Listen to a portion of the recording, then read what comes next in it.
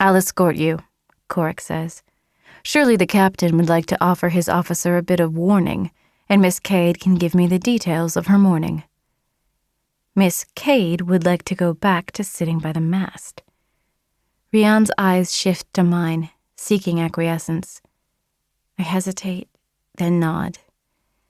Maybe we can return here, I say, or your stateroom, Rian, Captain? For the sunlight, if it needs stitching. Certainly. Korik offers me his arm, and I don't want to take it. For him, it's probably nothing, courtly manners.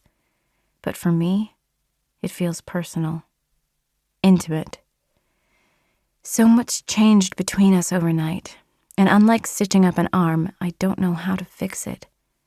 I gingerly rest my fingertips on his sleeve, and it reminds me of my first day in the palace, when he was my worst nightmare and my greatest ally all rolled into one man. When we turn away, I sense the eyes of the crew on us, but I can't focus on any of that. I'm focused on the prince at my side, whose emotions are all a mystery. Well, most of them. His emotions about the captain aren't a mystery at all. We're barely down the steps and out of earshot when I whisper, "He just stopped a fight, and I thought you were going to start one." "Good morning to you too, Miss Cade." Korik isn't whispering at all. "It sounds as though you are about to start one." I scowl. Of course not. I try to make my voice as cool as his, but I just sound like I'm mocking him. "Good morning, Your Highness." "And by he, do you refer to Rian?" He pauses dramatically. Do forgive me, Captain Blakemore." My cheeks are flaming entirely against my will. I let go of his arm. "What fight did he stop?" Korik asks. Some of the chill has slipped out of his voice, and genuine curiosity has slid in to replace it. "Lachlan had a bit of an altercation." Korik's eyes flick skyward. "You don't say." "It sounds like a crewman started it." "See? I won't need to throw him overboard. The captain will end up doing it for me." I frown and say nothing. "I'm kidding," he says. "Well, forgive me for not being sure." We reach my door and I push through. Korik follows me in, letting the door fall shut behind him, closing Kilburn in the hallway, and us into this room. He leans back against the door and folds his arms, looking as darkly dangerous as ever. I ignore him. He doesn't return the favor. "Kilburn told me you were climbing the masts with the captain this morning." "I was." I find my apothecary kit by the end of my bed, and I take a moment to eat one of Kari's peppermints. The bag is all I really came here for, but Korik doesn't move away from the door. I set my shoulders and look at him. "The captain was checking the sails, and I was wondering how difficult it was. Do you find that hard to believe?" "That you were curious or that you were fearless?" "Both." "I watched you stop a revolution." His eyes hold mine. "I don't find either option hard to believe." Something in his tone makes me shiver. "You don't like him," I say. "I don't understand why." "It doesn't matter if I like him. I'm not sure I can trust him." "You don't trust anyone," I scoff. Those words hit him in a way I don't expect, and I'm not entirely sure how I can tell, but they do. Maybe it's a little flinch in his eyes, like he's taken a blow he wasn't ready for. "I didn't mean that as an offense, Your Highness." I say it lightly, but a muscle twitches in his jaw, and I regret calling him that. He says nothing. With a start, I realize that maybe I found myself on the list of people he doesn't trust.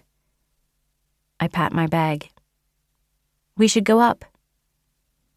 He straightens, drawing the door open, ever the gentleman. "After you, Miss Cade." I move to stride past him, but the prince catches my arm, drawing me to a stop. My breath stops and my heart kicks, but his hand is gentle, warm against my sleeve. "Wait," he says quietly.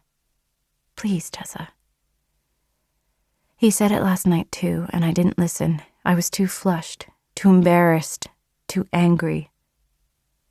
Today I stop and look up. The prince's eyes burn into mine, but his voice is low, even, and formal. We allowed Lachlan to come because Harrison believed it would be seen as a gesture of goodwill, and would also prevent him from organizing another rebellion in my absence. He pauses. So Lachlan is right that our invitation was not wholly altruistic, but I did not bring him with the intention of killing him conveniently. Last night I was apprehensive about the trip, about the captain's motives, about my brother and his... well... He frowns and runs a hand back through his hair. I saw Lachlan looming over you in the hallway and my temper got the best of me. Forgive me, please. It's a good speech, and I believe every word. The apology is profound because I know he means it. But I can't stop thinking of Rian's voice in the wind this morning. Lachlan is one of his people, is he not? Or the way Lachlan backed right down when he was allowed a moment of dignity, instead of rebelling against dark threats and armed guards. Even Kilburn slammed him into the wall last night. My thoughts don't know where to settle, because I found Lachlan pretty frightening myself. But I know what it's like to be backed into a corner. Choices never seem like choices when the world only offers us bad ones. I once told the king that I would have been lighting the fires of revolution right alongside Lachlan if I hadn't found myself in the palace with Corrick. We stopped a war, but the feelings of disdain and scorn are still alive and well, on both sides. You need to find a way to get along with him, I say. I've been perfectly cordial to the captain. I'm talking about Lachlan. Why? Corrick doesn't even say it like a question. Because you dragged him onto a ship to get him out of the way. It's no better than locking him in the hold, Corrick. If you want to fix things in Kandala, you and your brother can't keep putting your opponents in prison. He stares back at me, but I tug my arm free before he can say anything else. I have a patient to treat, and I need to get away from the intensity in his gaze. When we stand in the shadows, he reminds me too much of Weston Lark, who was kind and good and would never hurt a soul. As usual, I need to remind myself that Wes was a part of the man in front of me, that goodness is inside him. But it's just a part. Sometimes I worry that it's not quite enough. Chapter 19. Corrick. When I was in the palace, it was never easy to be the king's justice, but I could count the minutes of my day, knowing eventually the clock hands would crawl toward the early morning hours when I could escape into the wilds with Tessa. Even once the ruse was over, because Tessa was in the palace and we were working toward a new solution, I could reassure myself that we were bringing about change. That things would be different. That we would work together to make things better. But as the days passed, true change began to feel slow and ineffective. Potentially impossible. Like that meeting that ended with Lachlan diving across a table at Consul Salister. At least in the wilds, I could see medicine making a difference. As King's Justice, I only saw my failures. Now I'm on this ship, and with every censorious glance Tessa throws my way, I feel like more of a monster than I ever was.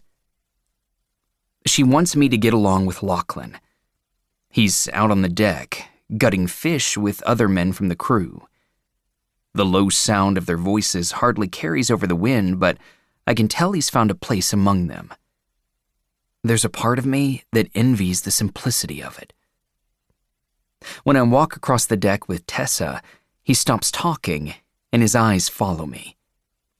He leans toward the man beside him, saying something too low for me to hear, then uses his knife to rip a fish in half. No subtlety there. He wants me to have a reaction. I ignore him. The captain is in his stateroom with Gwyn and Sablo, but when Tessa and I enter with Kilburn at our backs, it's obvious that the room isn't quite large enough to fit 6 people. The work table takes up a good deal of room, and the burning stove blocks a whole corner. I wouldn't mind taking a look at the maps, but I can't get close to the table. Tessa takes a stool to sit in front of Sablo, who's holding a bandaged arm to his chest. He looks a bit alarmed at the sudden crowd. Tessa glances up at the rest of us, but it feels more pointed when her eyes find me. Maybe you all could give us some privacy. Fine. But I'm not being evicted by myself. Captain, I say, I understand you've offered my guardsmen a tour of the ship. I wouldn't mind the same. I pause. If you have the time. He surprises me by saying, "Sure." He extends a hand toward the door. "After you." We step out into the wind, the sails snapping overhead. The blue sky stretches on ahead for miles, but gray clouds still crowd the sky behind us. I've been on the deck 3 times now, but both times I was focused on what was in front of me. Tessa. Now I inhale the sea air and look beyond the masts. The scent of fish is thick in the air, but it's not overpowering thanks to the wind. I've sailed the Queen's River before, but never quite like this. Our parents only boarded the finest ships, wide vessels with servants and attendants and liveried officers. The Dawn Chaser is a decent ship, but it's not built for royalty. When we were boys, Harrison and I were always cloistered away, kept out of the wind, far from any railings. My brother never really took to travel by sea, so once he was king, he never asked for it. Our journeys to other sectors are almost always by land. But now, feeling the wind bite at my cheeks and tug at my clothes, I find myself wishing I'd done this more often. There's a part of me that wants to lean over the railing just because I can. The thought feels juvenile, and I shove it away. Lachlan would probably take a chance to pitch me overboard anyway. When I glance over, I find Rian studying me. "First time at sea, Your Highness?" I can't tell if the question is meant to be condescending, but he sounds forthright, so I am too. "No," I say. "Not really, but it's been ages." I step past him, toward the railing because the lure is just too great. Beneath us, the water rushes past alarmingly fast, waves slapping at the hull. It's a bit dizzying, but I like it. "We're making good time," Rian says. "It was a boon to get ahead of the storm. Good winds should have us in the ocean south of Sunkeep by tomorrow night. The following day at the latest." That is good time, and I wonder if it's too good. Once we pass Port Karenin, I'll be truly on my own. I have to tamp down the lick of fear that loops around my spine, and I straighten, moving away from the railing. The captain extends a hand, and we walk, heading toward the bow of the ship. "I heard Lachlan started a fight already," I say. "Not a fight," he says. "Just a bit of wounded pride between men." He pauses, and one of those tiny barbs finds his voice. "You understand, I'm sure." "You really don't like me, do you?" He smiles, but it's more cunning than it is friendly. "Do I give that impression? I believe the king was assured we'd be old friends by the time you return." "Don't be contemptuous, Captain. It doesn't suit you." His smile widens. "I wouldn't dream of it." Another barb, but I don't take the bait. A gust of cold wind sweeps across the deck, tugging at my jacket, and I tuck my hands in my pockets. "You're judging me by rumor and opinion," I say. "Perhaps I am," he says equably. We've reached the bow of his ship, and from here, I see nothing but open water and distant ships, the wind in my face, and the sky stretching on forever. "Was death truly the penalty for stealing Moonflower?" he says. "Yes," I say. "It was well known throughout Kandala." "And as King's Justice, you were in charge of determining the method of punishment?" I was. "These punishments," he says, "they were public?" "Sometimes," I say. I hear him trying to trap me, so I turn and look at him. "You were not here in the beginning, when people were quite literally fighting to the death over access to medicine. My brother had an entire country to consider. He ordered me to take action, and so I did." "I see." I wait for him to say something else, but he doesn't. We head along the opposite railing, toward where the men are gutting fish. They keep their eyes on their task, but they've fallen silent. I'm sure the lure of gossip, even on board a ship, is too great to ignore. Luckily, the wind will carry my words away, especially if I keep my voice low. "That's it?" I say. "I see?" "Yes," he says. "Now I can claim to be judging you by fact." Maybe I liked it better when he was being contemptuous. "I've spent 4 years being hated by everyone," I say. "Please, don't think I'll be very affected by your opinion of me." "Of course not." He glances my way. "I'm just here to sail the ship, Your Highness." He's not quite mocking me, but it's close. "I do admit to being surprised by your boldness. You're the one who came begging for steel." "Only because you couldn't manage to reach Ostriary to beg for Moonflower." I bristle. Every time I have a conversation with this man, I can't find my footing.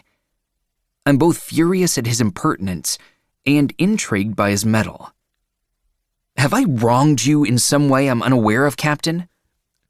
"Not me directly, no, but I was sent to Kandala to see if the new Austrian king would be able to negotiate for steel so the kingdom can be rebuilt. I expected to find King Lucas, a ruler who was known for fair dealings throughout Kandala. Instead, I'm bringing back a man who puts citizens to death after they've been left desperate with no means for survival." "You weren't here," I say roughly. "You don't know the circumstances. My father might have been known for fair dealings, but he never had to deal with widespread illness.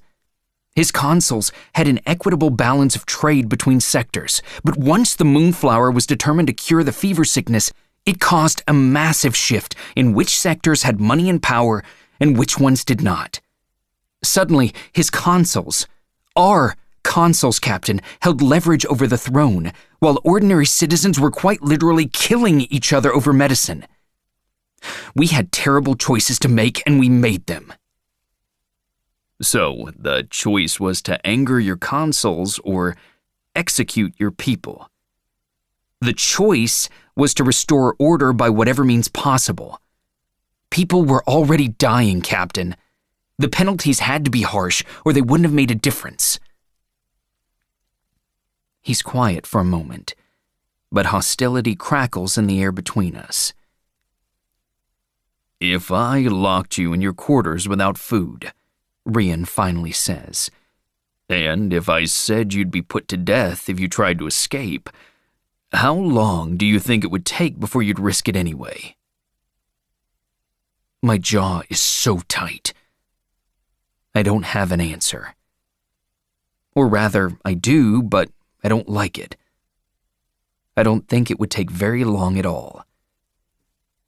"And which is the greater crime?" he says. Is it the imprisonment or the punishment? You've made your point. Or does the crime matter? He continues. Since the same person is responsible for— I said you've made your point. I say the word sharply. Most of the men were pretending to ignore me, but my raised voice is enough to draw attention. Even Lachlan is glaring now. Kilburn must sense trouble because the guardsman has drawn closer. Come along, says the captain, as if the tension between us isn't as thick as the scent of fish guts and seawater. I promised you a tour, Your Highness. Without waiting, he keeps walking, but he calls back over his shoulder. Brock, if you can't get through that lot, Gwen and I will help in a bit. I follow him. I sense you'll be recruiting my guards next. If they want to work, I wouldn't turn away the extra hands. Is that why you had Tessa climbing the mast this morning? You needed extra hands? She volunteered. And you thought it was a good idea? Sending my apothecary to the top of the mainmast? I thought it would be a poor idea to suggest she couldn't do it. He pauses. Jealous?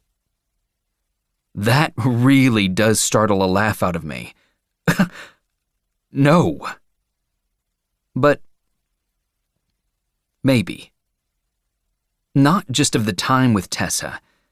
I've spent weeks locked in the palace, surrounded by advisors and courtiers and royal demands.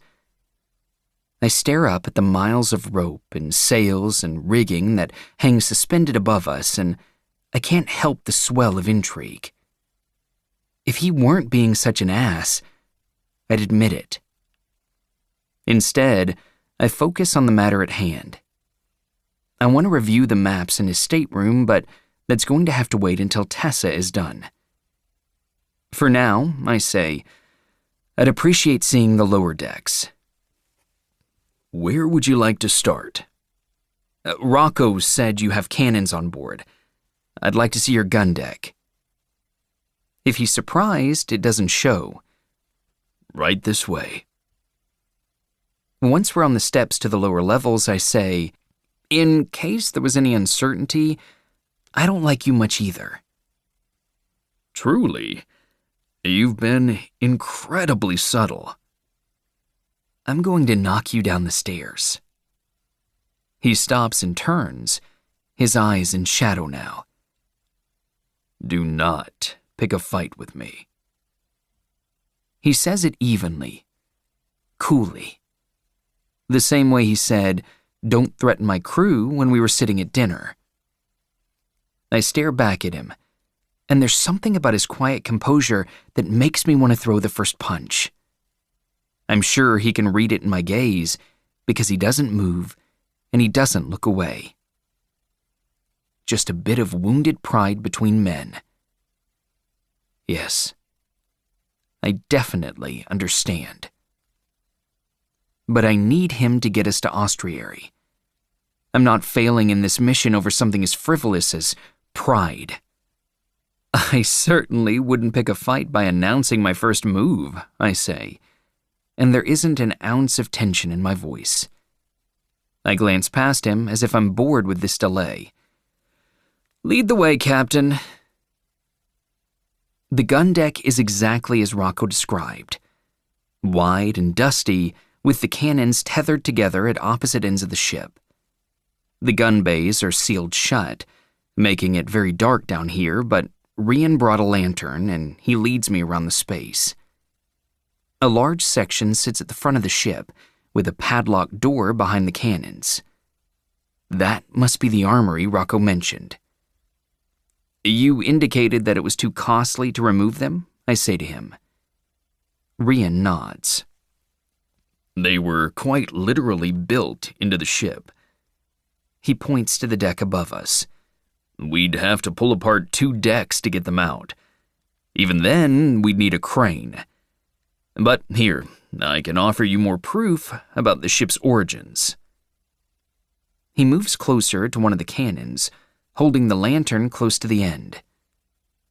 For a moment, I'm not sure what he's showing me, but then I see it. The forge mark hammered into the steel at the back of the cannon. Steel City Metalworks. The cannons were forged in Kandala, and if the ship was built around them, that means the ship most likely was too. "This mark appears in other spots too," Rian says. "Inside the ovens in the galley, on some of the chains along the main mast, on a few of the steel beams along the hull. But this is the most convincing because there's truly no way for me to bring these cannons aboard." I brush my fingers along the letters. It is pretty convincing. I look up, gesturing to the padlocked door. "And your armory? Rocco said your crewmen didn't have a key." "I don't either." I don't believe that for an instant. He's the captain of the ship. "Surely we can hate each other without having lies between us," I say. He smiles, and this time it's a bit more genuine. "Yes, we can, but this isn't a lie. I don't carry the key on me, and I will not be retrieving it for your purposes." "You allowed the palace guards to search the armory," I say. "They reported it was well stocked." "And you don't trust the palace guards?" "No, but I'm not going to admit that." Just the words send a chill down my spine. We already suspected something was amiss with the palace guards, but until this moment, I hadn't considered that this journey might be part of it. I shake off the worry before it can manifest in my voice. "Personally," I say smoothly, "I'd like a little more insight as to what's inside." "No." It's so uncommon for me to run headfirst into a flat refusal that I'm more intrigued than irritated. "No? Why?" "For the same reason I refuse to have sailors on board or ships sailing behind. I'm not giving you or your people access to a room full of weapons that can be used against my crew." I stare at him in the flickering lantern light, listening to the splash of water against the hull. "My guards have weapons," I say. "I expected them to have weapons." "Then we don't need yours." "Exactly. The contents of the armory are unnecessary all around." His voice is so calm, so reasonable that it's making my demands feel unreasonable. I can't tell if he's hiding something or if his worries are genuine. I wish I had Rocco at my back right now. Kilburn will defend me without hesitation, but I've learned that Rocco is a good partner from an offensive angle. But it bothers me that Rian is refusing to open the door to what must be a simple room. "I demand that you open the door to your armory, Captain Blakemore. That is an order. I am here by the authority of the king." He holds up his left hand, and his ring, the one bearing my father's seal, catches the light. "So am I." Fury swells in me, hot and sudden. My father is dead. Any power granted by that order is rescinded. No, it's not. The order is very clear that it's backed by the crown, not the man wearing it. King Harriston took no action to rescind my authority. I still bear the ring. I still carry the letter. My heart is pounding. I'm thrown, scrambling, trying to find my footing again. Was this an oversight? Did Harriston forget? I clearly did. "Turn back," I say. "Return to Artis. We can resolve this with Harriston right now." "I will not sail directly into a storm because you're in a peak over a locked door," he says, and his voice is grudgingly tolerant, as if I'm a toddler throwing a tantrum. "If you wish to dock in Sunkeep and send word to your brother, so be it. I will continue on to Ostriary and inform their king that you were belligerent and obstinate, and you delayed negotiations because I wouldn't give you a key to a room you truly have no need to access. My fingernails are biting into my palms. My pulse pounds in my ears now. I'm afraid to move because I really might throw a punch. "Captain," a voice calls from above. "Marchand needs you at the helm." Rian takes a step back. "We'll be nearing Port Karenin in a day or so," he says. "Inform me of your decision then." He pauses, then holds out the lantern to my guard. "I'll leave you with the light, Your Highness." I hate him. The instant I have the thought, I remember how many times Tessa thought those exact same words about me. "Captain," I call when he's nearly to the stairs. For an instant, I don't think he'll stop, but he does. "Yes?" "You've gotten the wrong impression of me," I say. "I don't think I have." "Oh, I know what the people say of me. I know the stories you've heard, and I see the way your crew looks at me. Rumor may claim that I'm cruel and thoughtless, and my reputation may paint me as impatient and forceful, but you won't be the first to learn that it's a misstep to underestimate me." I take the lantern from Kilburn and take a step toward him. "So make no mistake. When I pick a fight, you'll know it." Chapter 20. Tessa. I was glad when Cork left with the captain, because the tension in Rian's stateroom had been thick enough to choke the air out of the room. I caught a few glimpses of the two young men walking the deck, and their mannerisms seemed amiable, but I know Cork well enough to recognize when he's unsettled. So far, it's been the entire duration of his time on board this ship. When Cork and Rian disappeared down the steps to go below, Gwyn sighs and says, "If those two went at it under the sails, I wouldn't know which one to put money on."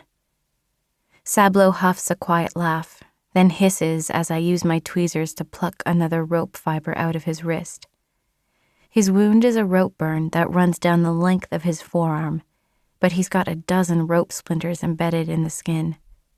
The burn is deep enough by his hand that it's drawn blood, so it's nothing I can stitch, but I can tell it's painful. I give him a commiserating glance. Sorry. He's a big man, nearly as big as Rocco, so I thought he'd be intimidating.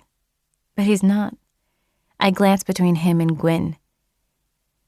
So I'm not the only one who can tell they don't like each other. "Rian doesn't have a lot of tolerance for rulers who mistreat their people," she says.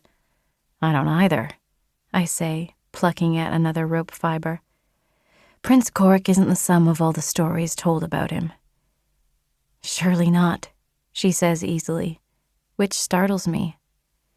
"He got on the ship, and that took most of us by surprise." Sablo makes a sound that sounds like, then rubs the fingers of his free hand together, then makes a flicking motion. Gwyn smiles. "He says he should have put money on that." I look up from the wound. "You would have bet on Prince Cork?" He nods vigorously, and I raise my eyebrows. "Sablo likes the underdog," Gwyn adds. "Aha," I say, smiling. "Well, don't let him hear you call him the underdog." Sablo blows a breath through his teeth and draws a finger across his neck like he's slitting someone's throat. I think he's teasing, but I frown. I remember a night when Cork had to do exactly that, because Consul Salister was threatening to withhold medicine from the whole country. But of course I couldn't say that. I don't know how to defend Cork without revealing everything I know. I don't know if he deserves it, anyway. I try to turn the conversation in another direction. They're casual with the captain's name, so I am too. Rian said that the citadel in Ostriary was destroyed in the war, I say. Where does the king live now? Galen Redstone still lives on Faird, Gwen says. Terramore was blown to bits, but the king was able to hold the palace. The walls are gone so you can see the palace from the sea. One by one he claimed the other islands. There are still pockets of rebellion, mostly led by men who couldn't take the throne, but most of those have been snuffed out. The king built his campaign on promises to rebuild, to restore Austriary to what it once was. He might not have the strongest claim to the throne, but he had the most compelling promises. There's been too much damage, too much bloodshed. The people are tired. Sablo grunts and hits his chest with his uninjured arm, and Gwyn smiles, a little sadly. Yes, she says. We are tired. I look at Sablo. Were you injured in the war? Is that why you can't speak? Storm clouds shift through his eyes, but he nods. He looks to Gwyn and gestures from her to me. She draws a slow breath, and they exchange a glance. I can see her weighing what to say. At dinner, Rian mentioned Oren Crane, one of the old king's half-brothers. He's one of the few who keeps rebellion brewing. Oren's a skilled sailor, and he has a fleet of ships that still linger in the waters of Austriary, hidden allies on all the islands. He was close to the old court, too, which helped his claim. He's clever, but vicious. Not the kind of man you want to cross. I look at Sablo. Did you cross him? Those clouds haven't left his eyes. He scowls. Sablo was a supply runner, Gwyn says. He'd pilot the ships from island to island. He's well known at each port, so sometimes he's paid to carry information. I glance between the two of them. So you were a spy? He taps a finger to his forehead, and Gwyn says, not really a spy, more an untraceable way to send a message. No need to write anything down. Sablo's mind is as sharp as cut glass. He smiles darkly and nods. But then he got a message about Oren, Gwyn continues, about where he was planning to hide his ships. Sablo knew he could sell this information to Galen Redstone's people, and indeed they came knocking. Sablo makes a cutting motion with his hand, sharp and decisive, through the air. I know, she continues. You're no snitch.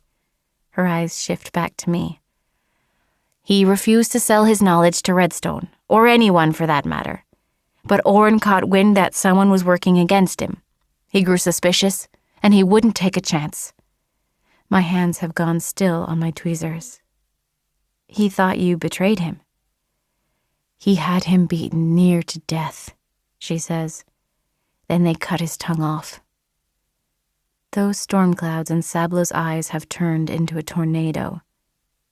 It was a message, Gwyn says. Like I said, Oren's a vicious man. I'm sorry, I say softly. Sablo shakes his head. Rian found him, Gwyn says, face down in the sand. The captain could have left him, but he didn't. There was nothing in it for him, but you heard him at dinner. Rian's not the type to leave someone hurting. She shrugs. So, here we are. So here they are. Were you there? I ask. She shakes her head and says, No, Anya and I joined up later. She shrugs and glances away. We've all got a bit of a story. You'll likely hear 'em all before we're done. I hope so, I say, and I mean it. What about you? She says. I glance up. What about me? What's your story? There must be more than just the prince's apothecary. Heat finds my cheeks. Her voice isn't suggestive, but again I'm reminded of Lachlan's threats in the hallway last night. I'm not the type to leave someone hurting either. I'm glad Prince Korik sees the benefit in that. Me too, she says. That's why I think there's more to your prince than what he seems. I look at her in surprise. You do? Well, your king must be very desperate, she says, to send the two of you off so quickly. I hesitate, then nod. He is. We are. It took courage to climb on the Dawn Chaser, she says. Rian's not blind to that. I glance at the window. The prince and the captain disappeared down the steps, but they haven't emerged. It took courage to sail here to ask for help. I pause, feeling warmth on my cheeks again, because that sounds more personal than I intended. You're truly not worried about bringing the fever sickness back to Austriary? She shakes her head. You're all well. We've got more than enough moonflower to go around. I suppose that's true. I flick my gaze toward the map on the table. Rian said we wouldn't have trouble until we reached the southern point of Austriary. Are the waters there very rough? They can be. She moves toward the table and taps her fingers on the map. It's not even the sailing that's the hard part. There are dozens of hidden coves along here, and the fog is dense at this time of year. I frown. You mean we might hit something? Sablo snorts, then lifts a hand to his head in a gesture I can't make out. I look to Gwyn. Pirates, she says. Pirates? She nods, like it's common, then shrugs. Like I said, Crane keeps the rebellion brewing.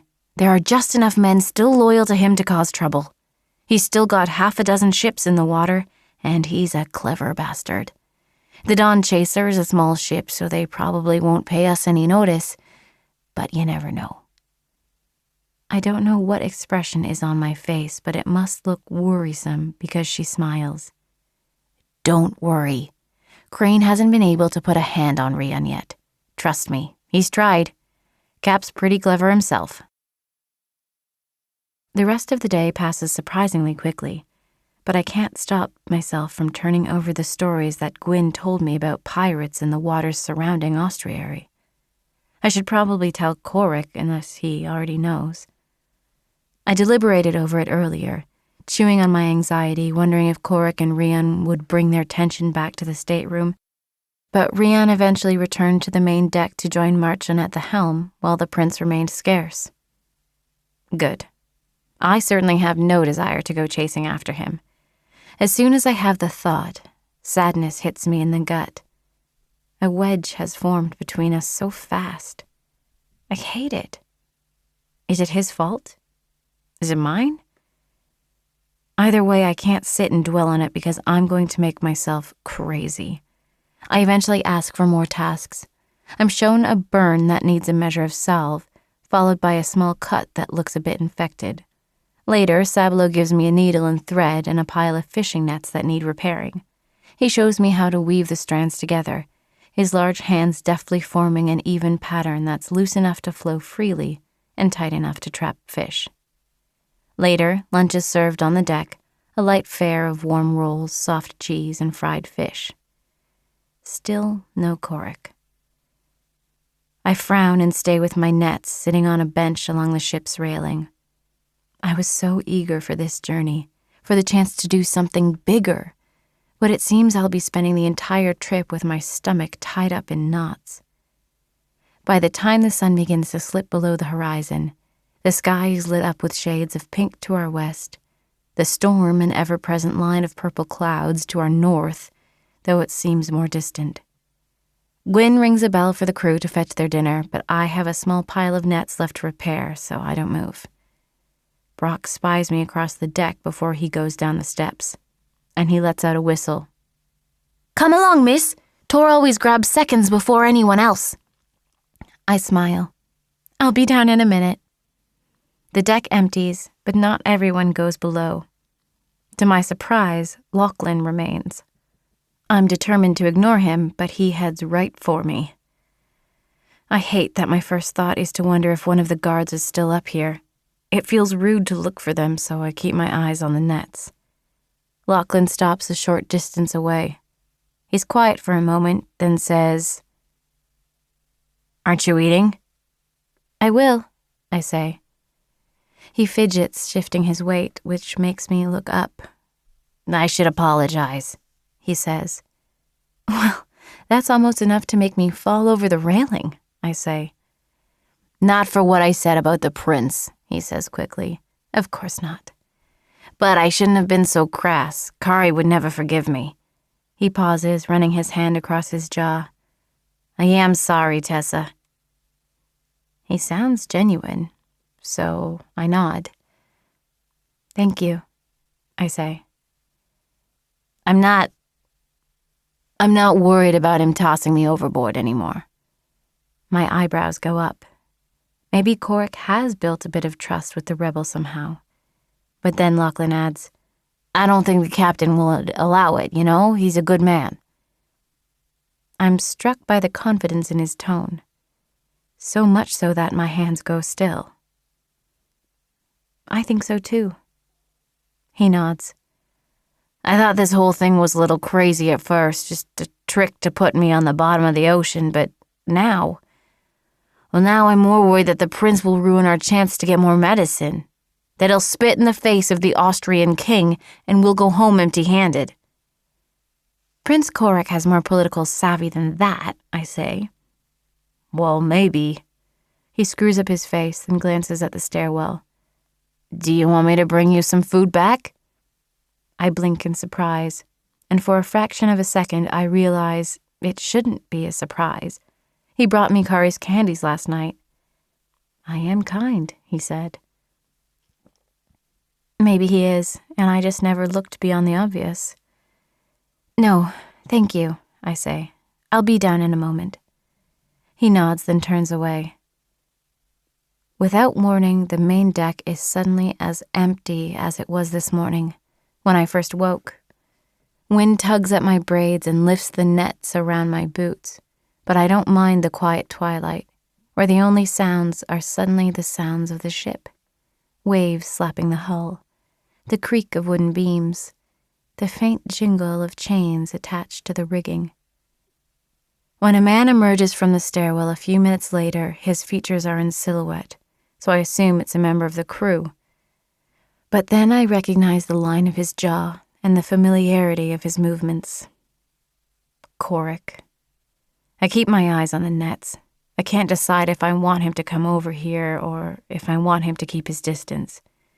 The needle slips over and under, closing gaps.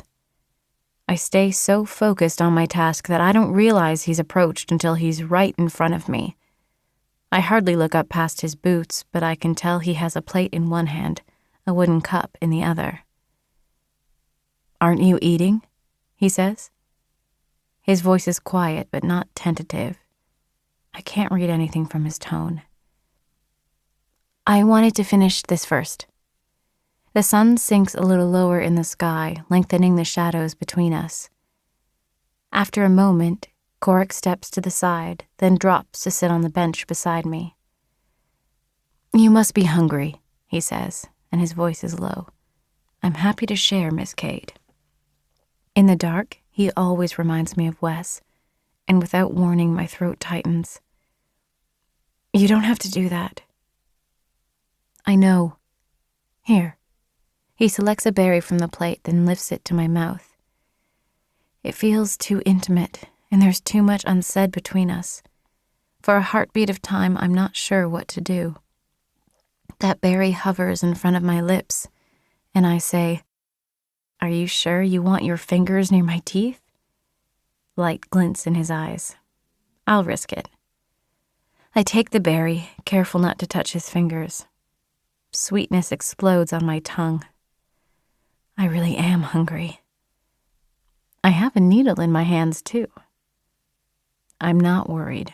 You once had a chance to poison me and you didn't do it. He holds up another berry. I take this one more readily. I punched you below the belt, though. He winces. I think I've blocked that memory. Another berry.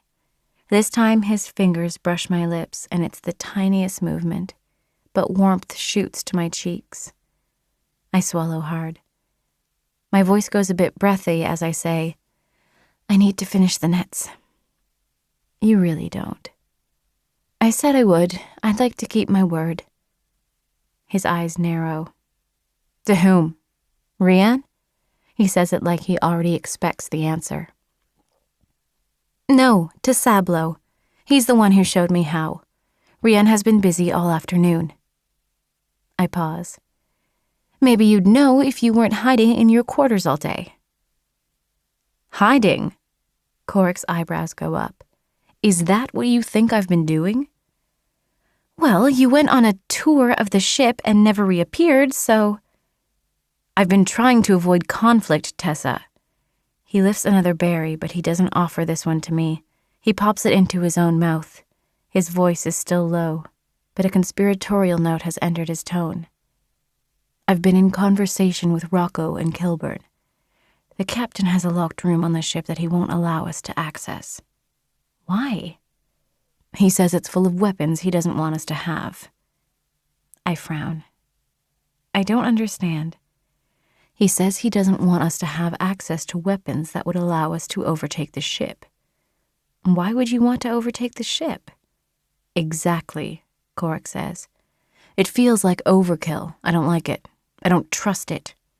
Rian has offered to dock at Port Keranin to allow us to disembark. I think about this for a minute.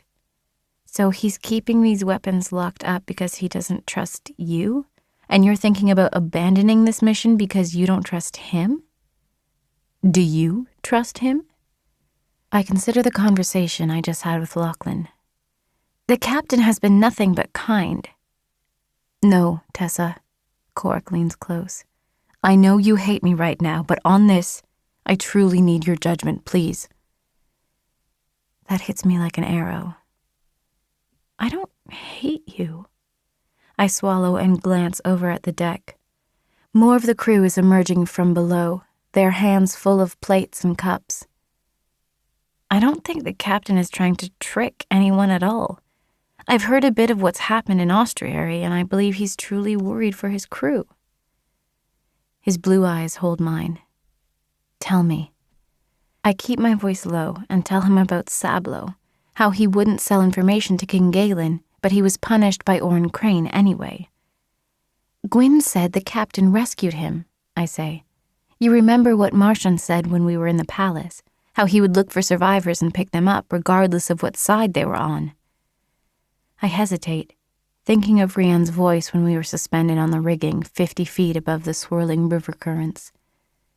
Surely you can understand my confusion about the company you keep and whether you're at risk or whether you're at his side by your own choosing. Rian is very protective, I say.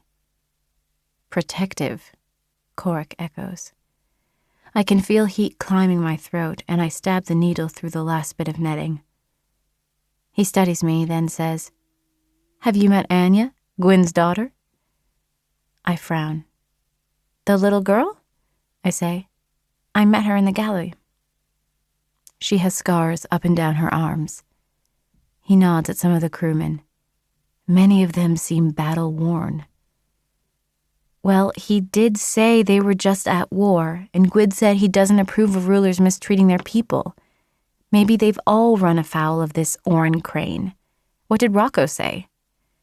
Nothing of consequence. Here. He lifts another berry. I turn my face away. Wait, you spent the afternoon with your guards and they said nothing of consequence? Well, he shrugs and eats the berry himself. Nothing I'm able to share. I scowl, then knot off my last line of repair to the nets.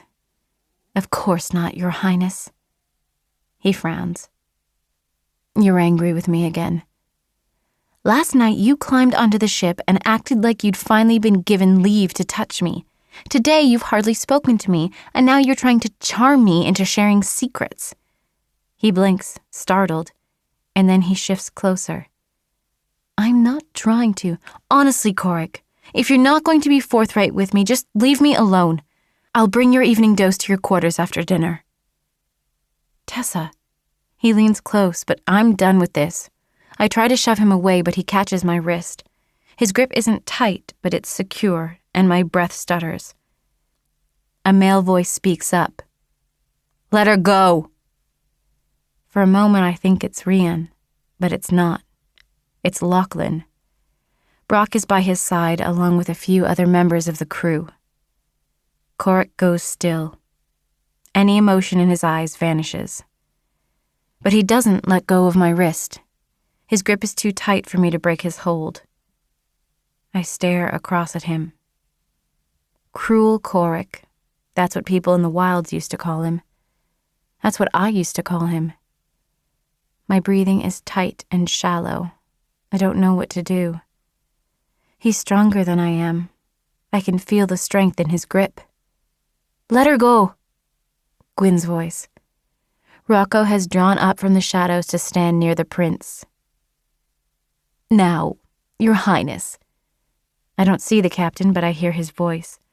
I remember his comment from this morning. No one fights on my ship. I guess we're going to see in a moment. But then Corrick speaks, his voice smooth and unaffected. Miss Cade, perhaps you've forgotten that you have a needle in your hand. My eyes flick to my hand, to the needle that's still clutched between my knuckles, almost invisible in the gathering darkness. Corrick sets his plate aside, then reaches up to pluck the thin strip of metal from my fingers. He lets go of my wrist, and his eyes hold mine. I didn't want you to hurt yourself. I swallow hard. I don't know what to say. He offers the needle on his palm. If you want to strike me, at the very least I urge you to do it barehanded. I take the needle, rolling it sheepishly between my fingers. He was right. It could have gone right through my palm. We still have a bit of a crowd, but some of the tension has dissipated. Is that offer open to all of us? Says Lachlan. Corrick ignores him. I'll leave the food, he says. I know you're hungry. He stands. Rocco, I'll return to my quarters. Stay with Miss Cade. My heart is beating so fast. Corrick, I whisper. His eyes finally meet mine. I know people expect the worst of me, he says quietly. I didn't realize you were among them. I shake my head, but he's already turned away. The crewmen yield a path, and the gathering darkness swallows him up. Chapter 21. The Outlaw. Tonight, I'm not wearing a mask. I shouldn't be doing this at all, truly. Tensions in the royal sector are high now that Prince Corrick has boarded a ship to Austriary. The guards and sentries around the palace have tripled. The sector gates stay locked. The wall remains heavily patrolled. But out here in the wilds, the security is a bit more lax. The extra guards and patrol officers had to come from somewhere. It doesn't matter. I'm not slipping through the shadows. No chance for Violet to find me in the darkness. I'm not an outlaw at all this evening. It's earlier than usual, well before midnight, and I'm just a man on his way to the gathering. I stoop, picking up a handful of dirt, rubbing it between my palms as I walk, then flipping my hands to make sure that it gets some in my knuckles. I wipe my hands on my trousers, then run a hand across the back of my neck and over the neckline of my shirt. Another handful of dirt, another dusting of my palms, and I rake my fingers through my hair. Voices are a low rumble in the distance, and I catch a few notes of a lyre on the wind. There will probably be a bonfire, maybe dancers or a fortune teller. Definitely ale. My heart is beating a little too hard, and I try to slow my pace. This is farther than I usually go, and there's still a scrap of chance that I could be recognized. I need to shove these worries away. I slink through the trees as the music and voices grow louder, until suddenly, I'm not alone. The forest gives way to a bit of a clearing, and people are everywhere. The bonfire is huge, surrounded by logs and stumps, and even mats made from woven grass. An older woman on a stump picks out a tune on her lyre, while a young girl twirls in circles by her knees, slightly crushed flowers tucked into her braids. Some older men with thick beards are passing around a tankard of ale, and one laughs, then glances my way when I step between the trees. I nearly stumble, My heart gives a stutter. For a moment, I expect everyone to turn, to look at me. I wait for a shout, for a pointed finger. Honestly, I wait for an arrow to appear in my chest. But the man glances back at his companions. Nothing happens. No one pays me any mind. Just another worker looking for a bit of gossip and a bit of food now that the day is done. No different from a dozen others. I run a hand across the back of my neck again, and this time, I find it a bit damp. There's a series of stalls at the edge of the clearing, near the road, selling food and ale, and I make my way across. The first one doesn't have a line, so I step to the counter, and the man working there gives me a pleasant nod. "What do you have?" he says. "What are my choices?" "I had some roast chicken legs, but they went quick," he says. A fire flickers in the grill behind him, and sweat threads his hair at the temples, turning the blonde streaks brown. A few days of beard growth clings to his jaw. "All I've got left is some honey cheese on nut bread, or some dried venison and jam." The first, if you please," I say. He smirks. "If you please," he repeats, then laughs under his breath, though not unkindly. "Putting on a few airs, are you?" I inwardly wince. Playing this role used to be as easy as slipping into a pair of worn shoes, but it's been so long. I've almost forgotten how to do this. I force a bashful smile on my face. "More than a few, I suppose. I nearly forgot I wasn't in the royal sector anymore." He laughs and cuts a slab of nut bread, tops it with a slab of cheese, then sets it on a grill over the small fire behind him. "You work in the sector?" "Just a delivery. We brought a horse down from Moonlight Plains. Some girl needed a perfect dapple gray." I scoff, then roll my eyes. I always say I work with horses because it comes the most naturally, and it's unlikely to be questioned. Like they don't have enough nags of their own in there. I swear, I heard her say she wanted to have the animal shod in gold. He grins, then slides the bread off the grill and onto a fold of wax paper. He drizzles honey over the cheese, then wraps it up. The smell is heavenly, and my mouth is already watering. I'd forgotten how generous the portions are in the wilds, and they sell them for almost nothing, really. I'm wishing I could give him a handful of silver without giving myself away when he says, "So, you only down here for the night then?" His voice is a little lower, and I can't quite figure out his tone, but he extends the wrapped food. "Yes, I heard there was some kind of gossip about outlaws, so I wanted to see what I could hear." I reach to take the food, and his fingers brush mine. The motion is gentle, but very deliberate. My eyes snap to his. "What's your name?" he says. I stare back at him. I'm so utterly flummoxed that I'm not sure what to say. I came here for information, but I was so completely unprepared for flirtation. No one flirts with me. No one ever dares. Aside from Violet making eyes at me a few nights ago, I can't remember the last time anyone has said one single thing about my appearance. Nothing to indicate attraction, surely. But here's this man with sleeves shoved back and sweat in his hair and firelight in his eyes, holding my gaze like it's the most natural thing in the world. My thoughts have completely stalled. "I didn't mean to shock you." His smile widens. "My name is Maxon." I inhale to say I'm not shocked, even though I am, and it's quite obvious that I am. But I choke on my breath, then cough hard. I turn away and cover my mouth with my forearm, but I cough again. When I inhale, it's like breathing through a wet rag, and I try to talk myself out of the initial surge of panic that swells any time I can't breathe. It's almost impossible. No one here knows me. No one here cares about me. If I can't catch my breath, I'll die in the middle of the wilds, and they'll throw my body on the pyre with everyone else. Lord, I was so foolish. I should run out of here, back to where I came from. Then again, running would probably kill me quicker. I cough again, and my eyes water. "Here." Maxon touches my arm. His eyes are full of concern now, and I realize he's pushing a cup of tea across the counter at me. "Here, drink this." I don't know what it is, but Right now, I don't care. I lift the cup to my lips. The water isn't very warm, and the tea is bitter. I almost choke on that. But then I get a swallow down, followed by another, and breathing suddenly isn't quite so difficult. I take a final swallow, then realize why the tea is bitter, and I look at Maxon in surprise. You gave me moonflower. He hesitates, then nods. I had some for tonight. He pauses. And you clearly needed it. I glance down at the empty cup, then back at him. But you need it. I don't have a cough right now, he says. I can skip a day or two. His eyes search mine, and he shrugs. It's all right.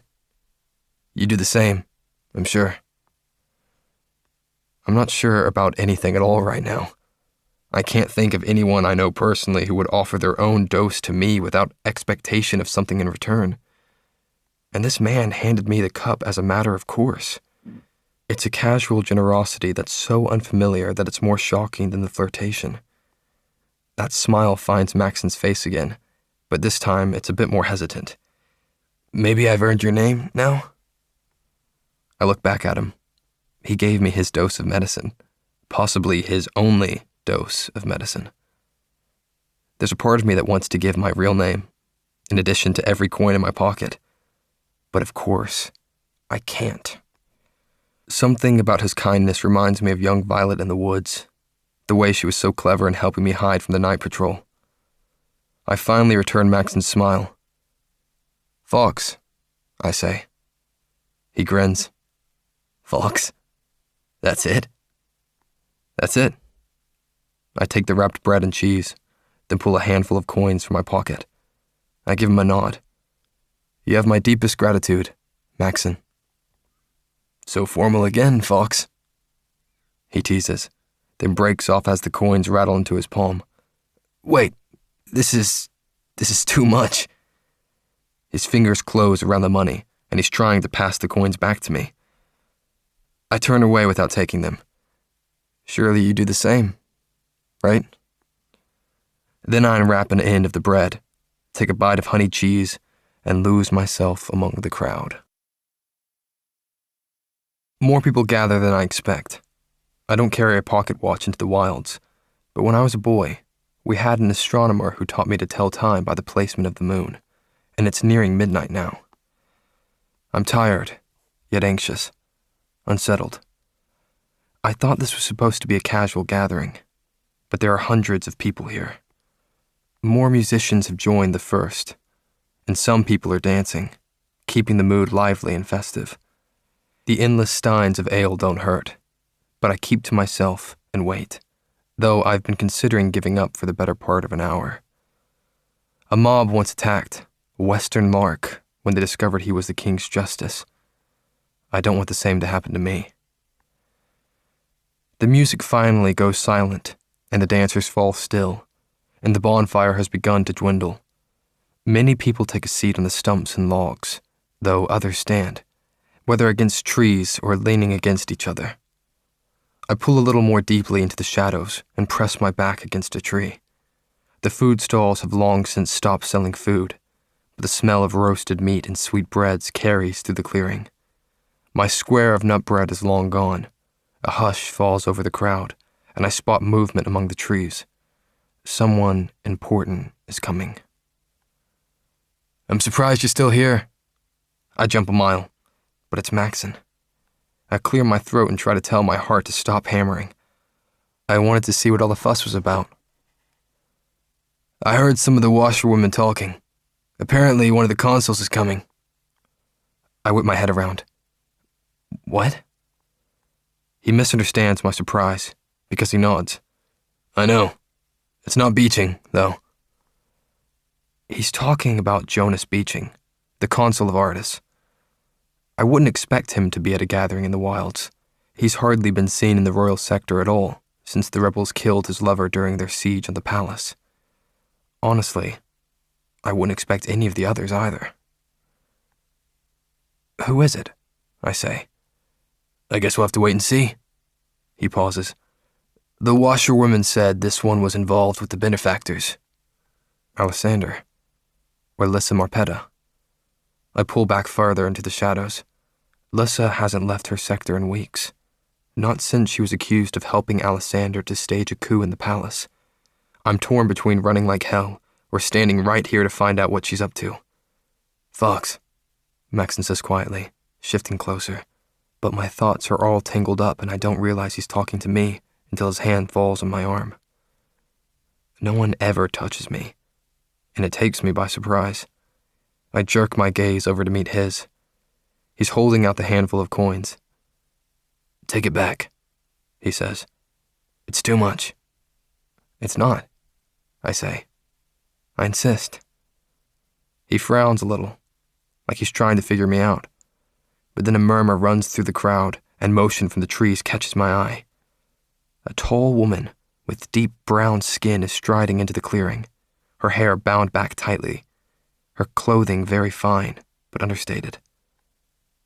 Arella, I whisper. Then I notice the man at her side, and I go absolutely still. You know her? Says Maxon. She's not the one with the horse, is she? I have no idea what he's talking about. I can't stop staring at the man walking along beside Arella Cherry. It's Christopher Huxley, the captain of the palace guard. They're followed by Laurel Pepperleaf, daughter of the most powerful baron in Alessander's sector. I don't know what to do. Consul Cherry and Captain Huxley are not friends. Laurel Pepperleaf has no business here at all. I don't know that I've ever seen any of them exchange words. My heart is pounding so hard that my lungs can't keep up. Breath rattles into my chest, and I'm worried I'm gonna start coughing again. Fox, says Maxon. Thank you for coming, Arella says loudly, her voice carrying effortlessly over the crowd. There are so many more of you than I expected. The benefactors cheated us, the man calls from the other side. Who's to say you aren't gonna do the same? I'm not offering medicine, Arella calls back. Then what do you have? A woman says. We need medicine, and they still haven't given us enough. They took Lachlan away. No one is telling us anything, another man shouts. The din is growing, and Arella raises her arms, but the shouts continue. If you don't have medicine, someone calls, then what do you have? Information, she says. Please, there are patrols in the woods. Another shout cuts her off. What good is information gonna do if we're dying? Information on the king, Captain Huxley shouts, and his voice is even louder. On how he's tricking you. He's telling you to take less medicine, Laurel Pepperleaf calls, adding her voice to the fray. But she's nearly drowned out by the people. Only because he knows there will never be enough to go around. Lachlan went to get more medicine, someone else shouts. When Lachlan returns, you'll see. That ship is a farce, calls Arella. It'll never reach Austriary. The king is getting the prince and Lachlan out of the way. Fox, Maxon murmurs.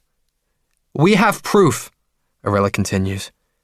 Shipping logs that prove how he's been lying to you all. My thoughts are still too twisted up. I can't make sense of this. They're lying, I say. They're lying. How? He says. How do you know? His voice is so earnest, reminding me of the way he gave me his medicine. Some of these people are too trusting, too desperate. They'll believe anything they hear, especially if it reeks of scandal. I think of Violet, with her romantic ideals of Weston and Tessa. Say something, Maxon urges. Do you want me to get their attention? What do you know? Did you hear something in the rural sector? No, I almost shouted, and I tamped my voice down to a whisper. No, don't say anything. The absolute last thing I need is for anyone from the palace to notice me in the crowd. I need to get out of here. Then someone else cries, The night patrol! Screaming erupts, and people leap up from the logs and stumps, tearing into the woods. No, calls Captain Huxley. You're doing nothing wrong. I'll call them. but his voice is drowned out by the melee. These people have already been besieged by the night patrol over stolen medicine. They're not going to wait around to see what happens. I'm not either. We need to run. Maxon grabs my hand and tugs.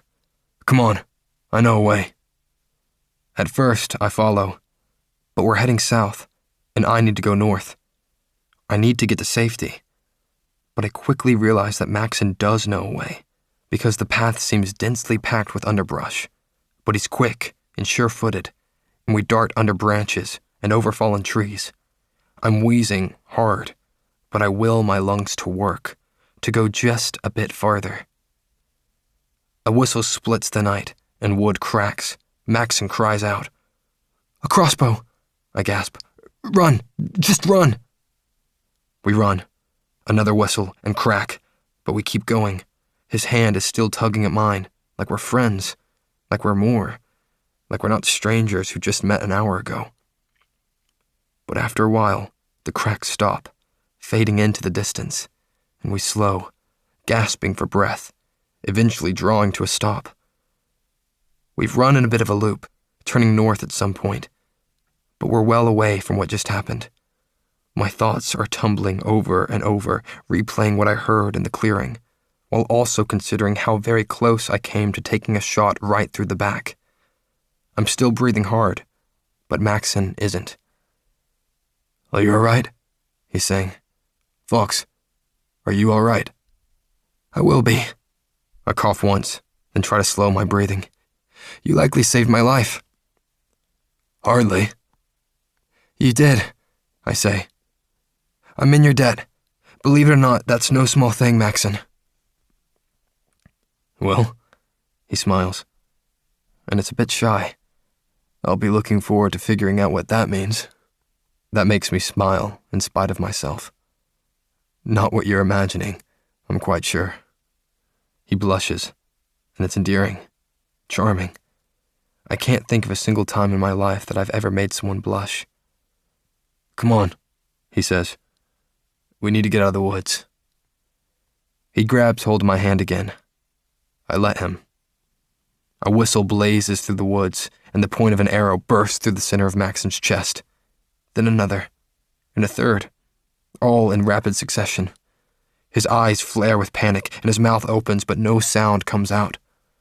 I'm staring, not breathing. I'm struck by the worst kind of déjà vu as my world centers on those arrow points, the blood beginning to seep around them.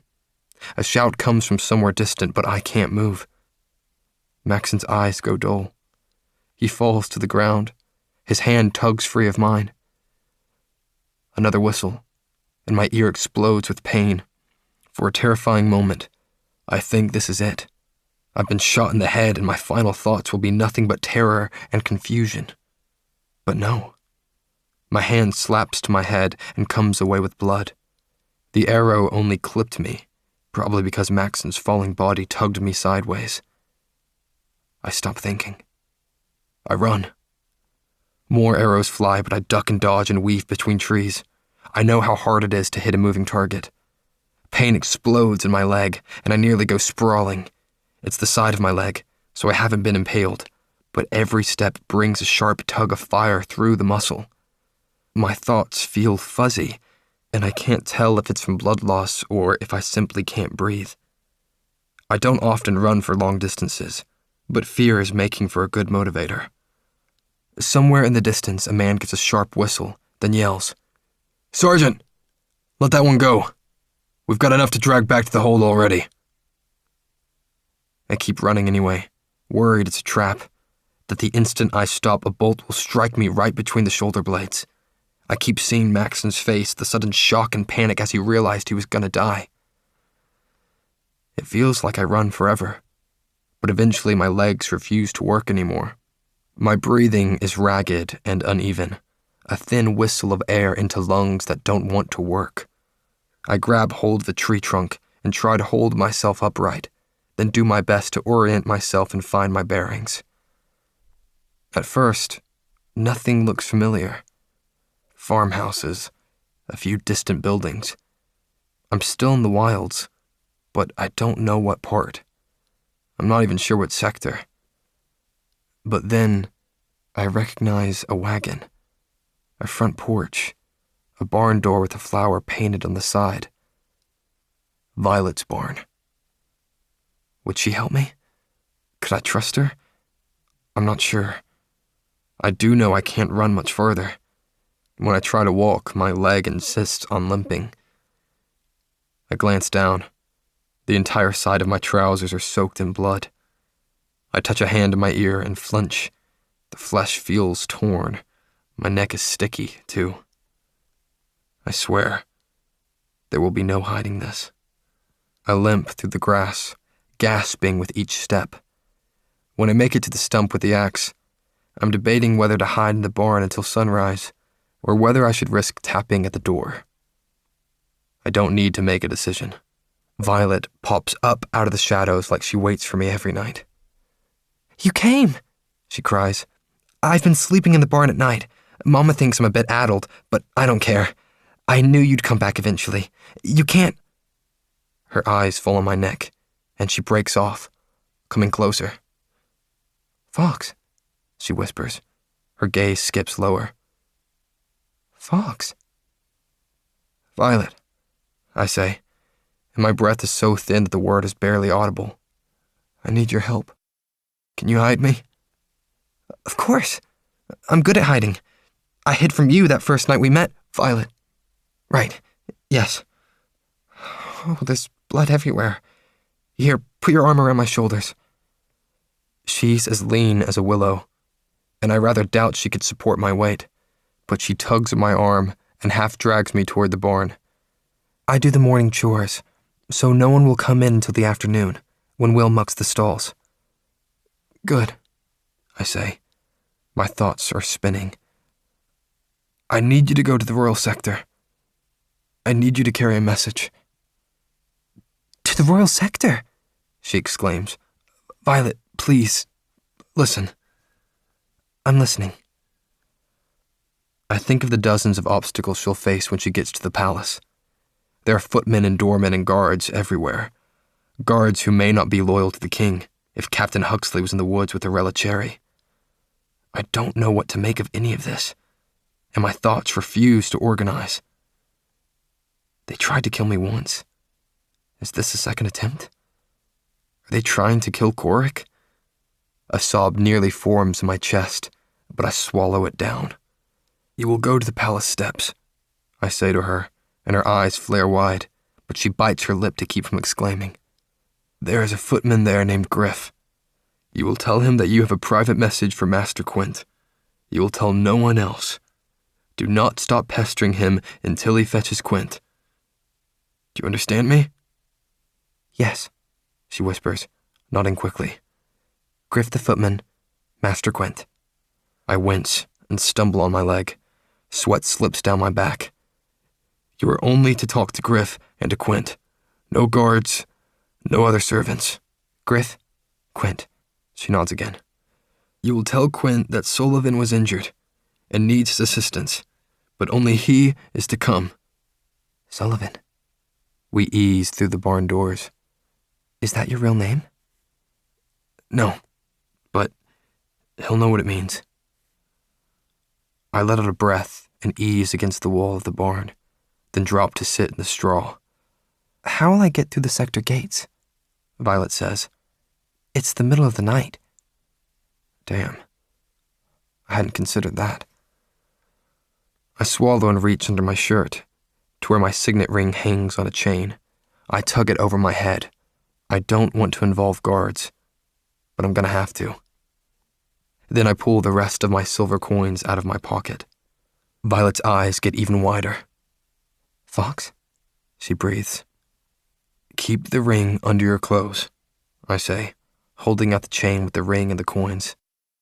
"Try to bribe the guard at the gate first. Tell him you want to leave a plea at the palace steps, but your mother would be upset, so you have to do it in the middle of the night." She nods. "Then why do I need the ring?" "If he won't take a bribe, you'll need it to prove you need access to the palace. But still, my message stands. You have a message for Quint alone. Only use the name Sullivan." "I don't understand. Why would the ring get me through the gates?" I wince and shift my weight. I'm going to need bandages too before she goes. Because I'm the king, Violet. And that ring proves it. Chapter 22. Korik. This time, when I awake before sunrise, I stay up. According to my pocket watch, it's not quite 6, but if everyone on this boat is going to hate me, it feels like the only time to avoid a deck full of censorious glares. It's early enough that Rocco is still outside my door, cards in an array on the floor before him. I don't startle him this time, but he begins to rise immediately.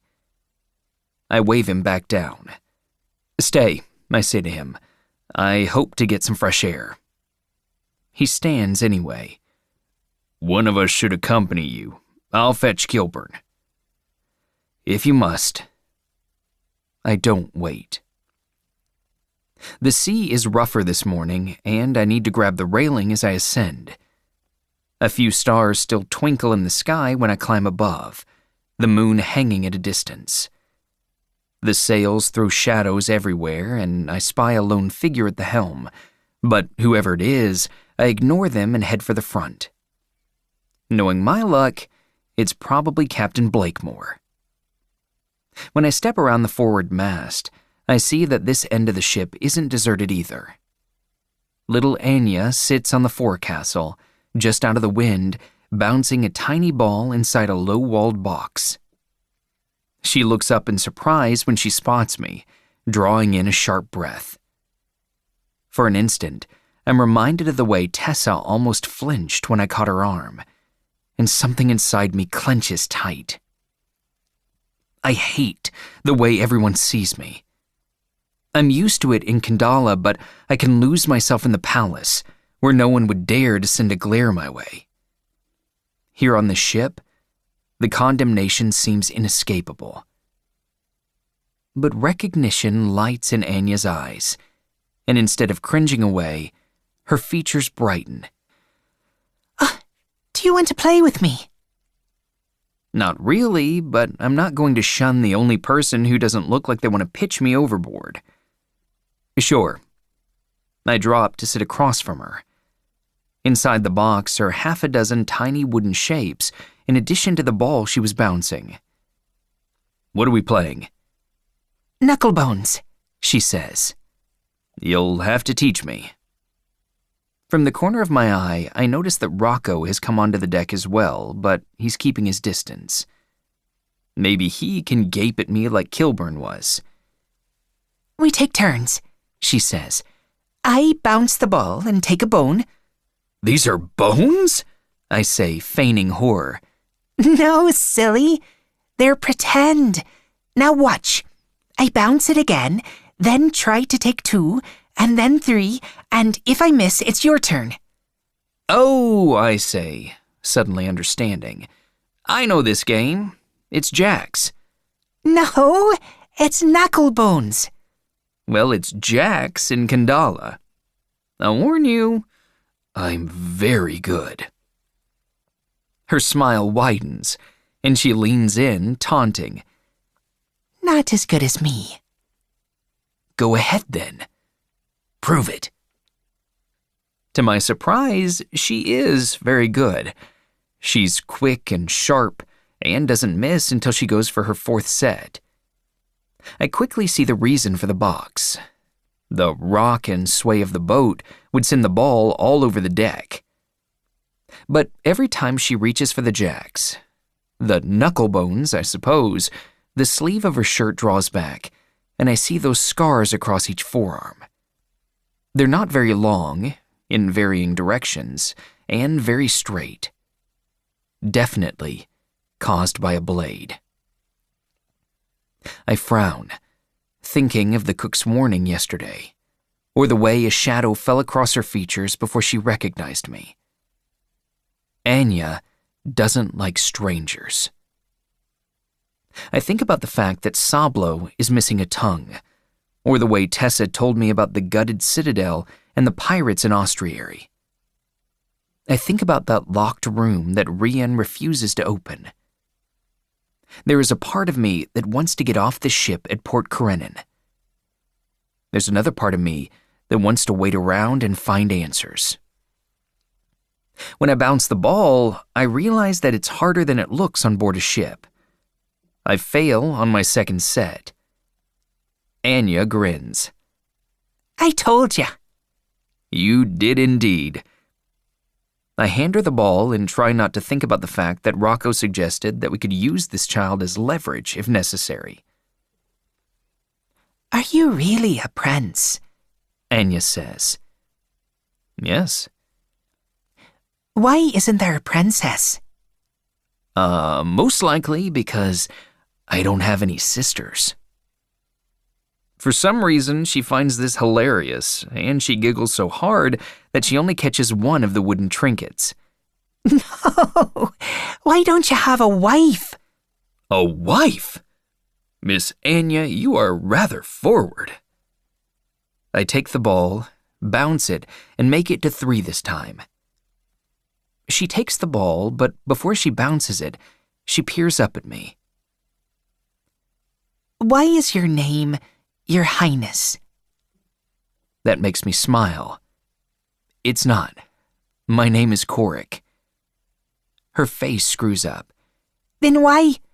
Anya! Gwyn speaks from behind me. Leave the man in peace. Dabriel is ready to start the breakfast rolls anyway. Anya gasps, then springs to her feet, taking the box with her. Her voice calls out behind her as she clatters down the stairs. Goodbye, Your Highness Korik. I uncurl from the deck more sedately to face Rian's lieutenant. I'm not entirely sure what she thinks of me, but I know what the captain thinks of me, and I remember how Gwyn told me to let Tessa go last night. I wonder if she was alarmed to find me sitting with her daughter. The better part of me wants to say something reassuring, an encouraging statement like, "What a bright child, Lieutenant. You must be so proud." But the worst part of me is feeling tense and prickly and judged, so I say, "Don't worry, she was clever enough to keep out of my reach." I'm expecting her to dig back at me, the way Rian would, but her expression doesn't flicker. I wasn't worried. You certainly seemed worried about Miss Cade last night. She snorts. I wasn't worried about her either. I didn't want a bunch of hot-headed sailors to get in the middle of a lover's quarrel. We're not lovers. The words stall on my tongue. Putting voice to things like that always seems to make them more official, more finite. Maybe Tessa would want me to say it, though. But by the time I've reasoned all this out, the moment is past, and wind is whipping across the water, battering the sails overhead. I slip my hands into my jacket pocket and regard Lieutenant Tagus. "You don't hate me like your captain?" I say. There aren't too many people I hate, she says. You're not on the list. She hesitates. The war in Austria was brutal and vicious, Your Highness. I know you and Rian don't see eye to eye, but he's seen a lot of terrible people do a lot of terrible things. So have I. I think of those scars on her daughter's arms. Most people probably wouldn't comment on it, but I'm just agitated enough to push. Like what happened to Anya?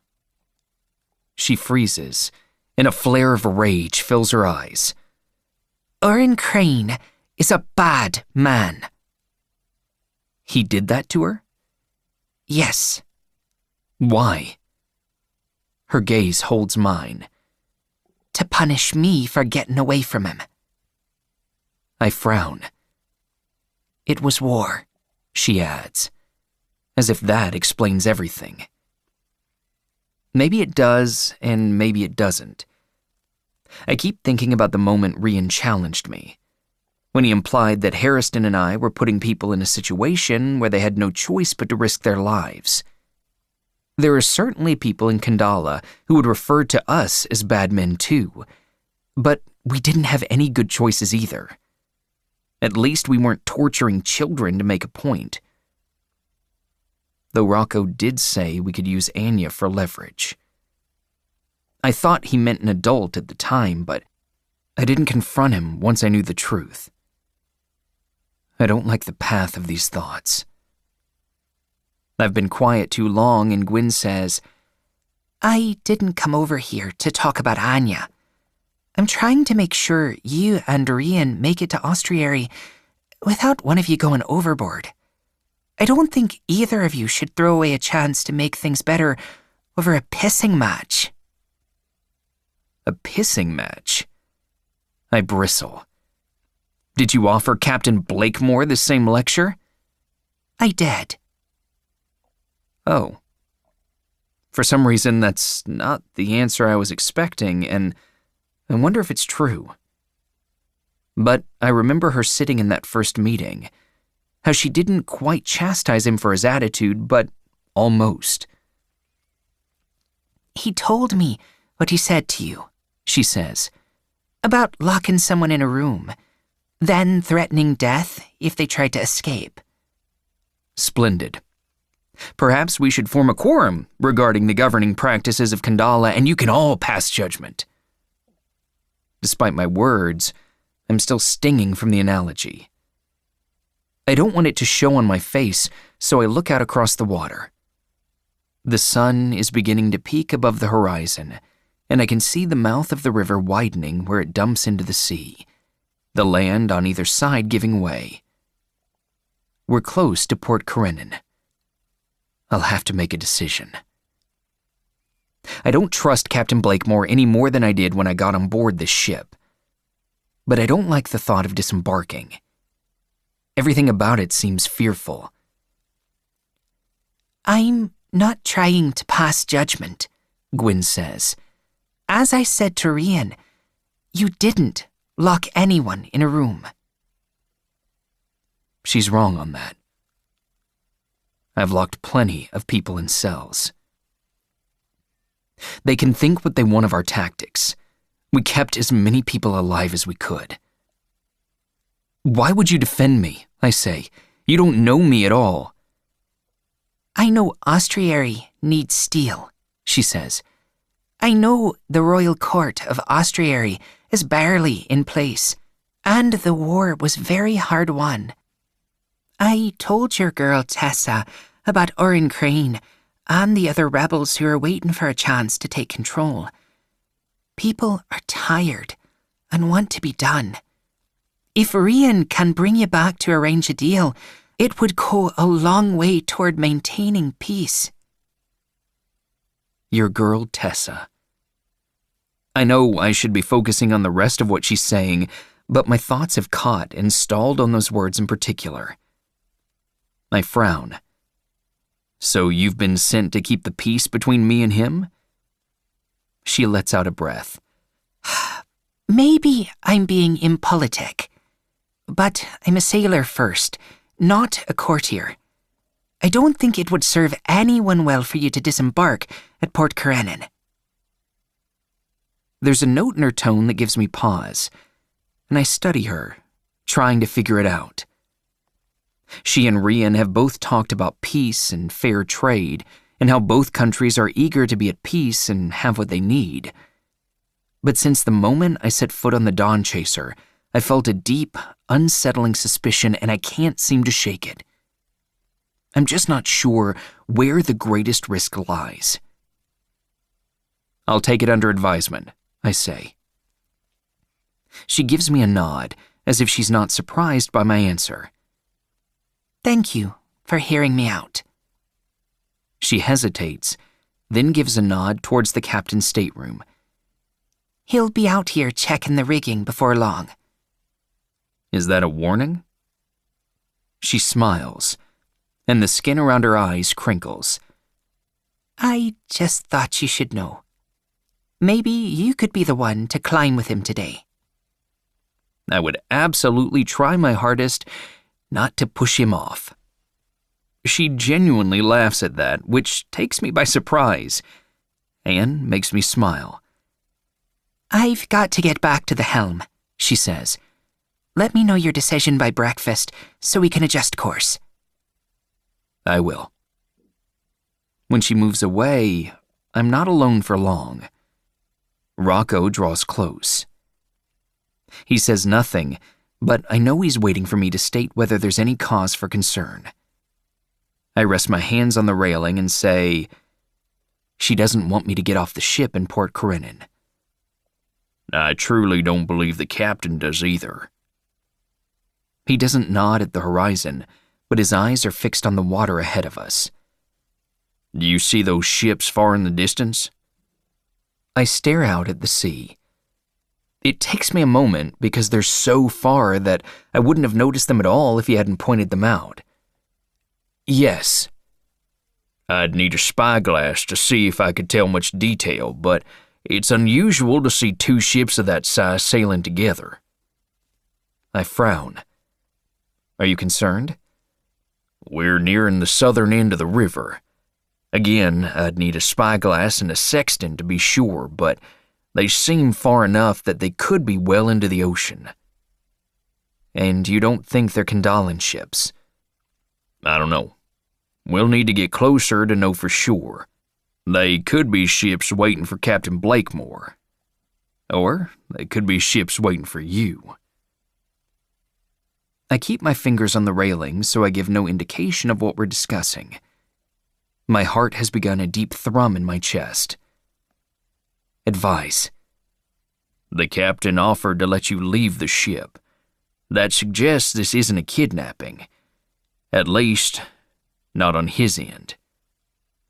So did Lieutenant Taggis. She asked me to alert her if I've made the decision to change course. I hesitate. Are we overthinking this? I would feel better if he were more forthright about the contents of the locked room. He pauses. He can keep the key hidden, but what's the risk of allowing you to see the weapons? I agree. And what's to stop us from breaking in? I whip my head around. It's a simple lock. Rocco shrugs. They truly are short-handed. There are 1 or 2 watchmen overnight, but during the afternoon, most of the crew is either sleeping or gutting fish. He pauses. Of your guards, there are generally only 2 of us on duty at once, while the other is presumably sleeping. Do you think you could break the lock? I say, my voice low. My heart keeps hammering along, torn between relief that the captain probably is as forthright as he seems, and terror that somehow the ship will be overtaken and I'll be captured by someone worse. Breaking it wouldn't be a problem, Rocco says. Leaving evidence would be. He glances at me. He'd know it was done by your order, if not done by you yourself. I have no idea how Captain Blakemore would react if I broke into that room, but I have no doubt he'd take it personally. That's not a story I need carried to the King of Austriary either. Rian can say whatever he wants about my reputation, but my actions in the royal sector were to enforce laws that were well known. Breaking into a locked room on this ship would be a lot harder to explain away, and it certainly wouldn't demonstrate that the King of Kandala and his brother were prepared to negotiate in good faith. I stare out at the water, at the 2 distant ships, at the sun that's beginning to burn a path into dawn. I wish I could talk to Tessa. I remember her face when I caught her wrist, when that needle was clutched so precariously against her palm. I remember Lachlan at my back. Let her go. As usual, everyone already expects the worst of me. It's part of the reason I expect the worst of everyone else. At the opening to the deck, a head appears, peeking above. It's Tessa, early as usual. She's looking the other way so she doesn't see me. My gut clenches, and I'm tempted to call for a return to port just so I can get off the ship and go back to the way things were. But if I've learned anything, there's no going back. I can't undo my mistakes with Tessa. I can't fix the fever sickness, and I can't reverse everything Hairston and I have done wrong along the way. I can't undo the assassination of my parents. All I can do is move forward. I look at Rocco. Tell Lieutenant Taggis to stay the course. We'll continue on to Ostriary. And what of the ships? Tessa finally turns and spots me. Her mouth is a line, and I can't read her expression. Experience tells me she's every bit as conflicted as I feel. She's probably thinking about leaping off the ladder and returning to her room. But she doesn't. I sigh. Let's wait and see. Chapter 23. Tessa. I didn't realize he'd be up here. Sometimes I think back to my moments with Kari when we worked for Mr. Solomon, when I'd sigh over thoughts of Weston Lark. She used to warn me about how outlaws were just looking to string girls along. In a way, I guess she was right. He was tricking me. For a moment, I wonder if Korik is going to remain by the railing with Rocco, to avoid any uncomfortable conflict after last night.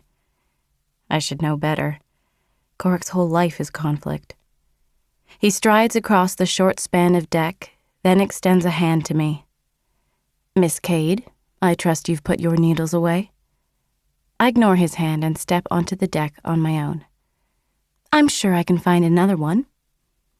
It's the type of sharp banter I've grown accustomed to exchanging with him, whether we're working in accord or not. I expect the usual flare of challenge to lighten his eyes, but it doesn't. He meets my gaze and holds it. Why are you so angry with me? He says. His voice isn't loud, but Korik never is. What he lacks in volume, he makes up for with intensity.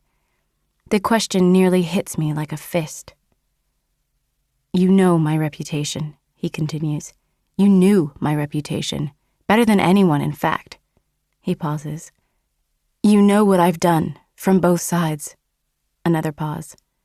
It's discouraging to think that you would allow a few insults from Lachlan to sway your opinion of me so dramatically. I thought your character was a bit more resilient than that. Perhaps I was wrong. No. Wait. Those words hit me like a fist. It's not just Lachlan, I say, and I have to will strength into my voice. Then what? He says. Wind carries off the sea to tug at our clothes and hair. I study him, those vibrant blue eyes that I know so well, and I refuse to look away. It's discouraging to think that you would climb onto a ship that's out of the public eye and see it as an opportunity to get under my skirts. I expect him to flinch, but he doesn't. Is that truly what you think? It's exactly what you did, Korik. I'll grant you that the action is true. He takes a step closer to me. Yet, not the motivation. He's so close that I can feel his warmth. My emotions are all tangled up. He takes advantage of my indecision to move a step closer. When he speaks, his voice is low and sure. I'm going to say something that could sound very arrogant and very cruel, he says. So before I do, I want to make sure you understand that I am speaking them as a truth, as a statement of fact. He brushes a lock of hair out of my eyes. Not a means to cause harm. I swallow, but he waits until I nod. I have to brace myself. Go ahead. He leans in to whisper, so there's no chance of our words being overheard by anyone but the wind and sky. You've known me for a long time. There have been many nights between us. Many times we were alone, out of the public eye, as you say. His voice is low and husky and familiar, and I shiver even as my cheeks catch on fire. Then he adds, If all I wanted was to get under your skirts, I could have had you, ready and willing at any moment of my choosing. I jerk back so sharply that I almost lose my balance. I'm flushed, gasping with sudden fury. My fingernails are curled into my palms so hard that I'm in danger of drawing blood. I can't decide if I hate him, or if I just hate that he's right. I warned you, he says. So gallant, I say, seething. Gallant, his eyebrows go up. Do forgive me if my ideas of gallantry do not align with your own. Would you rather I had made better use of our table in the workshop? I seem to recall you throwing yourself at me on more than one occasion. I must be so red I could be a beacon. There's a good chance I'm going to punch him in the crotch again, or possibly draw that dagger that's belted to his hip, or maybe I'll just smack him square in the face. All three, all at once. Rocco's going to have to drag me off him. But Rian speaks from behind me. Problems, Miss Cade? No, I grind out. Miss Cade was having a difficult time remembering the intricacies of our past interactions, says Corrick. I simply offered a reminder. Did she want one? I rather doubt it's any of your business, Corrick says, and his voice has gone a bit dry. But she quite clearly offered me an invitation. He says it like he's implying something else. That's it. I swing a fist. Rian steps in front of Corrick, deflecting my strike a bit, but I wasn't expecting it, and I catch the captain in the shoulder. I'm sorry, I gasp. He takes hold of my wrist gently, but his voice is firm. Don't hit him. I don't need you to defend me, says Corrick, and that's probably true. Rocco has moved closer, and it's clear he's paying close attention to this interaction. I'm not defending you, says Rian. No one fights on your ship, I say hollowly. Again, I'm sorry. I wasn't worried about the fighting. I wasn't sure what the response would be if you'd landed that punch. That thought sends a chill at my spine. I take a step back, and I have to rub at my arms to shake off the shiver. Corrick watches the motion. Your concerns are misplaced, Captain. Tessa has struck me before. I've never retaliated. He pauses. Perhaps a reminder of that is in order as well, Miss Cade. Also, true. I don't know how we got here. It's like Weston Lark and Prince Corrick have split into two different people again, as if the friendly, roguish outlaw really is a man who was killed by the cruel prince in front of me. But they're not, and it takes more effort to remember that than it should. I have to take a deep breath. He's right, I say to Rian. He wouldn't hurt me. I sound like I need to convince myself, and I hate it. I turn a glare on Corrick. Maybe I shouldn't have tried to hit you. My cheeks redden again, completely against my will. But you shouldn't have said that. Rian looks between the two of us. What did he say? That is a private matter between us, Captain, Corrick says. Surely you have duties that were preventing you from completing. I'm completing them right now. Gwyn told me you don't want to dock in Port Carinin anymore. I'm not having you return to Ostriary with stories of how the king's brother was intractable and obstinate.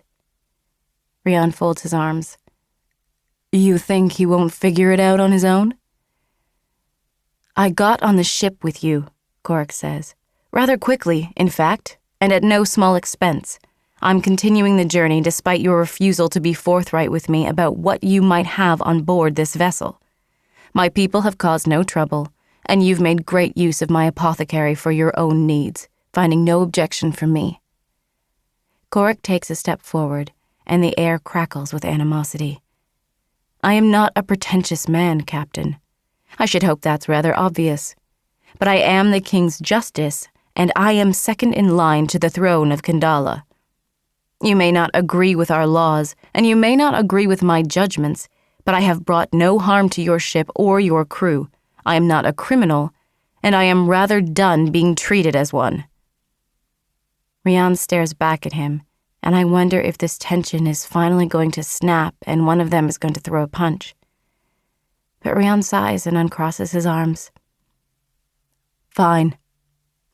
Coric's eyebrows go up. Fine? Yes, fine. You're not a criminal. You boarded the ship to do right by your people. You agreed to my terms. You haven't caused any harm. Rian runs a hand through his hair, and I can't tell if he's exasperated or just exhausted by this whole conversation. I know I am. You were right, he continues. I do have duties that require my attention. He takes a very deliberate pause. Your Highness. He offers me a nod. Miss Cade. Then he turns away. Whoa. I let out a breath through my teeth. But Coric's not done. He turns that belligerent gaze on me. You can be angry at my words and you can take issue with my actions. Hate me if you like, but you know I'm right. I have never harmed you, and I've never taken advantage of you.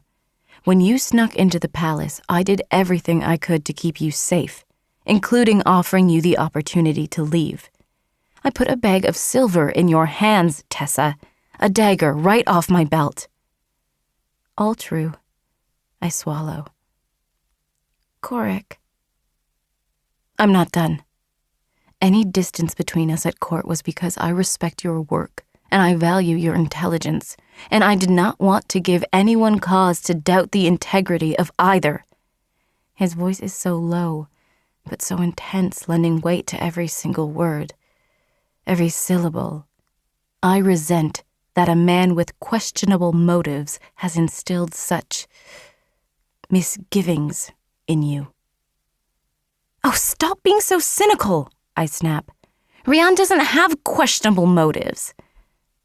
That draws him up short, but I'm not entirely sure why. Coric stares back at me, but he says nothing. After a moment, the tension is just too great. I can't take it. What? I demand. I wasn't talking about Rian, he says slowly. I was talking about Lachlan. Oh. I take a step back. Our captain has instilled misgivings, Coric says. I shouldn't be surprised, but I do feel as though I need an explanation. I'm unsure how to proceed again. Coric's eyes narrow. Maybe I don't need an explanation. Maybe I've already seen the effects. He arrives at court with an attitude full of censure for how Kandala has fared, for how we've maintained order, and you agree with every word he says. But why is that a surprise? I demand. Of course I agree with him. When you were west, you would have agreed. But you know the truth, Tessa. We pored over maps, and I told you that it's not as simple as taking every petal of moonflower Kandala has to offer. If it were, we wouldn't be locked in tense meetings with the rebels. We wouldn't have faced a revolution at all. He looks truly angry now. If it were simple, I would not be on this ship. I know. I don't think you do. I think you've realized that West never existed, could never exist, and you'll never have our adventures back. I think you've met a man who could offer more than endless debates in stuffy conference rooms, and you've leapt at a new chance to make a difference because my way was too slow and boring. Please stop. That's not it at all. Oh, it's not? Because I realize that it may seem appealing to follow a man with clear ideals, but you haven't been to Austria yet. You haven't dealt with their king, and you haven't seen what awaits us there. You accuse me of being cynical, but you stood right there and said that Rian doesn't have questionable motives. Maybe I should find Lachlan and befriend him, because on this, we would agree. You are naive. Don't you dare, I snap. Just because I know more about medicine than I do about ruling a country doesn't mean I'm some clueless idiot. Just because you believe the worst of everyone doesn't mean that there aren't good people in this world. It's kept me alive, Tessa. It's kept my brother alive. And now I'm trying to keep you alive. You question my motives, but you don't question the captain's. I would ask why he claimed the political climate of Austriary was stable when we were seated at dinner, yet now tells stories of pirates who may lie in wait. I would question why he feels the need to keep a room on this ship locked away.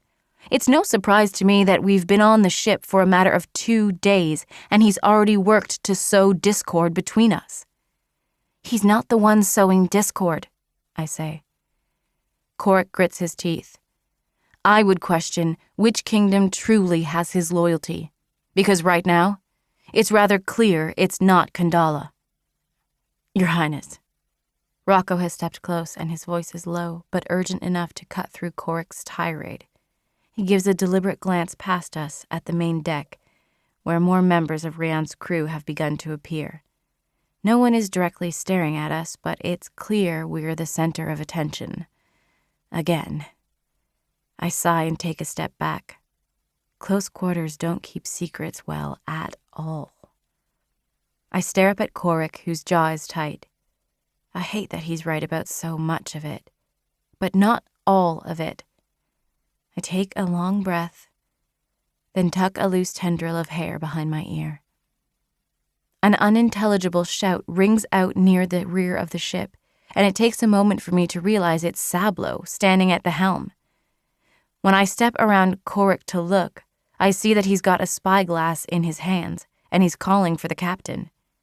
Rian joins him, taking the spyglass himself. I see 2 ships in the distance, but they're too far to see too much detail. At my side, Corrick has gone very still. I look at him, wondering if he's seen. As soon as I meet his eyes, despite everything between us, I can tell that he has, and something about the ships is important. His gaze shifts to the captain again. Are we in danger? I whisper. I don't know, he says. Rocco spotted them too. Would Harriston have sent them? If he did, he made no mention of it. He pauses, and I can tell he's truly considering this. Even if my brother did decide to break his word, there's absolutely no strategic advantage to keeping that knowledge from me. He turns to look directly at the helm, then raises his voice to call. Is there a problem, Captain? Rian slowly lowers the spyglass. He's quiet for a moment, then calls back. No problem. Sablo spotted some brigantines on the horizon. Corrick looks back at me. His voice is a little mocking as he says, Do you think he's telling the truth? I do, I say, but for the first time, I'm not sure. Maybe you could find out for sure, Corrick says. How am I supposed to do that? Well, I'm not the only one who enjoys spending time with you. I bristle, but his voice isn't arrogant anymore. It's evenly assessing. Not just Captain Blakemore either. It seems everyone is willing to share a bit of information with the apothecary, even Lachlan. He pauses. It's exactly what stopped the rebels in the woods. It's what stopped the revolution. People like you. People trust you. I open my mouth again, but his eyes bore into mine. Like it or not, the captain is hiding something on board, he says. And now we've got 2 ships in a place they're not supposed to be. He pauses. It's time to think about your own loyalties, Miss Cade. You said you're not naive. Prove it. Chapter 24. Harriston. Hours pass. I spend some of them sleeping, and most of that is against my will. The first time I wake, I'm jolted by a barn cat that climbs into my lap. I inhale sharply and look around in a panic, but the barn is still dark, moonlight shining through the windows by the doors. I shift my leg, and the movement is weak, pain throbbing through the muscle. When I lift a hand to my head, I discover that the blood is crusted to my ear and in my hair, but I can't tell how bad the injury is. I blink and remember Maxon, the kindness in his eyes.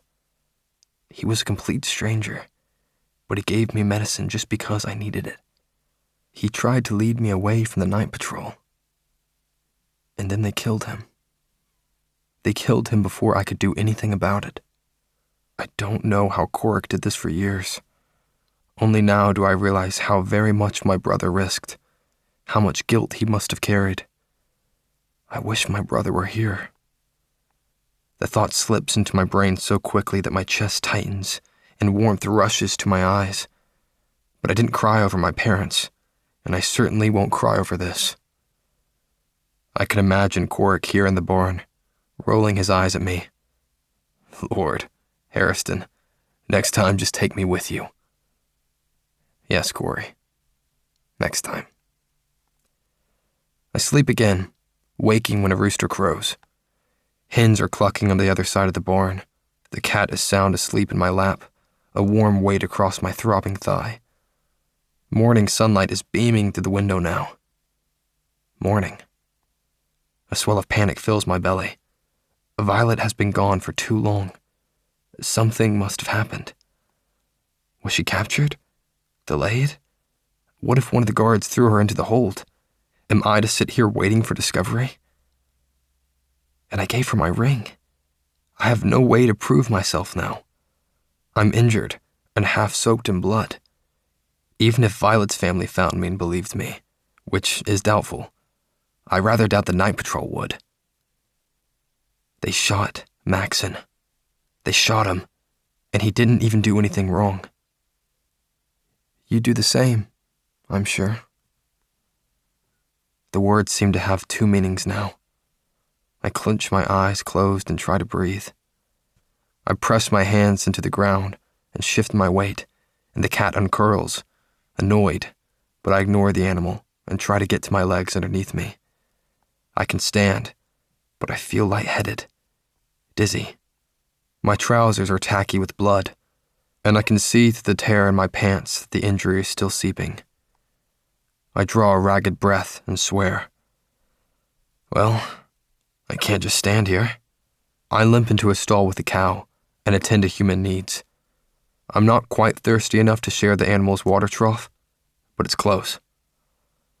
Violet's family has a draft horse, but when I limp to his stall, I discover that he's old and sway-backed, and most likely broke for harness, not for riding.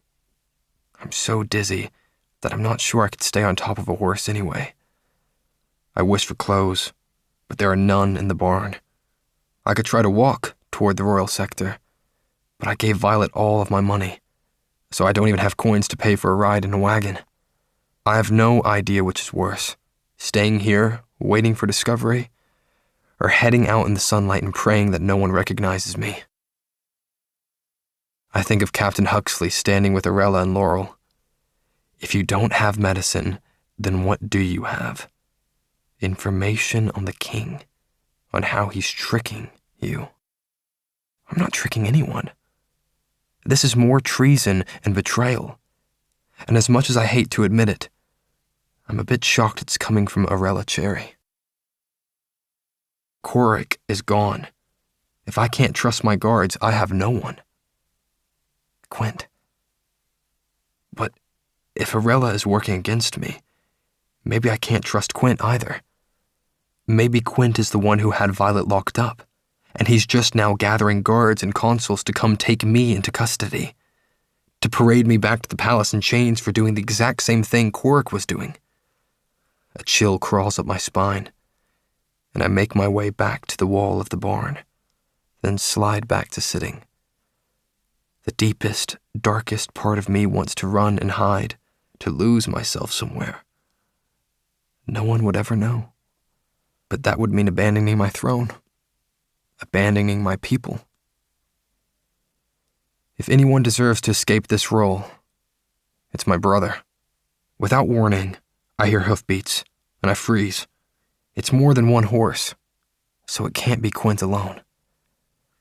I struggle to my feet again, then brace a hand against the wall when I begin to slip sideways. My heart stutters in my chest, then bolts, pounding so hard that I feel it in my head. I wish I had a weapon. I don't know how long or how well I can fight, because the weapons master always goes too easy on me. It makes him nervous when my breathing gets strained. but I rather doubt I'll last long. Running as far as I did last night just about killed me. Then, without warning, the barn doors are rolling open, the sun so bright that I have to blink it away. Figures fill the doorway. I recognize Violet first, because she burst forward. "Fox!" she cries. "You're still here!" "Still here," I say. My eyes are on the men following her. They step out of the sunlight slowly, and I'm frozen in place. Quint is there, his expression tense when his eyes land on me. I'm not sure it's a relief because he didn't come alone, as I requested. He's backed by 2 guards, Thorin and Saeth, and they look as fierce and foreboding as ever. I keep thinking of Captain Huxley's words in the clearing last night, or Rocco's warnings to me and Corrick before he left. Thorin and Saeth are trussed up in weapons and armor. I'm exhausted and injured and unarmed. They could kill me right now, and there'd be nothing I could do about it. My fingers are clutching at the barn wall so tightly that splinters have dug under my nails, and I can hear my breathing shaking. It's only slightly louder than my heart. Thorin moves first. He takes a step forward, and my breath catches. I draw myself up and brace against the wall, but he drops to one knee. "Your Majesty." An instant later, Saeth and Quint do the same. A relieved breath huffs out of my chest, and I almost sag against the side of the barn. I have to run a shaking hand over my face. "Rise," I say, and my voice is rough. Violet looks from me to them and back. "Am I supposed to do that?" she whispers. "No." I study her in the morning light. "You were gone so long. I thought something happened to..." My eyes fall on her bare feet, which are red and blistered, one toe stubbed and bloodied. I snap my gaze up. There's so many more important things to worry about, but I say, "I told you to buy boots, Violet." Thorin and Saeth exchange a glance. Quint looks like he's not entirely sure what to make of this conversation. Violet doesn't even look chagrined. "Well, I was going to, but I wanted to give some extra coins to Toby. Then I kept thinking about how you said you weren't coming back, and I didn't want anyone to think the fox was gone, so I kept leaving a few coins on the other doorsteps, just here and there." Of course she did. Today, however, I can't be irritated. It reminds me of the way Maxon gave me his medicine, and Violet likely risked her life. "Did you run all that way in bare feet?" I say. "I didn't run the whole way. It took me a long time at the gate, and then I couldn't find the palace. It's not like I've ever been inside the royal sector. You could have told me it was in the middle." I look at Quint. "Have a pair of boots sent." He opens his mouth and closes it. He draws a small book from inside his jacket and makes a note. "Of course, Your Majesty." I look between him and Violet. "I said no guards." She scowls. "I told him that, but he wouldn't listen." She huffs. "Griff wouldn't listen either. It took hours to convince him to fetch Master Quint. I had to sing until I didn't think I'd have a voice left." I have the sense that I can't follow this conversation. You had to sing?" "Yes. He wouldn't listen. He said your ring was a fake, so I sat down and sang every annoying song I know, and it's a lot, I tell you." "She sang until daybreak," Quint says. "Meanwhile, when you did not return, I had to alert Thorin. We were beginning to discuss a discreet search party, when one of the daymaids mentioned the girl singing at the palace steps." He takes a step forward, but then he seems to think better of it. He glances from my leg to my head, and his mouth forms a line. "Your Majesty," he says quietly, "forgive me, but you're bleeding." He pauses. "We've brought a closed carriage." "Good." I touch a hand to my ear, and I'm surprised when it comes away wet with fresh blood. "Who else knows of this?" "No one yet," Quint says. "Sullivan is a person of interest. That's all." I look at Thorin. "Who among the guards?" "Just us." He hesitates, and glances at Saeth again. "We all know how Huxley has an ear for gossip. We've been keeping close ranks." Huxley has more than just an ear for gossip, but I don't say that. I straighten from the wall, and Sayeth steps forward to help me, but I wave him off. I still feel too unsteady, and I want to walk out of here on my own 2 feet. Violet, I say to her, can I trust you to keep this secret? As I say the question, I know the answer. Even if she promises, even if she swears, this is too big. She shakes her head anyway, and I must look fierce because she throws up her hands. Well, I had to tell Toby. Her expression turned somber. In case something happened to me. I needed someone to tell Ma. As if on cue, a boy of about 10 years old comes skidding into the barn. He's barefoot too, and so quick that Thorne and Sayeth both have weapons drawn before he even comes to a stop. The boy cries out and flails backwards, sitting down hard in the straw. But he doesn't look frightened. He looks fascinated. I saw the carriage, Vi. Are those real palace guards? Real enough, boy, says Sayeth. Is anyone else coming behind you? No, he says. Toby's gaze skips past them, then looks to me and Quint. His eyes go even wider, and he scrambles to his feet. He bows to Quint, who's in a half-button red brocade jacket. Your Majesty. No, says Quint, but he glances at the boy's feet, then draws out his little notebook again and makes a note. He looks to me. Your Majesty, he says pointedly. Perhaps we should depart while it's still early. Toby looks at me, and his face scrunches up. Him? Really? I'm too tired for this. My night has been too full of fear and loss and uncertainty, and I have bigger worries than anything I'll find inside this barn.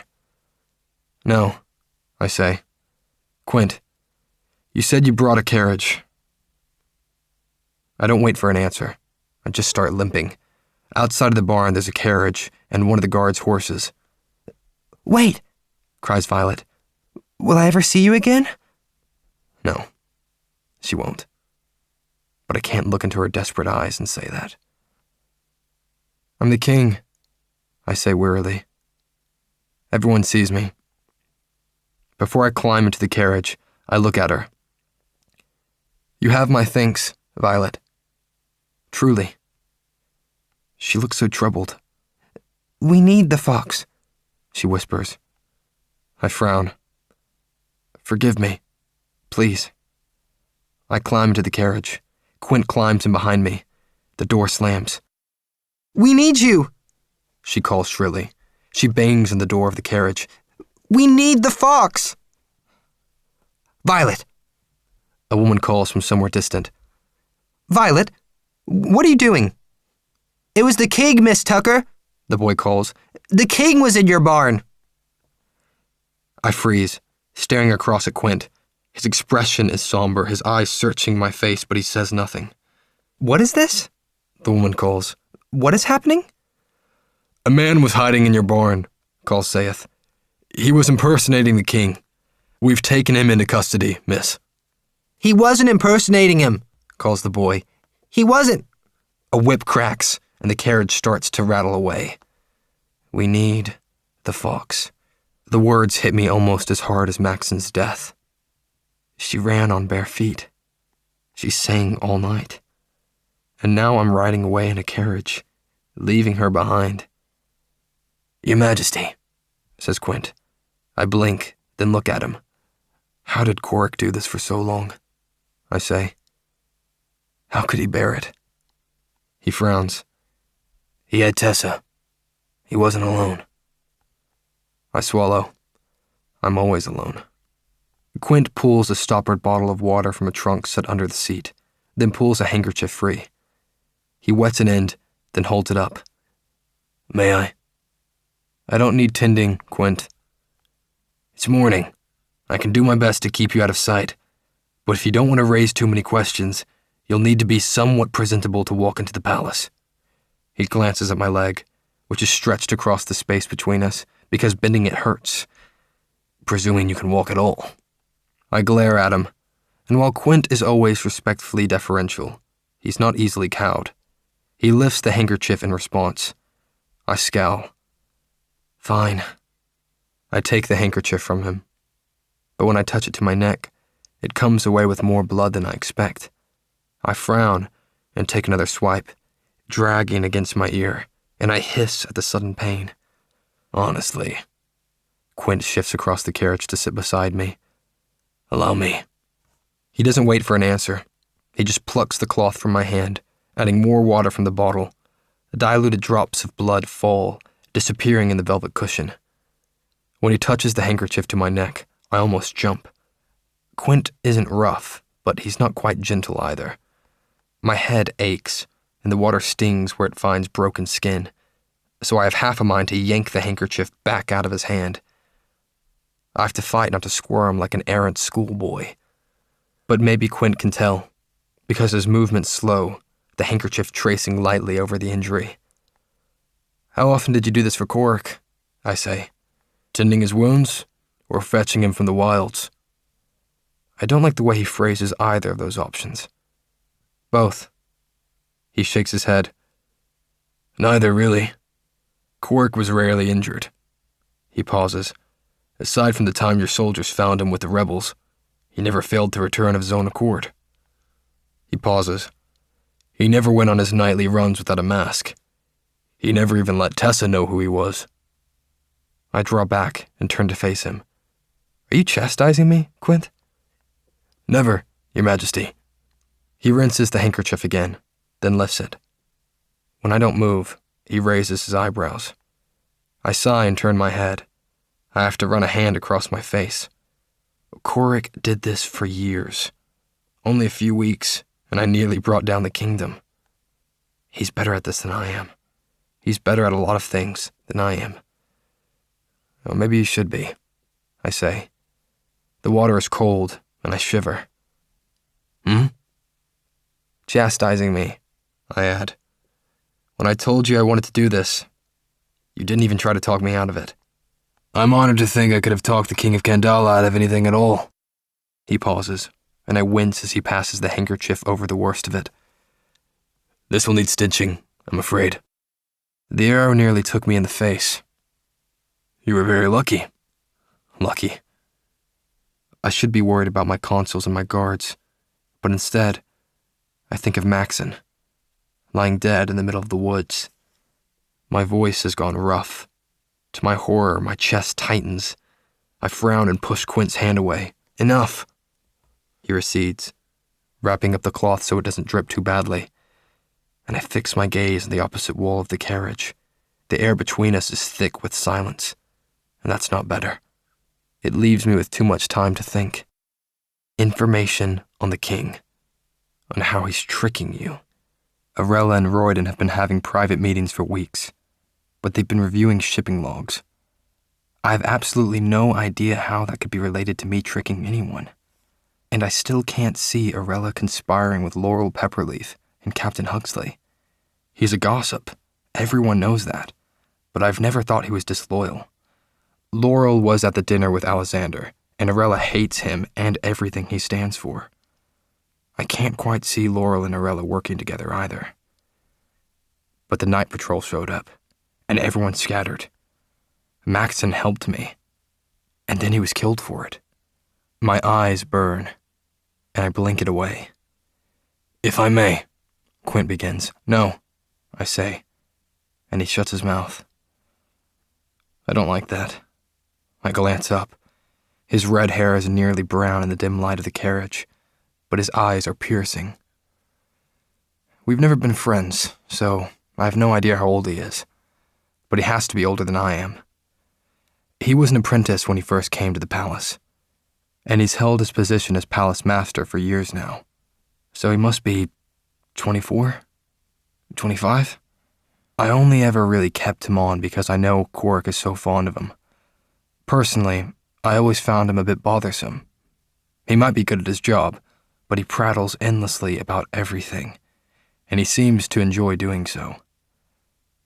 It's only in these recent weeks that I've discovered that Quint's mindless chatter is a front for someone who's sharp, attentive, and deeply loyal. Brave, too. He saved my life when the palace was under attack, and cunning, if he secretly helped Cork for so long. Was that your idea? I finally say, to give the impression that the guards were arresting me for impersonating the king? Yes, he says. Violet didn't have much of a story, really. If she protests, I rather doubt anyone will listen. It's a lot easier to believe that a man tricked a few children into thinking he was royalty. He's right. But Violet doesn't really deserve that.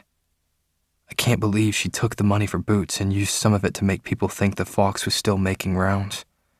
A new thread of guilt joins the first few that are already tugging at my heart. At least I can make sure she has warm feet for a while. I think of the way Quint glanced at Toby's feet, too. How he added a note to his little book. Forgive me, I say. What were you going to say to me? Quint blinks at that. I was going to ask how you were injured. He pauses. When we arrived at the barn, you did not seem relieved to see us. How did I seem? With all due respect, Your Majesty. Just tell me, Quint. Terrified. Ah. I run a hand across the back of my neck. Just the memory of all of it causes me to shudder. Well, I try to draw my leg up, but my knee protests, and I wince and shift my weight. I give up and sigh. I heard there was going to be a meeting. I wanted to see if I could learn what was said. What did you learn? That sending the king's justice away has emboldened dissenters, just as we feared. That sedition and treason still wait in the shadows. That the consuls are still working against me, and they have the support of the palace guards. That my brother is gone, and I can trust no one. That I am very much alone. I can't say any of that. I'm the king. Even the barest utterance of uncertainty can sow discord and distrust. I don't even know how much I can tell Quint. I wish I had Cork. Your Majesty, Quint begins, but he stops there, as if he expects me to cut him off again. Go ahead, I say. I fix my eyes on the sunlight that streams around the draperies. Cork did not share everything with me in the beginning, he says. In fact, it took him quite some time before he saw fit to share what he was doing, even though I had my suspicions. His voice is very quiet, very serious. You trusted me enough to tell me that you hoped to help the people in the same way he once did. You trusted me enough to come to your aid this morning. He hesitates. Surely you must know your guards will have some suspicions. Cork did not do this alone. Another hesitation. There's no need for you to do it alone either. That draws my gaze back to his. My thoughts keep spinning, and I know now is a time to issue warnings and orders and begin making plans to protect the palace and the people. I draw a breath to tell him about the consul, about the guard captain. Instead, I open my mouth and I find myself saying, a man died. He tried. I have to breathe past the lump in my throat that feels ever present. His name was Maxon. The night patrol shot him. Quint doesn't flinch. He doesn't look away. What happened? Cork did not do this alone. I don't know how to do it any other way. But I draw a slow breath and tell Quint everything. At first, my words are tight and formal, a sterile recitation of events. I expect him to interject with questions or take notes as if we were sitting in a meeting at the palace and advisors would need a written report later. But he's quiet and attentive, and as the carriage rolls along, I find myself sharing details I wouldn't otherwise. The food stall, the crowds, the honey and cheese on warm nut bread, Arella and Captain Huxley and their announcement, followed by the panic over the arrival of the night patrol, Maxon's generosity, and his death. When you arrived with guards, I say, I wasn't sure what to expect. I didn't mean to alarm you, he says, his tone full of contrition. I apologize. No, I say, you don't need to apologize. Will you discharge Captain Huxley? I've considered it. I pause. If I do, I worry that it may tip my hand too quickly. Anyone he's working with will better hide their activities. I think of how Thorin said they knew about Huxley's ear for gossip, how they've closed ranks. I wonder how tight that circle is. Orella will surely deny all of it, Quint says. He tisks. Do you have any idea how they plan to explain how you're tricking the people? Tessa's medicine? I guess. But Lachlan already implied that the people were worried. They don't need Captain Huxley to reinforce it. What could the end goal be? To simply spur a revolution? The crowd wasn't organized. They scattered when the night patrol arrived. It takes more than the promise of gossip to unite people, Quint says. For as much as Quark hates Lachlan, the people were willing to follow the rebels' lead when he offered a new path. He pauses. Just as you allowed him to be a part of your negotiations, and sent him away on Captain Blakemore's ship. That's all true. And there's something about that simple leadership that I envy. Tessa once said that we could be loved. I say to him, she said that we hide the truest parts of ourselves. Do you agree with that, Quint? A line forms between his eyebrows, and he looks half amused, half sad.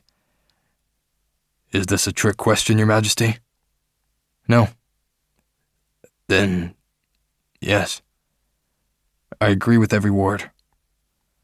When I say nothing, he rushes on. We're riding in a carriage after your attempt to hide yourself among the people ended in peril. He pauses. After Prince Quark's attempts to do the same ended in revolution. That's true enough, I suppose. I have another question, I say. This one isn't a trick either. Quint nods. Yes, Your Majesty. Do you think I hide behind my brother's viciousness? He inhales as if he's going to offer platitudes, but I hold his eyes, and he goes very still. That's answer enough. I speak into his silence. So you think I'm a coward? What? He looks a bit incredulous. No, certainly not. His answer is quick, and I frown. Why not? You have to ask me why? I watched you face down the rebels in the square when they were shooting consuls and throwing fire at you. You were safe in the woods after they laid siege to the palace, and you took one guard to confront them all. In all truth, I say, a bit chagrined, I expected to find more on the way. He doesn't smile. Quark boarded that ship because he doesn't want to disappoint you. Before we learned of Violet's claims, I think Thorin was ready to walk every trail of the wilds until he found you. Tessa stood by your side because she believes you truly want a better Kandala. He pauses. Cowardice does not breed this kind of loyalty. Yet you believe I hide behind my brother. No. I believe you allow his actions to speak for you. I almost flinch. Forgive me, he begins. Don't apologize, I say. I'm glad you're being forthright with me. And I am, I realize. I've spent months, no, years, guarding my thoughts and my actions, not allowing a shred of vulnerability to reveal itself. Not even in front of Quark. How did I seem? Terrified. I study him. When the palace was attacked, Quint took an arrow that was meant for me. You stayed by my side too, Quint. Yes, Your Majesty. I run a hand over my face and sigh.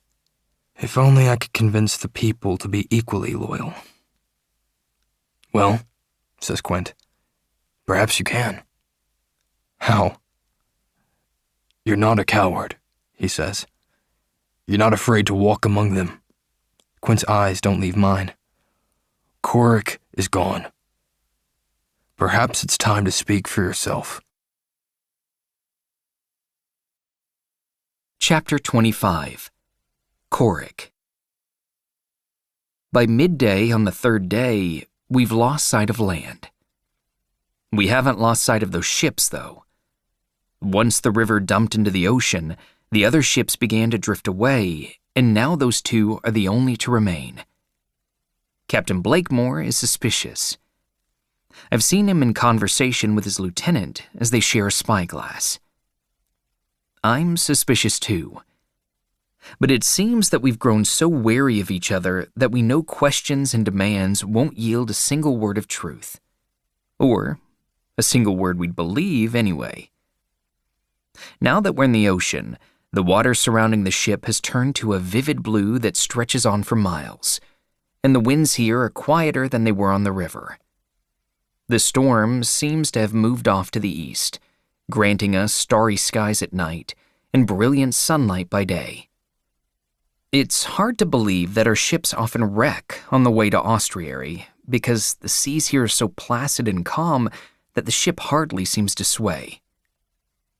On any other journey, I might be enjoying myself. I'm not the only one who's grown irate. As the days have passed, the attitude among the crew has shifted. A weight seems to have settled over the Dawn Chaser, and I can't quite identify it. Tempers are shorter. Voices are sharper. Lachlan is still working with the crew, and of all of us, he seems the most at ease. I resent him for it. Even Rian has been keeping to his stateroom more than usual today, talking to Gwyn and Sablo, and I've seen them peer at the ships on the horizon more than once. They're growing uneasy, I say quietly to Rocco at dusk, when the others have disappeared below decks to get food. I can tell, he says. That makes me uneasy. Me too. Members of the crew have begun to form a circle on the widest part of the deck with their dinner plates, which means I should retire to my own quarters. But then Captain Blakemore comes up the steps with Tessa by his side, and I stop short. She looks as beautiful in a vest and trousers as she did in the elegant finery she wears in the palace. Maybe more so because it reminds me of Tessa in the wilds, sneaking through the darkness to deliver medicine. My heart kicks at my ribs like it wants to punish me, and I probably deserve it. The calculating side of me specifically told her to talk to him, but right now my heart wants me to go drag her away. The captain sees me looking, and a derisive spark lights in his eye. He glances at Tessa, but his voice is loud enough for me to hear. "Come sit," he says. "Everyone's due for a bit of entertainment." His eyes shift back to me. "Care to play a game, Your Highness?" No. But I force a smile onto my face and say, "Of course." They sit near the mainmast, but I have no desire to torture myself further, so I choose a seat near Lieutenant Taggis and her little girl. Kilburn is on deck as well, lingering to my left, but he doesn't sit. "What's the game?" I say to Gwyn. "Blade and brawl," she says. I cast a glance at Anya. "Well, that sounds a lot more exciting than knucklebones," I say. She makes a face at me, but her mother says, "It can be. It's mostly to keep the crew from getting too antsy. Nothing's worse than a bored sailor in the middle of the ocean." Anya tears her bread in half and offers it to me. "Here, Cork, you don't have any dinner." It's so odd to hear a child say my real name, so I smile, charmed, and take the bread. She's wearing a short-sleeved dress, and those scars down her arms are very visible. It was war. But she's a child. Maybe that's my own naivete talking. I tear a small piece of the bread and give her back the rest. I glance across the circle to find the captain watching me. When my eyes meet his, he looks away and says something to Tessa, something too quiet to hear. She nods, but she doesn't look up at me. Usually, I'm good at figuring people out. With Captain Blakemore, I think what I hate the most is that I can't figure out if he's completely playing us both, or if he's astonishingly earnest about his desire to help everyone. If he is, then I'm an ass who owes him an apology. But I don't think he is. I want to know what he's hiding. I need to know what he's hiding. Marchand, the navigator, rises from where he was sitting, and he draws a blade from his belt. The crew falls silent. "I'll explain the rules of blade and brawl for our newcomers," he says. "You'll spin the blade to find your opponent." He sets it spinning on the deck, and the blade glints in the fading light as it whirls. Once it stops, you make a request, and they respond with a challenge. It can be anything. A race, a riddle, a wrestling match, anything.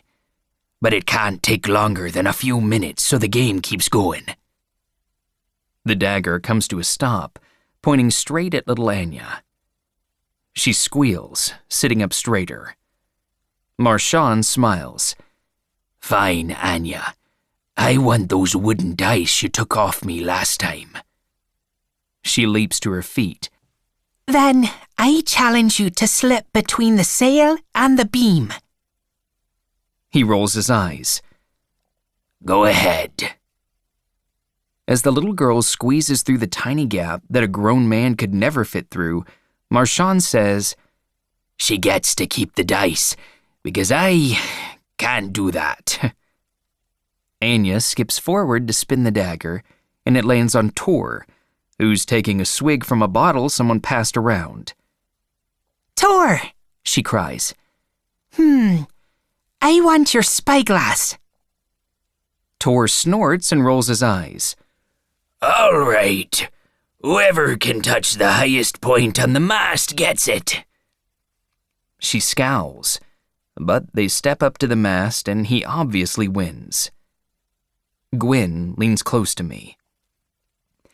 It's a bit of a slow start because Anya was first, but once the crew gets going, the asks get bigger. And so do the challenges. You can ask for anything? Yeah, but you've got to be ready to battle for it. The other person picks the challenge, so they have the advantage. Tor's spin slows and lands on Kilburn, and a few whistles go up from the crew. The guard doesn't move. Tor glances from Kilburn to me, and his gaze falters.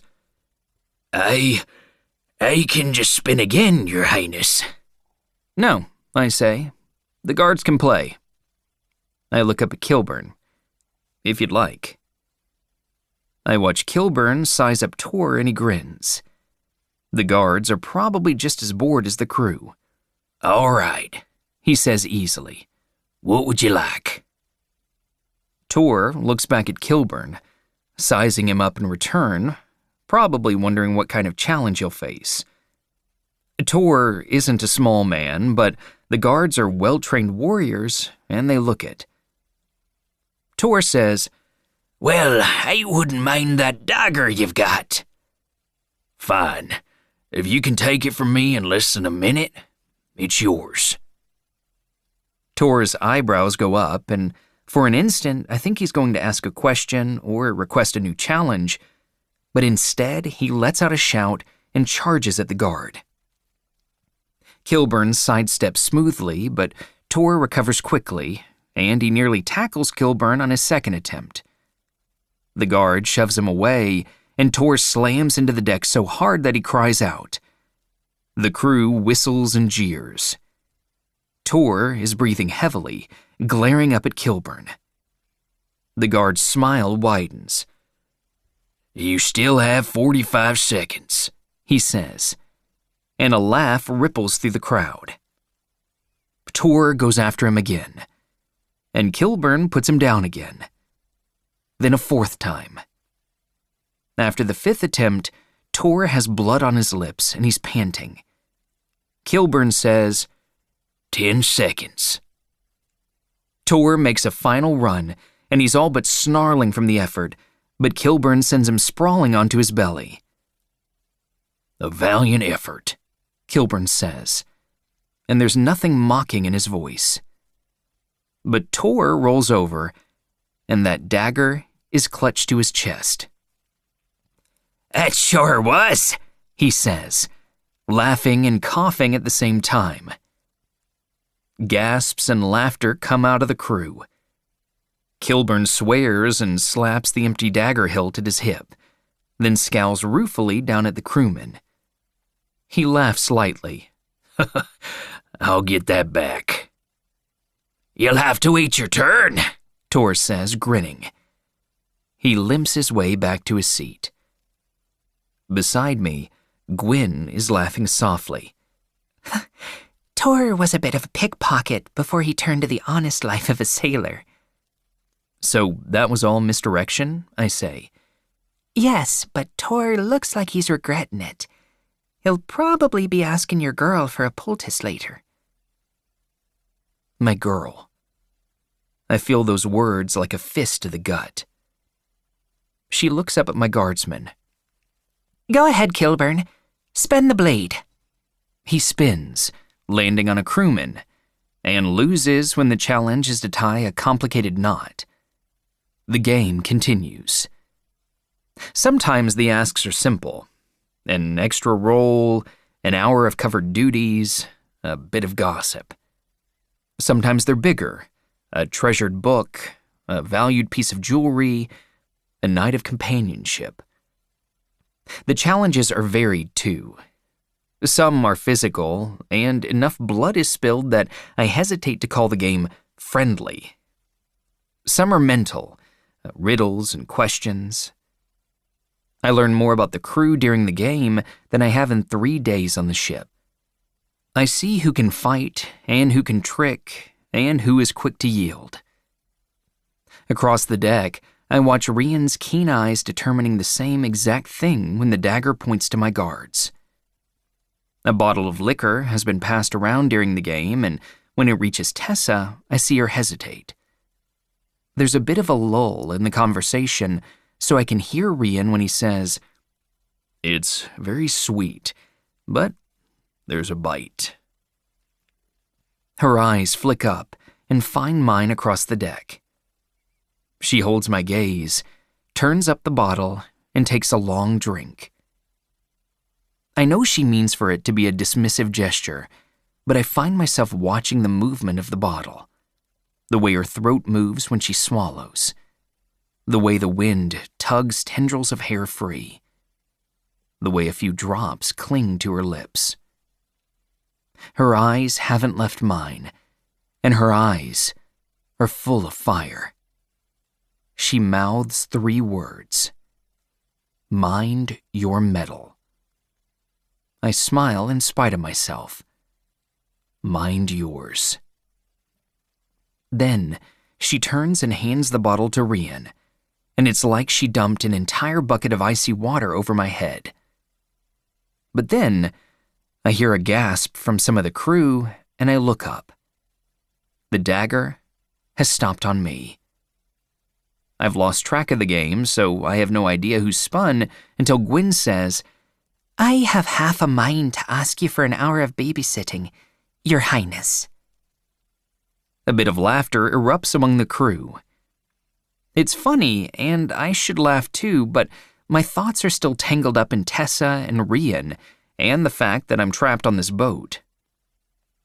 Go ahead, I say, and Anya beams with glee. I like the lieutenant, and I don't want to upset her daughter, so I frown as if trying to think of a difficult challenge, then say, whoever can spell their name fastest wins. When Gwyn wins, I sigh and tap Anya on the nose. I suppose I'll be stuck with you for an entire hour. Tomorrow, she says hopefully. Will you teach me a game from Kandala? Sure, I say, and I absently spin the blade. Someone passes the liquor my way, and I take a long drink without even thinking about it. But when I lower the bottle, I find Tessa looking at me. I feel too warm, and it's too quick for it to be the liquor. The bottle is still in my hand, but I watch that weapon spin and spin until my heart seems to beat in time with the rotations. Suddenly, I realize it's going to stop on her. As the blade slows, I can see it coming, and my breath nearly catches. There are so very many things I want to ask for. A night, an hour, a minute. Forgiveness. Tessa isn't watching the blade. She's watching me. The blade stops, but I don't look down. She doesn't either. Someone in the circle whistles, and then another. A bunch of shouts go up. I swallow and pass the bottle to the next person, but then I realize what they're saying. He'll ask for the ship. Nah, he'll ask for his girl back. Make him walk the rail, Captain. What? I frown and snap my gaze down. The blade didn't stop on Tessa. It stopped on Captain Blakemore. I'm frozen in place. My thoughts weren't ready to realign so quickly. Across the deck, the captain has gone absolutely still too. The jeering from the crowd has become a dull roar in my ears. Go ahead, Rian says, and the crew quiets. He hates this, I can tell. Tell me what you want. There's been only one thing he's refused me since the moment I got on this ship. You know what I want. Then ask for it, and we'll fight for it. A dark cloud winds through my thoughts, cool and familiar. You want to fight me? I say darkly. You haven't asked for anything yet, he says. Fine, I say. I want to see the inside of that locked room. Fine. Rian stands and begins unbuttoning his jacket. All right then. Adrenaline burns through my veins. I uncurl from the deck and unbutton my own.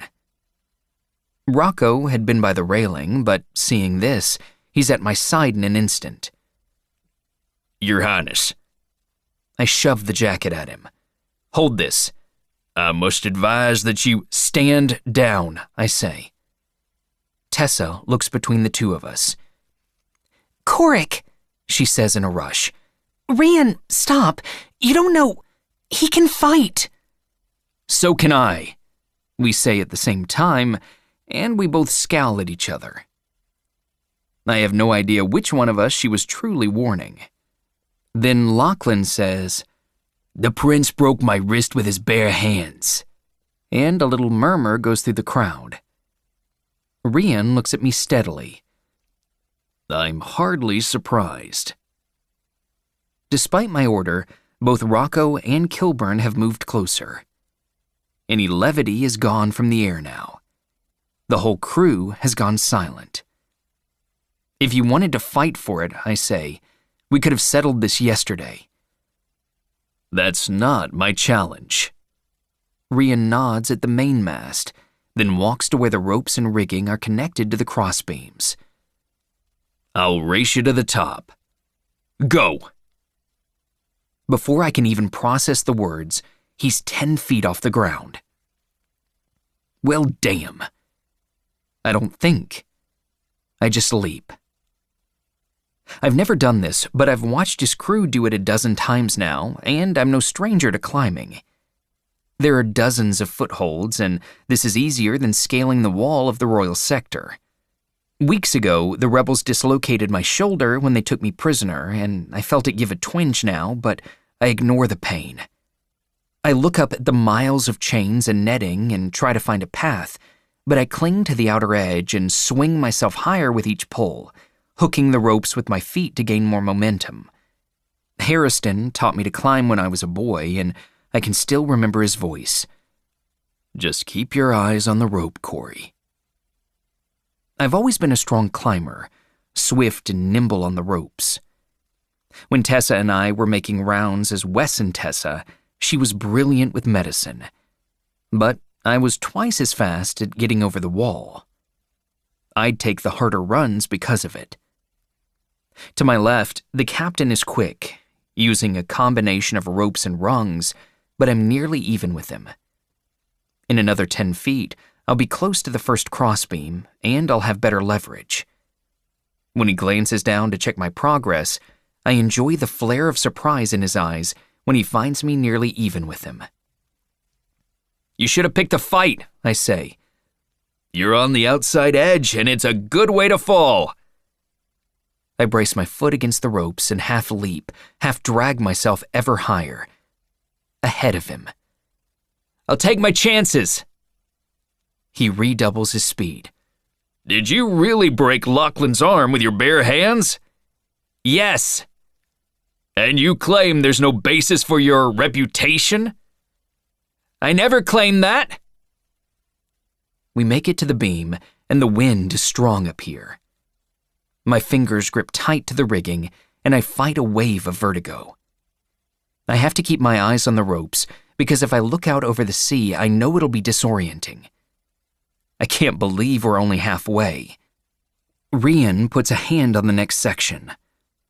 I let go of the ropes entirely, thrust my feet against the rigging, and jump. For what seems like an eternity, I'm weightless. Nothing around me but wind and sky.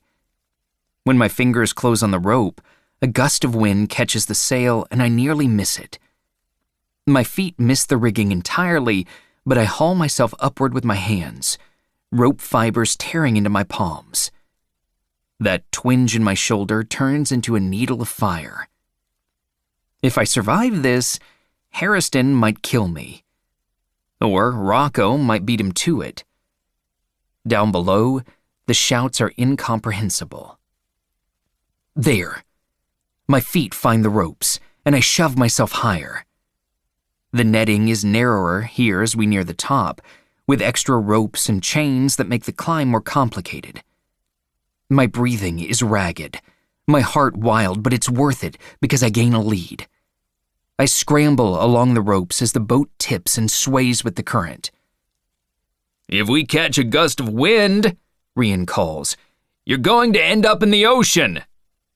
Save you a lot of trouble then, won't I? But then, like he summoned it, a gust of wind hits the sail so hard that I lose the rope between my feet, and for a single terrifying moment, I'm suspended by nothing more than my grip on the rigging. It's so sudden that I slip at least 6 inches. My palms burn and I can't breathe. I make the mistake of looking at the water and the horizon spins. The people down below seem to be a mile away. It's there, Rian says. Just there. Swing your feet up a foot and you'll find it.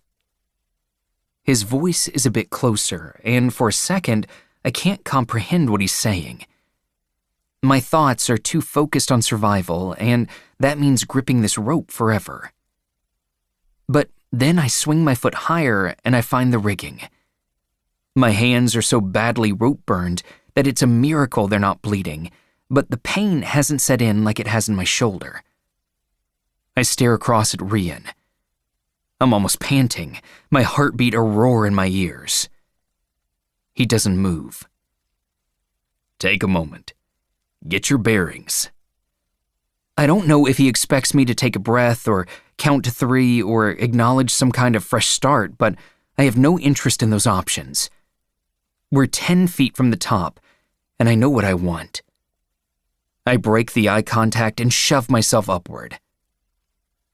He swears and rushes to match my pace. We scrabble for the top of the mast at the same time.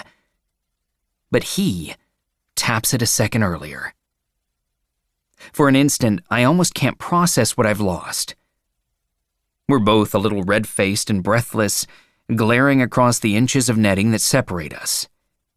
Anger fills my gut, chasing breath out of my lungs, leaving me speechless.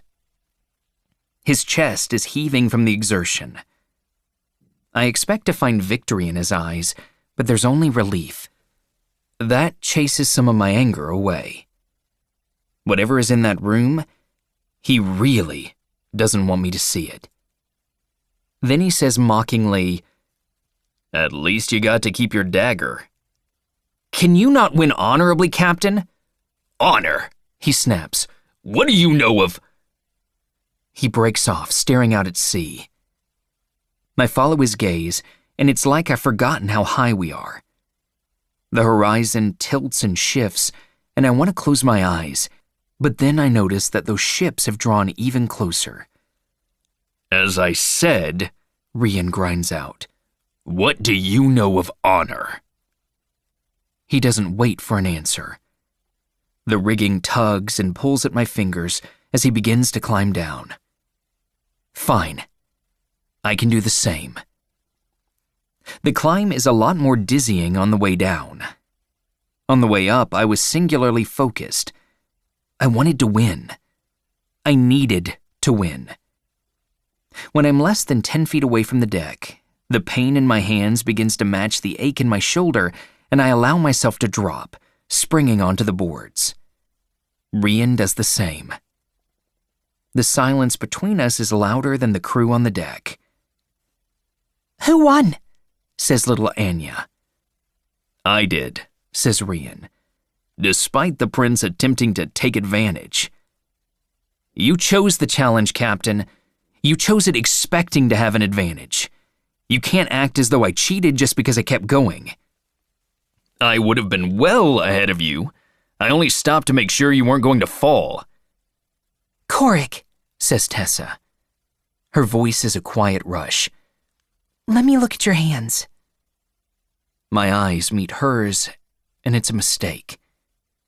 In her gaze, I see her worry, her unease, her longing. For a moment, I almost give in. But I know what a mistake it is to seem vulnerable. I jerk my eyes away and press my fingers into my palms.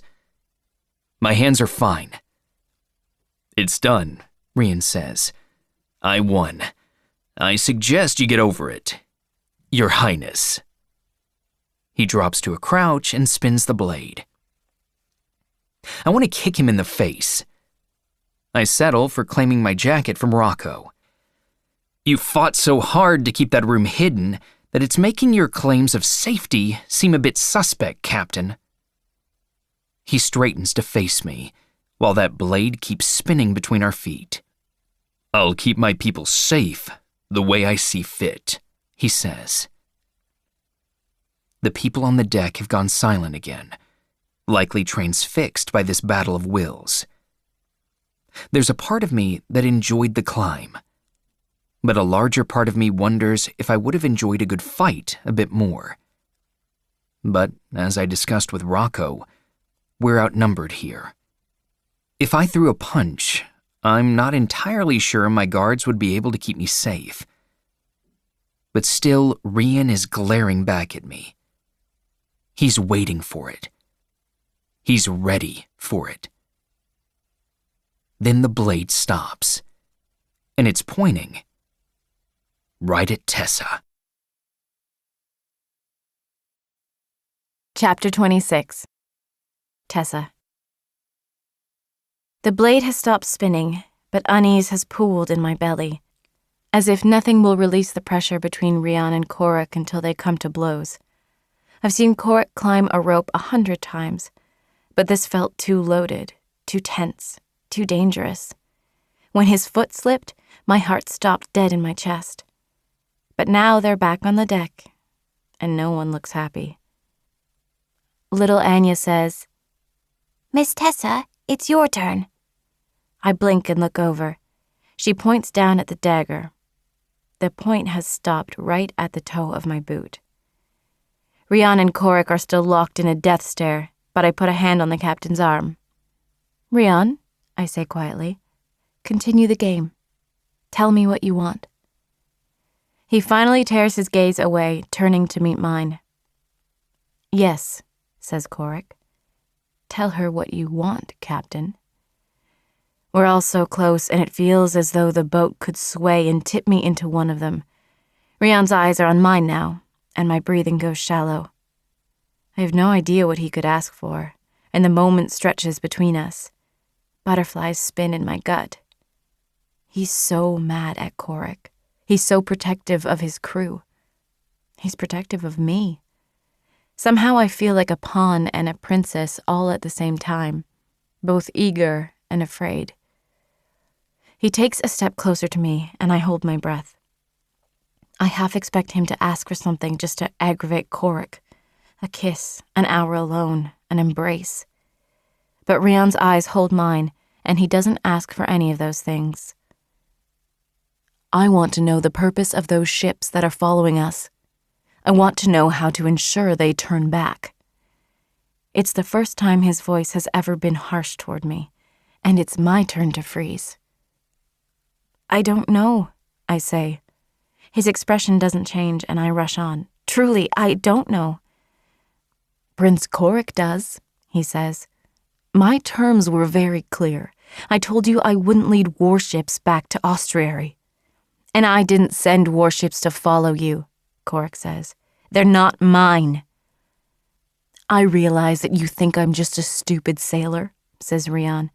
But even on my worst day, I know how to use a spyglass. I can see how those ships are outfitted. Because I have no idea where those ships came from. Rian stares back at him. The tension somehow grows thicker. Martian steps forward. Here, he says. He's offering a spyglass to Korik. We're close enough. That's the flag of Kandala, yes? Korik takes the spyglass and looks. He's gone completely still. Your ships have no purpose this far into the ocean, Rian says. So, try again. I didn't send them, Korik says again. He lowers the spyglass. Some of the animosity has disappeared from his voice. Truly. I might have believed you when we were still in the river, but now we're too far south of Sunkeep. In another day, we'll be in dangerous territory, and those ships cannot follow us. Because you think they'll wreck? Says Korik. If you're so concerned, maybe we should just wait and see how they fare. He pauses. If you're as honorable as you say, their presence should be of no concern. The captain runs a hand across the back of his neck, clearly agitated. His jaw is set, his shoulders tight. Rocco has moved close again. Actually, so has Kilburn. Sablo and Martian aren't far either. For the first time, I realize that the tension has spread beyond just a battle of wills. Rian, I say softly, if the king sent ships, it was for protection for Korik. They're not hostile. He glances at me, but his eyes return to the prince. Then your brother has put me in a bad position, Your Highness. Since you like to speak of advantages, I would like to remind you that you and your people are outnumbered. Your ships will not fire on mine while you are on board. It's no secret where your vulnerabilities lie. Rocco moves so swiftly that I'm barely aware he's there, blocking me and Korik from the captain, one weapon drawn. Kilburn is just to our side. Sablo and Martian are there too. Lachlan is on his feet, glancing between the two men, but Gwyn has dragged her daughter out of the fray. I can hear the little girl squealing in protest, but my eyes are locked on the conflict. I expect Rian to tell everyone to back down, the way he has before. But he's not the one to speak up. To my surprise, Korik is. Rocco, Kilburn, stand down. His voice is quiet and steady, and they obey barely. They each take one step back. Sablo and Martian haven't moved. If they draw a weapon, Korik would never be able to move in time. Captain, says Korik, if you don't like fighting on your ship, I suggest you not issue threats you can't walk back. I didn't threaten you. He glances at those ships on the water. Kandala is the aggressor here. I glance at Korik and think of what he said about the rebels, about the king, how they listened to me when it came down to trust. But I have no idea how to fix this. I go to take a step forward to somehow convince Rian that those ships aren't warships, but before I can move, Korik catches my wrist. He doesn't look at me, but there's an urgency in his grip, a plea that I don't fully understand. I go still again. Rian. My voice is too soft and I wet my lips. They're not warships, I say. They're not. I know you think he's a villain, but Kandala truly needs medicine. Korik might have done horrible things, but they're not bringing a battle to Austriary. There's no purpose. They barely avoided a revolution. They wouldn't start a war with another country. I swear it, Rian, I swear it. He says nothing. Please, I say quietly. Please believe me. That much is true, says Lachlan, and Rian's eyes shift his way. Lachlan shrugs. I might have hoped for the prince to fall, but we really do need medicine. They can barely manage their own people, Captain. Even if they wanted to attack Austriary, there's hardly an army to fight. Rian runs a hand across the back of his neck again. He hasn't looked this agitated before. It reminds me of the moment I begged him to continue the game, and he turned harsh eyes my way. Korik's hand is still on my wrist, but he still hasn't looked at me. I think our competition may have gotten the best of us this evening, Captain. His voice is so smooth, the way he used to cajole Consul Salister into yielding, because every word sounds absolutely sincere. I give you my word that I do not know the origin of those ships, but I understand your suspicion. Perhaps we should make an early night of it so you and your crew can determine a way to move forward. If you'd like to return us to Port Keranin, I'd fully understand. Rian studies him, and a muscle twitches in his jaw. Sablo and Martian stand at his side, ready for whatever order their captain gives. Korik flexes his hand and grimaces. In truth, I'd appreciate the time to find some tweezers and a bit of salve, because I obviously don't have the hands of a sailor. One of the crewmen snorts. I think it's Tor. A ripple of quiet laughter goes through the people on deck. Rian looks like he wants to roll his eyes, but he doesn't. Fine. Return to your quarters. He glances at Sablo. Stand down, he says. Allow him to leave. Korik turns to me. Miss Cade, do you have any salve left?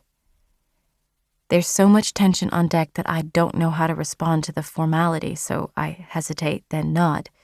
Yes, Your Highness. I have some in my quarters. He gives me a nod in return. Excellent. Let's head below. He offers me his arm.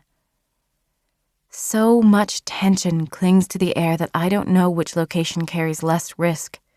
Down below with Korik or up here with Rian.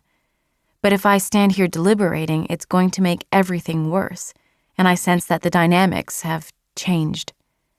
I hold my breath and take his arm, and we descend the staircase in silence. I feel Captain Blakemore's eyes on me the whole way. At the bottom of the stairs, I'm surprised when both guards take up stations in the narrow hallway. More than that, Kilburn raps at the door of the quarters the guards are sharing, then orders a sleepy-eyed Silas to stand at the top of the staircase and keep watch. I'll get the salve and leave it with Rocco, I say to Korik. I'll wait, he says. There's something in his tone that reminds me of the way he insisted that Mistress Wolfrey not make him a new drink. He's unsettled. That says more than anything he said to Rian on deck. I swallow and nod and slip into my quarters. When I return with a satchel of supplies, Korik is there waiting. I offer him the bag, but he gives me a look, then opens the door to his own quarters. Come in, Miss Cade. I step past him into the room. Only 2 lanterns are lit, so the room is dim, and his eyes are shadowed, only revealing blue irises when the lanterns flicker. Now that I'm here, I'm not sure what to say. I jerk my eyes away from his and set my bag on the table, fishing through it for myself. I'll take care of your hands and leave you in peace, I say quickly. Just let me... I don't care about my hands, Korik says, and I don't want you to leave. He pauses, his eyes holding mine intently. If you don't want to be in my presence, I'll join the guards in the hallway, but I'd rather not allow you out of my sight. I frown. Why? When the captain speaks of my vulnerabilities, it's very clear what that means. A cold spike of fear pierces my chest and lodges there. I don't know how to respond. This is like that moment in the carriage when Corrick was afraid of Lachlan using me against him. That was different, I said. Was it? How? It reminds me of another moment, the first night I had dinner with Corrick, when Consul Salister himself threatened to cut off the supply of moonflower to the entire royal sector. Corrick was smooth and assured then, too. Who just yielded? I said to him. He did, but it looks like I did, Corrick replied. And that's what's most important. I think about that moment he grabbed my arm on deck, the way he told Rocco and Kilburn to stand down, the way the crew laughed when they thought he couldn't handle a little rope burn, when I've seen Corrick grit his teeth and not make a sound when a literal needle was stitching his skin back together. You pretended to yield, I say softly. Yes, Corrick says. I know what men are capable of when they feel they have no other choices, Tessa. He is very worried about those ships. I don't think he would hurt me, I say. I certainly won't let him. His voice hides the promise of violence, and I shiver again. Maybe this isn't about the ships at all. Maybe he's angry that you keep demanding to know what's in that room. I have a right to demand it. The captain is hiding something, and I haven't yet decided whether it's worth the risk to force his hand. Just like you hid the ships. I didn't send those ships, he says, and as much as it might pain you to accept this, Captain Blakemore may be in charge of this vessel, but he is not in charge of Kandala or Ostriary. He is a means to an end. It looks like you lied. If I'm responsible for every moment of suffering in Kandala since the assassination of my parents, then lying shouldn't come as much of a surprise. I study him in the darkness. His voice is cool and smooth, the voice of the King's justice, but I've known for a while how many masks he can wear. He's been so sharp and prickly since we climbed on board this ship that I've been judging him the same way. If I'm responsible for every moment of suffering in Kandala. With a start, I realize Corrick isn't just talking about Captain Blakemore's perception of him. He's talking about me, Lachlan, the people in that candy shop. Everyone, including himself. I realign everything he's said since he got on board. I was waylaid by Lachlan's comments, and my doubts were reinforced by Rion's own thoughts about Corrick. But the prince got on this ship because he wanted a better way. I haven't yet decided whether it's worth the risk to force his hand. So Corrick risked his life instead of picking a fight. And when a fight seemed apparent, Corrick all but threw himself on his own sword. It's exactly what he did when he was in the palace. He couldn't fight Alessander Salister without risking everything, so he went out into the wilds to help people in a different way, all while allowing everyone to think he was the most vicious man in the country. I move to the table and pick up the jar of salve. Will you let me take a look at your hands? I told you, my hands are fine. I draw an exasperated breath and stride across the room to him. I let my bag drop to the floor and seize his wrist. I half expect him to pull away from me, but he doesn't resist at all. In fact, he looks somewhat amused. Your bedside manner has grown rather rough. I gentle my grip. I'm sorry, I thought. I stopped myself. I don't know what I thought. You thought I'd fight you. Yes. But I can't say that because it feels like we're talking about something else entirely, and my heart skips a beat. We're so close together. I can breathe in his scent, and it reminds me of when we'd stand together in the workshop, when it was just the two of us against the night. I uncurl his fingers to find two of them already red and blistered, with a neat tear in the skin across his palm. The injury isn't terrible, but I'm sure it hurts. Come sit, I say. Let me wrap it for the night. He studies me, his eyes searching mine, but then he nods. I pull a roll of muslin from my pack, along with some other herbs, and we drop into the seats. I open the jar of salve and dab some onto the worst of the wounds. His hand rests in mine, warm and steady, and he's so quiet that I can hear each inhale. When I glance up, his eyes are right there, watching me. I can't believe you did this, I say quietly. You think I should have just let go? You're not the only one, I'm sure. No, I meant the climbing, the competition.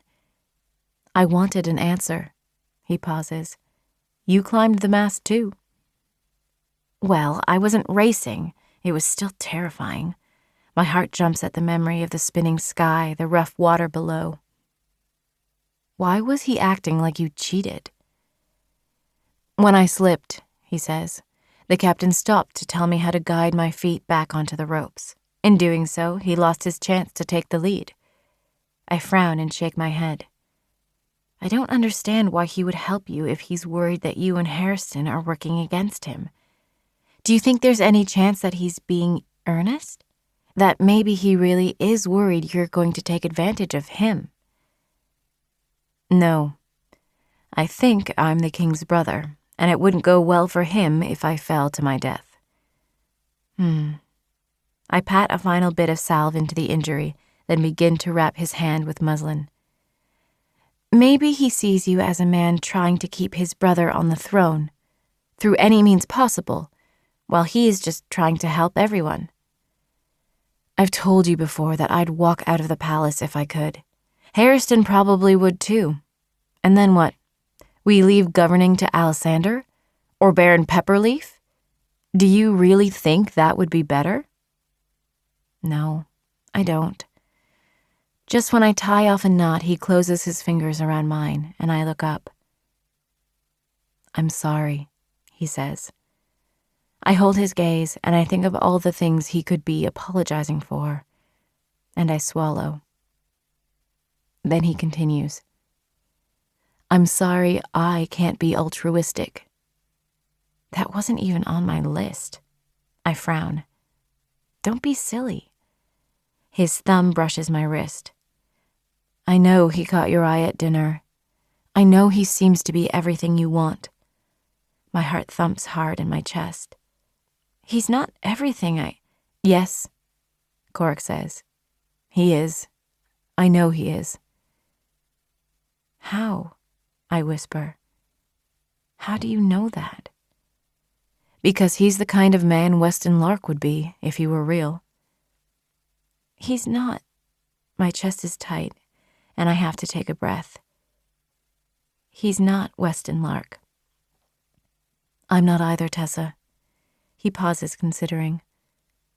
The other day, Rian compared my actions as King's Justice to locking someone in a room without food or water, then punishing them for trying to escape.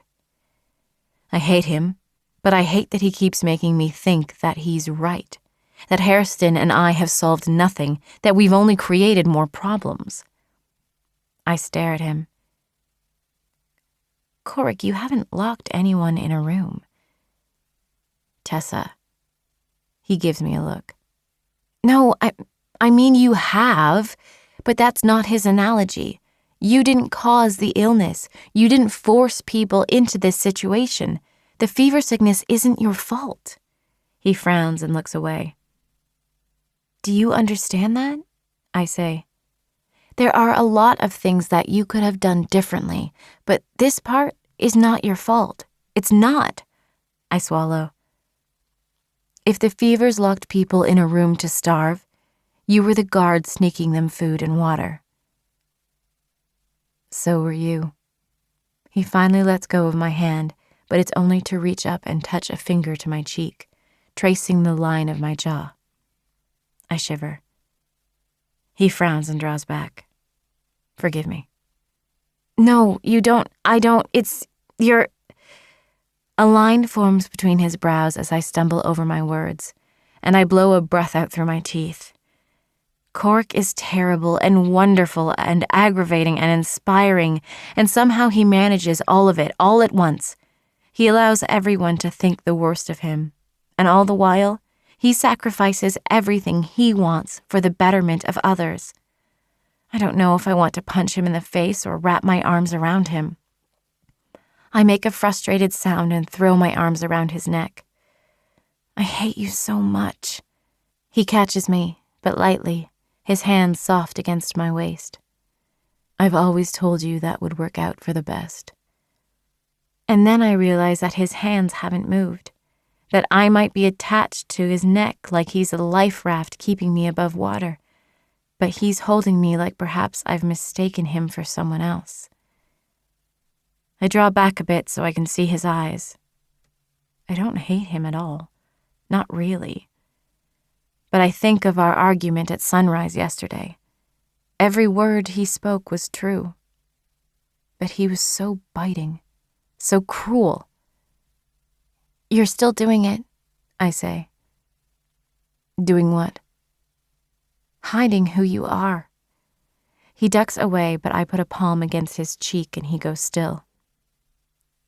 You are, I say. You say you can't be altruistic, but I think you can. I think you want to be. Instead, you set everyone you meet as an adversary. You turn people into opponents before they have a chance to be an ally. Even the day I snuck into the palace and you had me changed in your quarters, you could have been kind, and you could have been gentle, and you could have explained. His eyes close. His jaw is so tight. I brush my thumb against his cheek, tracing the skin his mask once covered. You said you never took the mask off in the wilds because you couldn't take a chance that I might recognize you. But I don't think that's true. I think you were afraid for me to know who you were. I think the king's justice is afraid to be vulnerable, even in front of me. He flinches. Corey, I whisper, and his breath catches. You don't like who I am, Tessa. I don't like who you pretend to be. I swallow and it hurts. I love the man I think you are. But sometimes it takes me a little while to figure out which one is real and which one is just another face you show others. His eyes search mine, but he says nothing. Like when you came on board, I say, that first night. My cheeks grow warm, but I force myself to keep going. You were so careful in the palace, and then we were here, and I thought maybe... I know what you thought. His voice is rough.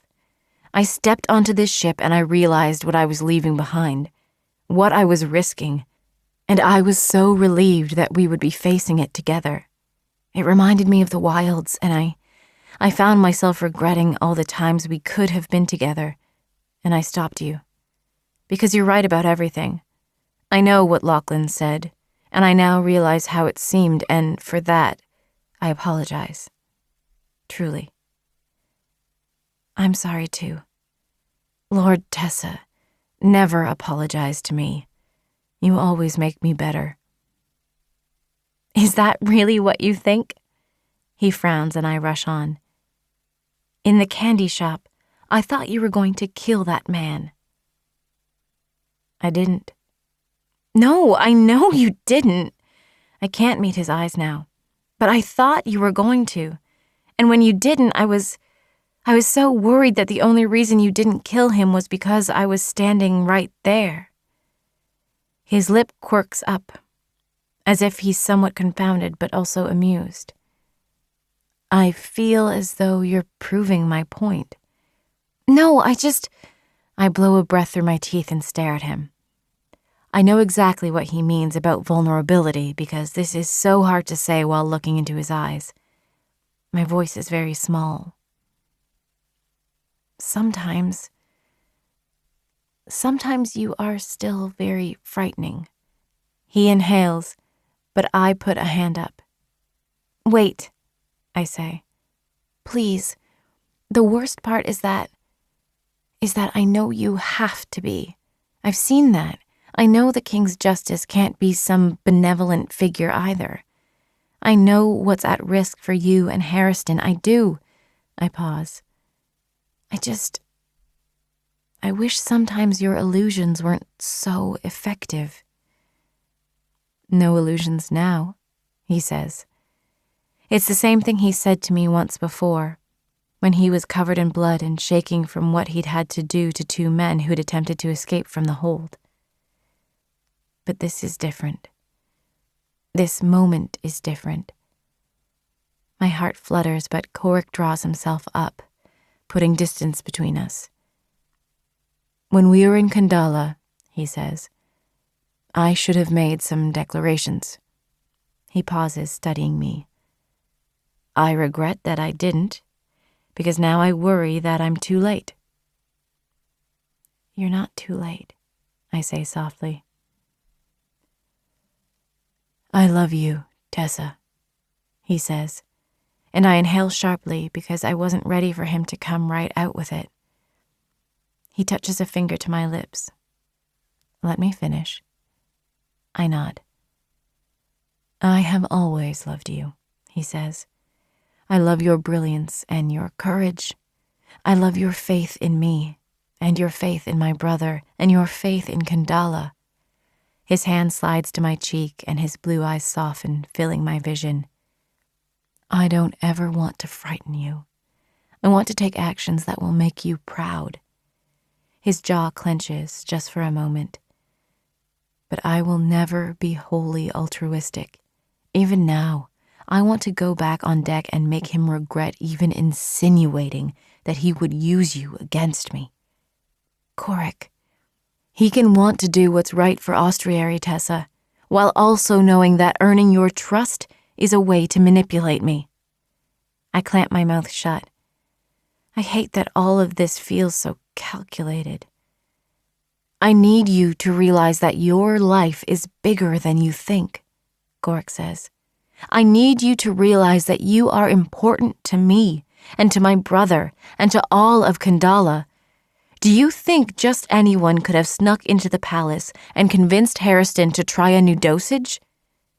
Tessa, when those men took us prisoner, I spent much of that walk thinking of every terrible thing I could do to them, just for causing you pain, because I know how much you've risked, how much you've wanted for the people of Kandala.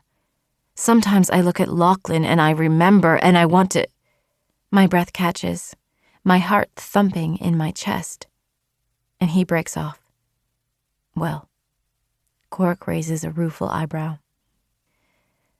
My point is that I did none of it. You found a way to forgive them. And so I found a way to forgive them. He pauses and his voice grows grave. You said I see everyone as an adversary. But since the moment my parents died, that's all I've had. Adversaries. I've had to fight to hold Kandala together. I've had to fight to keep my brother safe.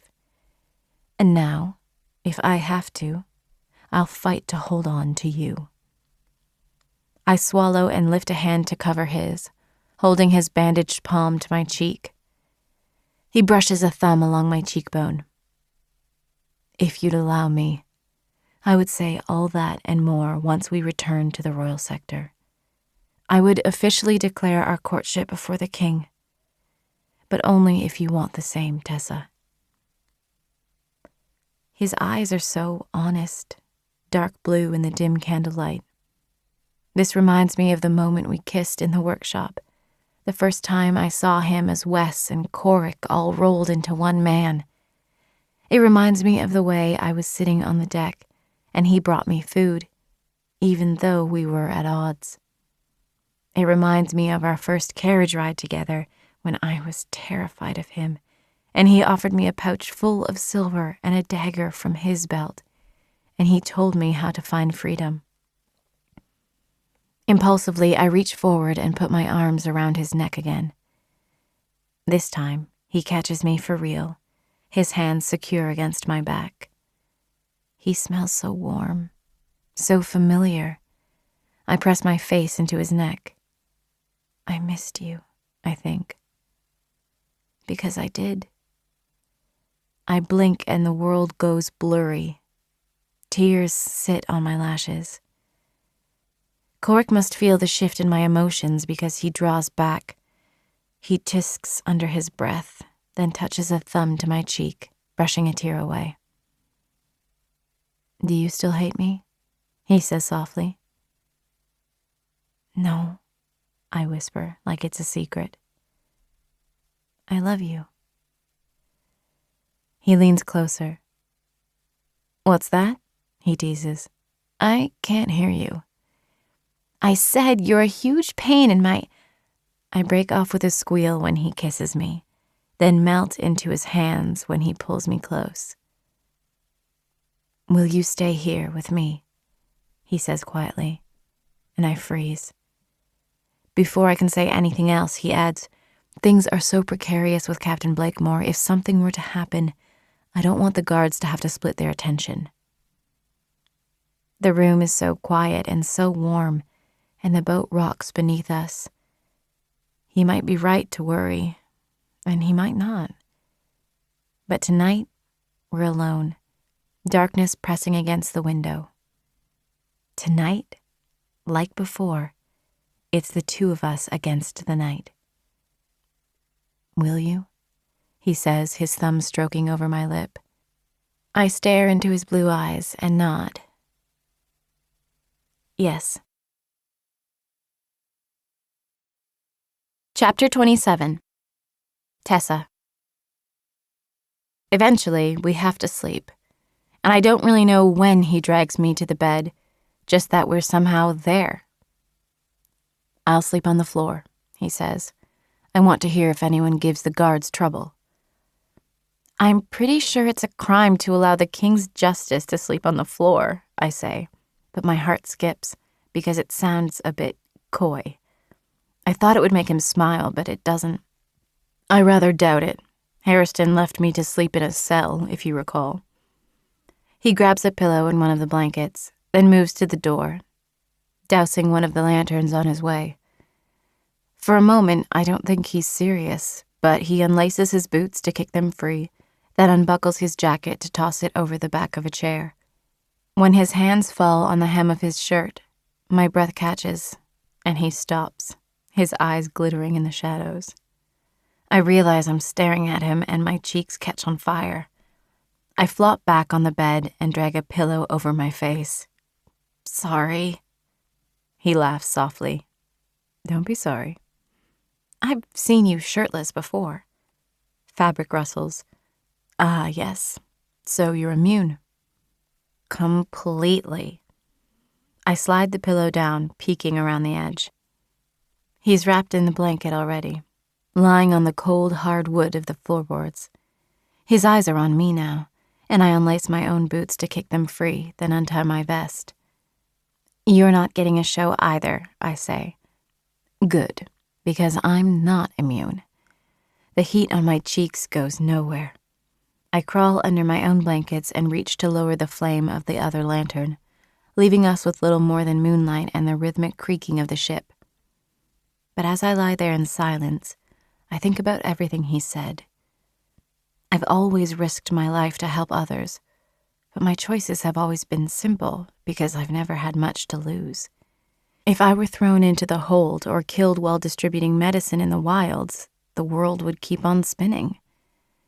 But Korik always has so much more at risk. I've been judging him and Rion by the same standards, by the standards I would apply to myself, but now I wonder if that's been fair. Korik and Hairston have an entire country to lose. Their choices have threats and vulnerabilities built into each one. For the first time, I wonder what Rion has to lose. Across the room, Korik shifts his weight and I glance over.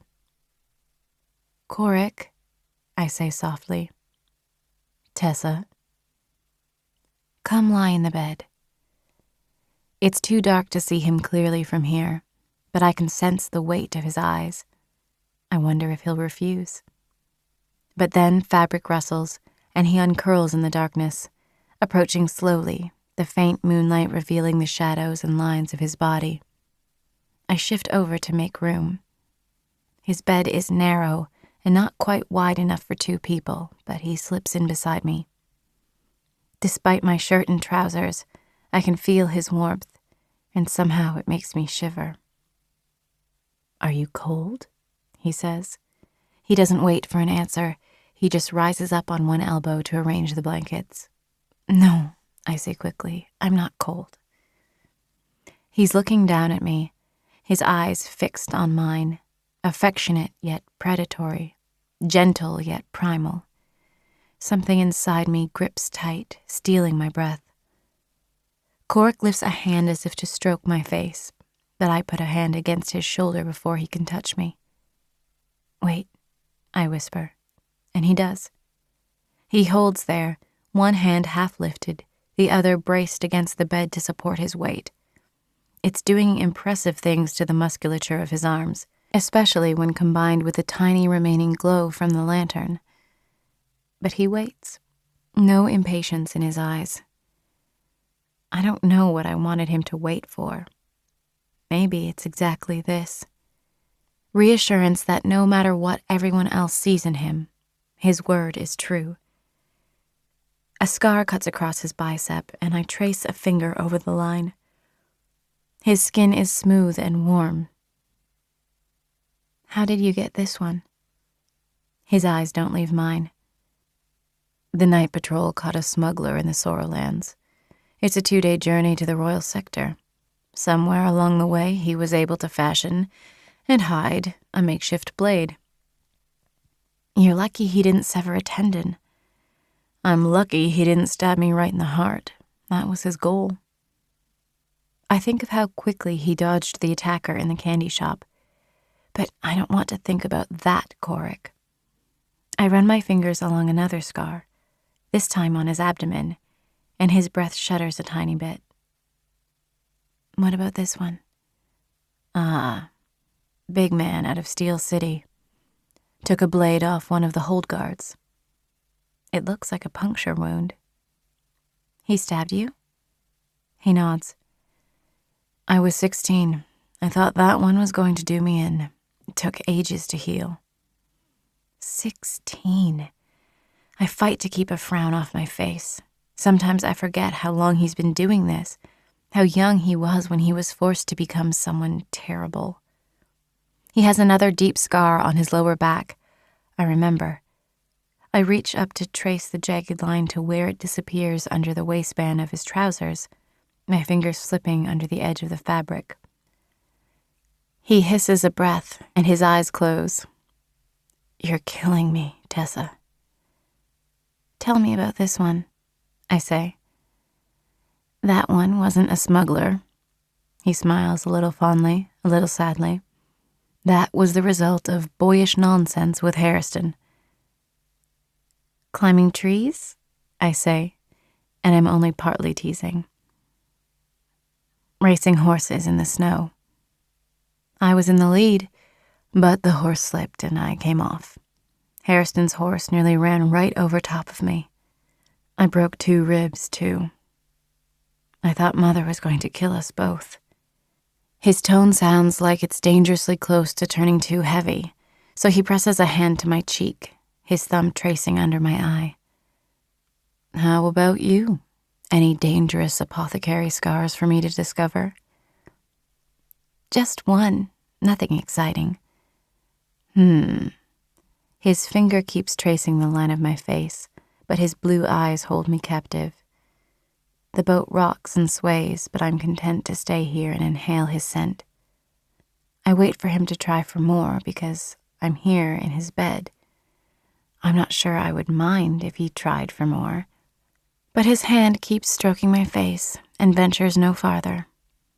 My eyes begin to drift closed. Are you afraid? I whisper.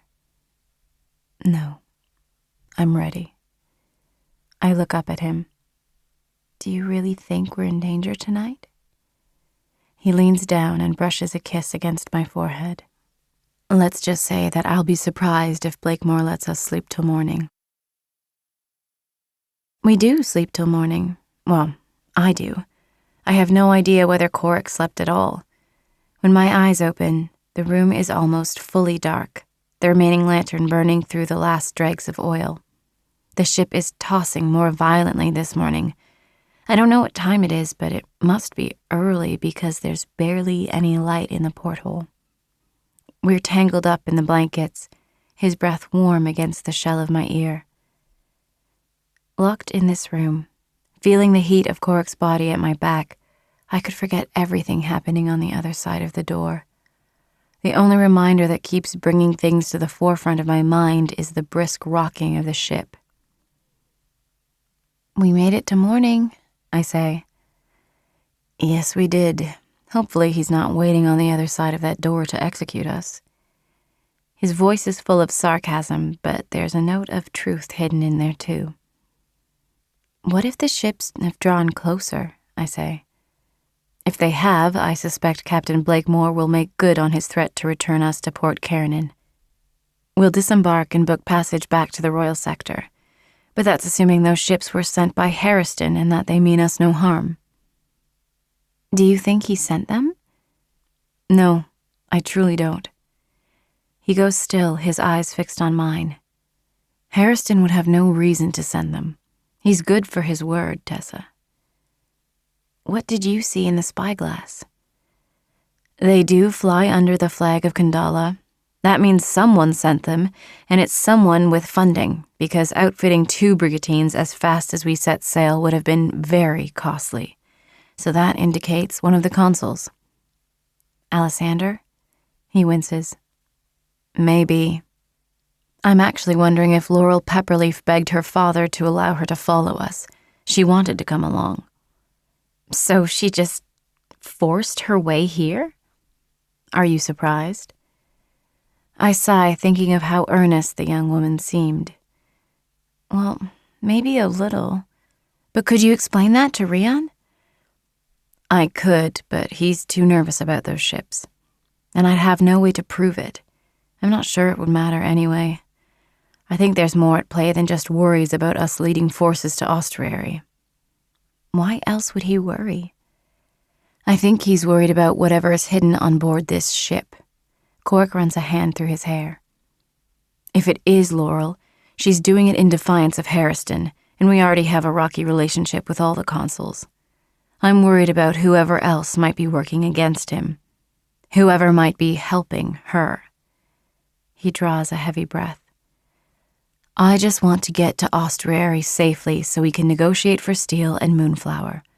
I don't want to worry about threats to my brother. I don't want to worry about warships that might mean to interfere with this." He breaks off. "What?" I say. "What happened?" Coric sits up in bed and runs a hand across his face. "Before we left, there were rumors about the guards. Rocco chose Kilburn and Silas for this trip because he said Captain Huxley wasn't trustworthy. But Rocco also said that Harrison was suspicious of me for months before he discovered what you and I were doing." He looks at me. "Did my brother do the same thing to me that he did to Lachlan? Was he getting me out of the way?" Before I can even answer, he rakes a hand back through his hair. "But then, was Rocco a part of it? Why would he—" "Coric! Coric, stop!" I sit up, putting a hand on his wrist. "Harriston was not getting you out of the way." I wish I knew who sent those ships. Maybe my brother wasn't getting me out of the way, but it's not a secret that I'm alone in the middle of the ocean. Someone else could. He glances at me, then at the door. I wish I knew what Rian was keeping in that room. He sighs. I'm reluctant to believe it's more weapons. He's too worried about those ships for him to have a full arsenal. He makes a scoffing sound. There's a part of me that wants to take a hammer to the lock. If that's what it will take to satisfy you, then do it. His eyes flare in surprise, and he smiles ruefully. Weston Lark might have been able to get away with it, but I don't need our dear Captain Blakemore arriving in Austriary with stories of how the king's brother can't be trusted. I frown. He's right. I don't have any doubt that Rian would portray the prince exactly as he is, reputation and all. I could feel the tension on deck, Coric continues. Even if I wanted to break in, I have no doubt my every move is watched. On our first night, Rocco mentioned that it's easy to defend our rooms here, but it's also easy for them to note when we leave. What do you think he could be hiding? I say. Barrels of gunpowder for the cannons, he says. Bricks of gold, his father's corpse, I truly have no idea. He sighs. And with the other ships following us, I'm left to wonder if they know something I don't. Did Harriston discover something after we left? Are the ships a means to rescue me? But if they are, why would they keep their distance? Those are brigantines with coal-fired engines to support the sails. They're too big to be nimble, but they are fast. Do you think they're a threat to you? I say quietly. I don't want to think so, he says. But if they're not a threat to me, then they're a threat to Rian and his crew. And we're on the boat. It's clear that their presence makes him very anxious. And there's no way to figure out anything about those ships. Not from here. I turn my thoughts back to the secret room, on what Corrick just said. Weston Lark might have been able to get away with it. But maybe not. Weston Lark may have been an outlaw, but he wasn't a thief, not really. He knew where to find moonflower petals by virtue of his position, or he'd buy them outright and bring them to our workshop. I didn't have that luxury. What if you didn't smash it? I say. My mouth has gone a bit dry, but my brain is as sharp as ever. What if we could find out what's inside that room without leaving any evidence? Captain Blakemore surely still has people watching me. Not you, I say. Me. Cork's eyes are intent and fixed on mine. You. I may not be a good liar, and I'd make a pretty terrible spy, but perhaps you've forgotten, Your Highness. I twist my fingers with his and smile. Before I was an apothecary in service to the king, I was a rather good thief. Chapter 28. Harriston. We're stopped at the gate. At first, this isn't a surprise. I don't have a pocket watch on me, but it's still early. And ever since explosives made it into the royal sector, the guards at the gate are more cautious about closed carriages. Thorin and Saeth are palace guards, though, in livery, that designates them as members of my personal guard. Our halt at the sector gates shouldn't take long. A pause. Nothing more. It's more. As time ticks on, I look across the carriage at Quint, who's trying not to look worried, but I can see in his eyes that he's registered the delay too. I strain my ears to listen, but the voices are a bare rumble of unintelligible sound. The carriage windows are set with thick glass, meant to maintain privacy inside. And we have the wool curtains drawn close so no one can see me. My heartbeat finds a rapid rhythm and refuses to settle. I shift to the window, ignoring the throb in my leg when the wound pulls and aches. I slide a hand below the curtain and gently ease the latch to the side, then push with my fingertip to slide the glass as slowly as possible. Quint is watching me with wide eyes, but he says nothing. It looks like he's holding his breath, listening just as hard as I am. King's business, Thorin is saying, his voice muffled and distant because he must be on the other side of the carriage. You have no right to demand a search of this vehicle. My eyes lock on Quint's. If anyone sees me like this, the rumors would not be good. And why are they demanding a search? We've been given orders directly from the palace, A man says sharply. No one enters the sector without being searched. I didn't give those orders, I whisper to Quint. Was this because I was missing? His expression is grave. No one was aware you were missing. He takes a deep breath and flicks his gaze over my form, from my injured leg to the bloodstains that seem to be everywhere. I should have thought to bring appropriate attire. Outside the carriage, Thorin is snapping at the gate guard. Our orders supersede yours. You will stand down and allow us to pass. You'll allow us to search your carriage, or you'll have to answer to Captain Huxley, says the gate guard. The door to the carriage rattles, and I freeze, drawing back against the wall as if I could disappear. But then something slams against the door, and Saeth speaks. If you try to force your way into this carriage, you'll find a fight you're not ready for. I don't know what's happening. I don't know why we're being stopped, or why they're demanding to search this carriage. I do know my guards shouldn't risk their lives because I'm scared of idle gossip. I steel my spine and shift forward, intending to open the door, to put an end to this. I'll declare myself, and we can be on our way. But then the gate guard snorts and says, "What's wrong? Did you catch the king yourself? I'm not looking to snag your reward. I'm just following orders." I stop with my hand on the latch. The door rattles and Seth snaps again. "I told you not to touch this door." What reward? I mouth to Quint. A line has appeared across his brow, and he shakes his head. I don't know. "What reward?" Thorn demands. "For the capture of the king," says the guardsman, as if it's obvious. "For what he's done." For an instant, the air outside the carriage is absolutely silent, and those words hang in the air dangerously. I'm staring at Quint, and it's hard to breathe. I've no doubt my guards are outside this carriage, deliberating the best course of action. The gate guard must figure it out at the same time because I hear the click of a crossbow. "You do have the king. Lariant, call for the captain. Send for the night Someone throws a punch, and something heavy collides with the carriage. The vehicle jolts and lurches forward, turning so quickly that I'm thrown back against the seat. The sudden movement jars my leg and I cry out just as the carriage begins to tilt to the side. Hooves pound against turf, but we're still turning, and I feel myself slam into the wall. We're gonna tip over. We're gonna crash. My stomach flip-flops. But then Quint grabs my arm and hauls me away from the side, and the suddenness of our movement slams the wheels back into the ground. The carriage bounces, hard, then fishtails in the path, then finally straightens out. Shouting erupts outside the carriage, and a few arrows strike the outer walls, but we're traveling fast. We're both a bit sprawled on the floor, and I'm breathing like we've run a race. But I look at Quint.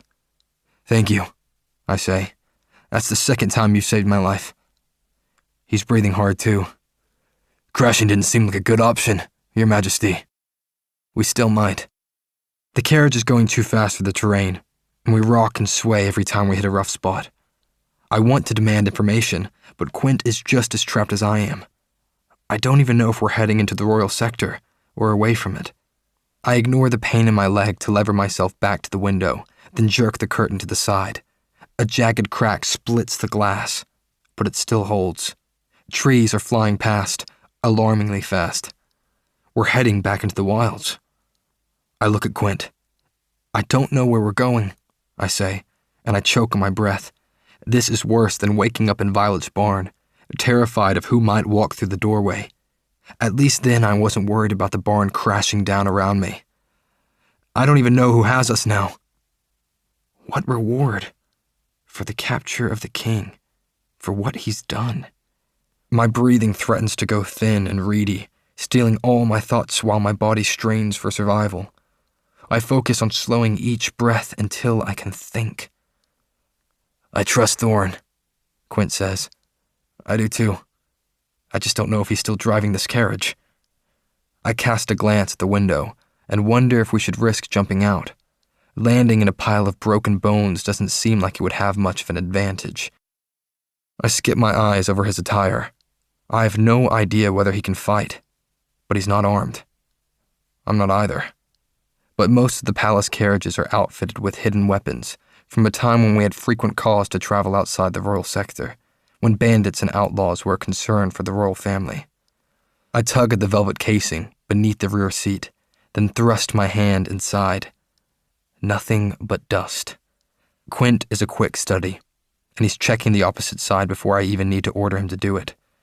He withdraws 2 daggers, both small, both coated in dust. I can see rust along the edge of one blade. Quint brushes them off against the floor of the carriage, and I cough. "Forgive me," he says. "For what?" I wheeze. "Give me one." The weapon is hardly longer than the width of my hand, but I grip the hilt and brace myself against the wall opposite the door. No more arrows have struck the carriage, but branches whip the walls and trees fly past the narrow window. We're still traveling dangerously fast. And then, we're not. The carriage slows. I look at Quint. We're gonna leap out. Be ready to run. He glances at my injured leg. Can you run? No. Even leaping is going to be a challenge. But I don't say that. Just be ready. I'm not leaving our injured king. I'm ordering you. The carriage slows further, but his eyes don't leave mine. Then I suppose you'll have to have Korik issue a decree of punishment, Your Majesty. Quint! The carriage stops. He tightens his grip on the dagger and finally drags his eyes away from mine. But he doesn't move. Lord, I grit my teeth. The door is flung open and sunlight floods the gap, but I can't see much more than that because Quint launches himself forward. A man swears, and there's a scuffle. But by the time I make it to the doorway myself, Quint is in the dirt with a bloody nose. Thorin is standing over him, looking a bit bemused. Master Quint, he says. Exactly what was your plan? In retrospect, Quint says, wincing, it's unclear. Defending me, I say. I limp down from the carriage, then hold out a hand to Quint. I keep my eyes on Thorin. We weren't sure who had the carriage. Where's Sayeth? Unharnessing the horses, Your Majesty. The road is too narrow to continue with the carriage, and it's too obvious a target. I run a hand over the back of my neck. Sweat mixes with the dirt from last night, and I grimace. And why am I a target?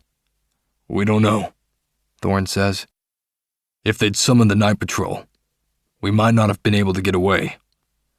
As it is, they're likely giving chase. We should not delay. He glances at my leg.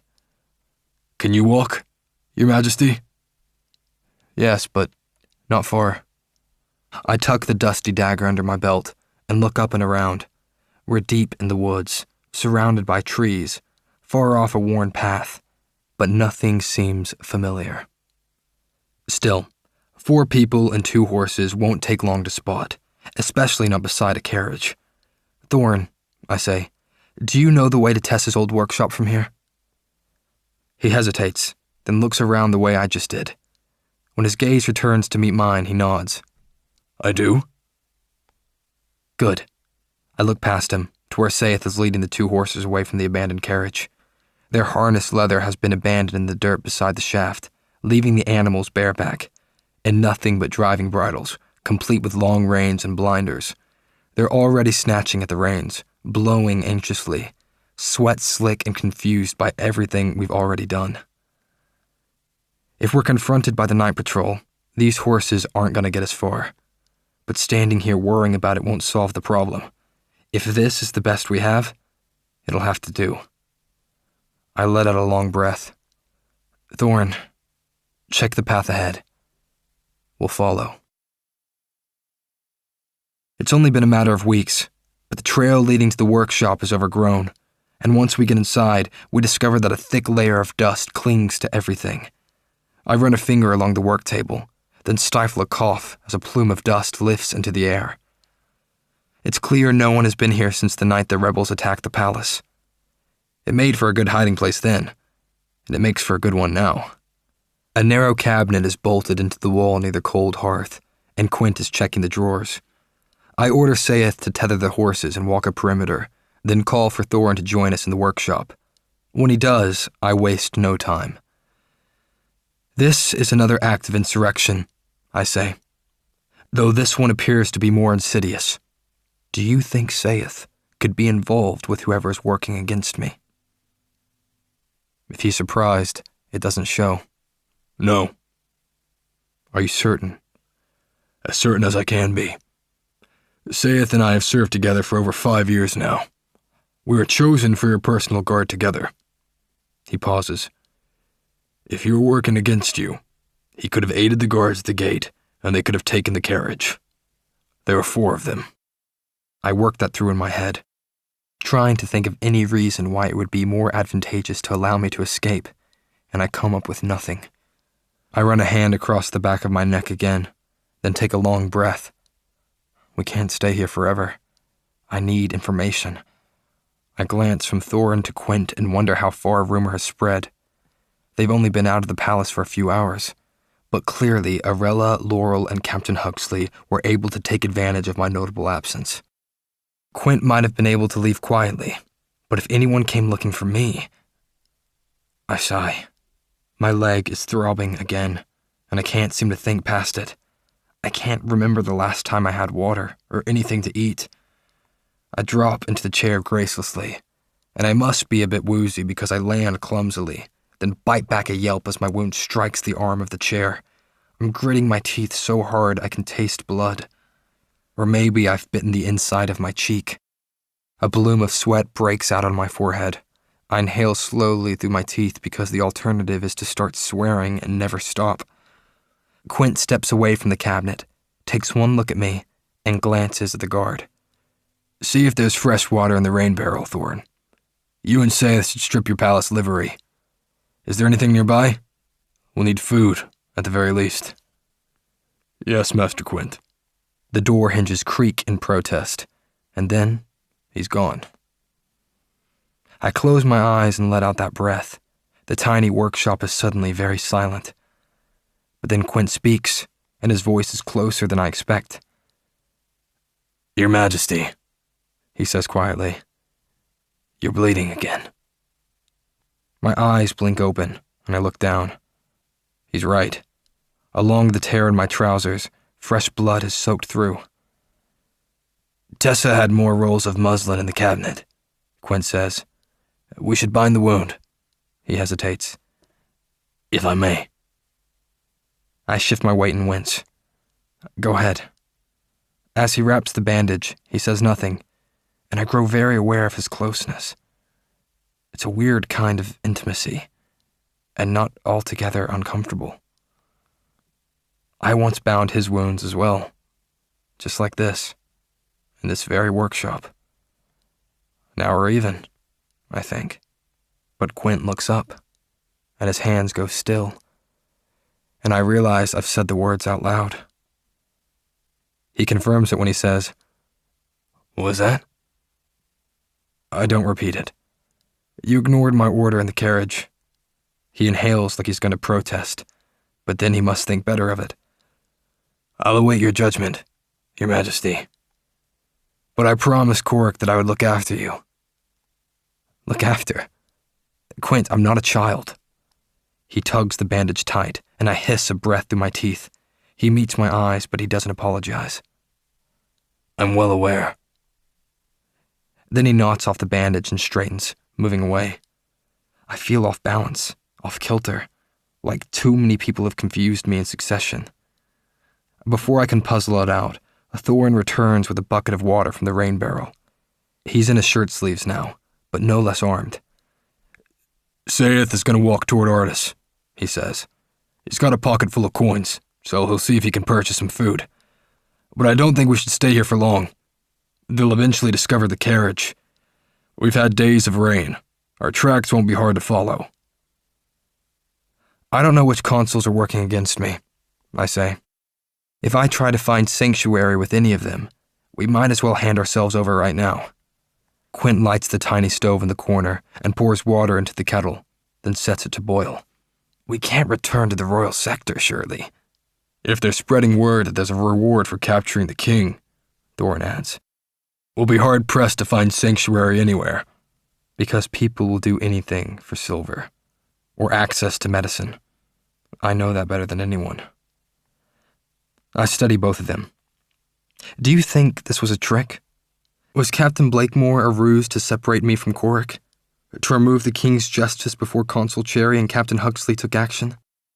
Possibly, says Thorin. His answer is quick, and I frown. A spike of fear enters my heart. I believed Captain Blakemore. I was inspired by his eagerness to help the people of Kandala. I admired the loyalty of his crew. I encouraged Korik to get on that ship. But Quint says, I don't think Captain Blakemore was a part of this. His documentation was solid. His story seemed sound. It would be an unnecessarily complicated plan if their goal was to simply separate you from Korik. especially if they have the guards on their side. He pauses. To me, it's more likely that whoever conspires against the crown realized Korik was gone, and the rebel leader was gone, so the time to overthrow the king was now. And here I am, I say bitterly, trapped in a tiny workshop once again, while others attempt to take the throne. I scowl and try to ignore the throbbing pain in my leg. Only this time there's a bounty on my head, and the guards have been turned against me. Not all, Your Majesty, says Thorin. Not all. I'm grateful for that, but I'm not sure what the four of us are going to do against the entire kingdom. I think of young Violet, begging me to come back. I think of Maxon. You do the same, I'm sure. My throat tightens, the kettle whistles. I don't know where to go. Not to Alessander, obviously. I have no doubt that whatever Laurel Pepperleaf is doing is under his direction. Lissa Marpetta has been keeping to her sector since it was determined that she was also working with Alessander to distribute shoddy medicine. At one point, I would have considered Relicherry an ally, but not now. Royden Pelham is out for the same reason. Leander Craft died in the first attack. So that leaves Jonas Beeching, the consul of Artus, and Jasper Gold, the consul of Mosswell. To reach Jasper, we'd need to travel to the other side of the royal sector. To reach Jonas, we'd need to cross the Queen's River. Both options seem impossible. And even if I could reach either of them, I've no idea whether they would help me. Consul Beeching asked for funds to build a bridge across the river, and his request was denied. I assume he's still smarting from the way Korik refused him, because he also hasn't been present at court very often. Then again, his lover was killed by rebels right in front of him. Perhaps his reasons for avoiding court are justified. Still, the majority of the consuls are working to overthrow the throne. Trusting any of them is too big a risk. Would the rebels help me? That feels like a dice roll that's weighted against me. Surely any of them would claim the reward being offered by the palace. And that's if I could convince any of them to believe I am who I say I am. I think of how Violet sang on the palace steps for hours, barefoot in ragged clothes, and no one was willing to listen to her. If I knocked on anyone's door and claimed to be the king, most people would likely laugh in my face. They knew Korik and Tessa, but not me. Lachlan is gone, and he's the only rebel who knows me well enough to recognize me, even in a state of disarray. My thoughts freeze on that thought.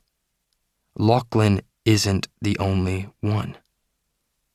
Quint, I say, do you remember Tessa's friend Carrie? The girl Lachlan kept by his side.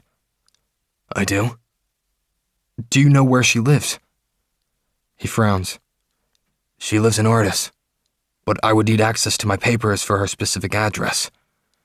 He hesitates, thinking. Suddenly his eyebrows go up. But she worked for the same Mistress Solomon who employed Tessa. Perhaps we could find her there. My heart is pounding again. This is also a risk. I don't know her well. But Carrie would recognize Quint. She'd be willing to listen. She wanted to make things better, just like Tessa. What do you recommend? Says Quint, pulling my thoughts back around. Take Thorin, I say. See if you can find her. Your Majesty. No, I snap. And this time, you will obey, or I will have Thorin drag you by force. Leave the horses so I have a means to escape if necessary, but find Carrie as quickly as possible. Stay out of sight. What shall we tell her? Says Thorin. I shift my weight and wince. Tell her that the king needs her help. Chapter 29. Tessa. Once we have a plan in mind, I want to execute it immediately. I meant what I said to Korik. I'd make a terrible spy. I don't mind stealth and danger, but I'm not a good liar. But Korik steps out of the room to talk to Rocco, and when he returns, he tells me to wait. The crew is too anxious, he says. Rocco believes he had someone watching our rooms all night. We need to find out if those ships have drawn closer. We need Blakemore to lower his guard again. How are we going to accomplish that? I say. While I button my vest, the prince glances at the porthole, which is just beginning to reveal the faint hint of a pink sky. Why don't you go offer to climb the rigging with him? There's enough of an edge to the suggestion that I study him. You were jealous, I say. I was. Are you still? His blue eyes are dark in the dim light from the lantern. It's more than jealousy now. I shiver at the warning in his voice. Do you trust me? Trusting you has never been a problem. I told Rocco to make sure one of the guards is nearby the entire time. That's probably intended to make me feel better. It doesn't. I fasten the last button, then give my vest a tug to straighten it. I finger-comb my hair and rebraid it loosely. I peer at Korik as he buckles his own jacket into place. Does it ever bother you that the guards see everything? A line appears between his eyebrows. How do you mean? I gesture at the door. They saw me come in here. They know I never came out. Tessa, I've had guards outside my door from the moment I first drew breath. He takes my face in his hands and kisses me softly. Moments of true privacy are rare and precious. I suppose there's something to that, but I can't keep the blush off my cheeks. We probably shouldn't go up together if you want Captain Blakemore to trust me. I agree. Go ahead. He lets go of my face and I turn for the door. All 3 guards are still on duty.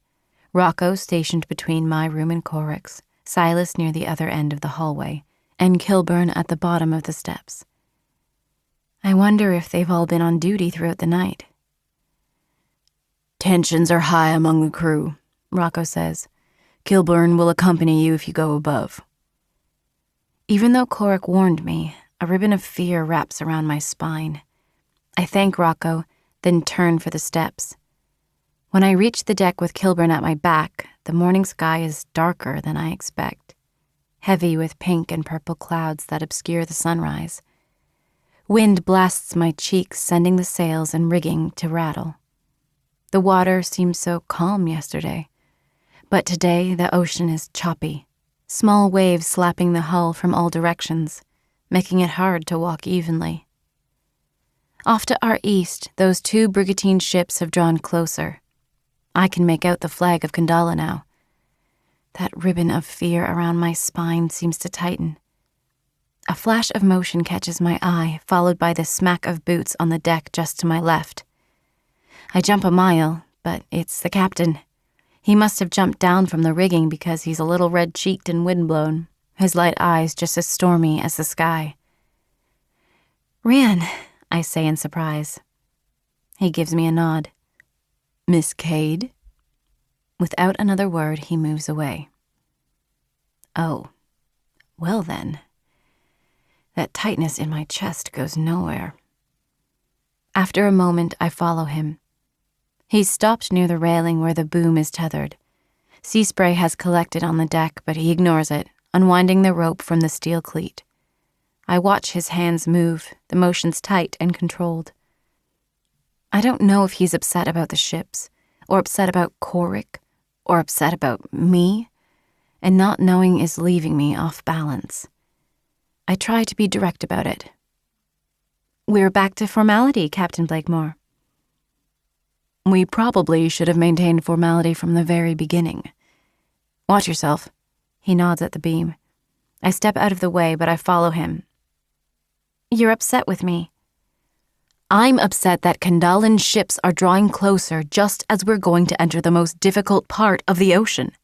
He follows the swinging beam, then grunts as he digs in his heels to stop at the next cleat, deftly whipping the rope around the steel bar. It's hard enough to navigate this part. I don't want to do it while fighting off 2 well-armed brigantines. I don't have anything to do with those ships, I say.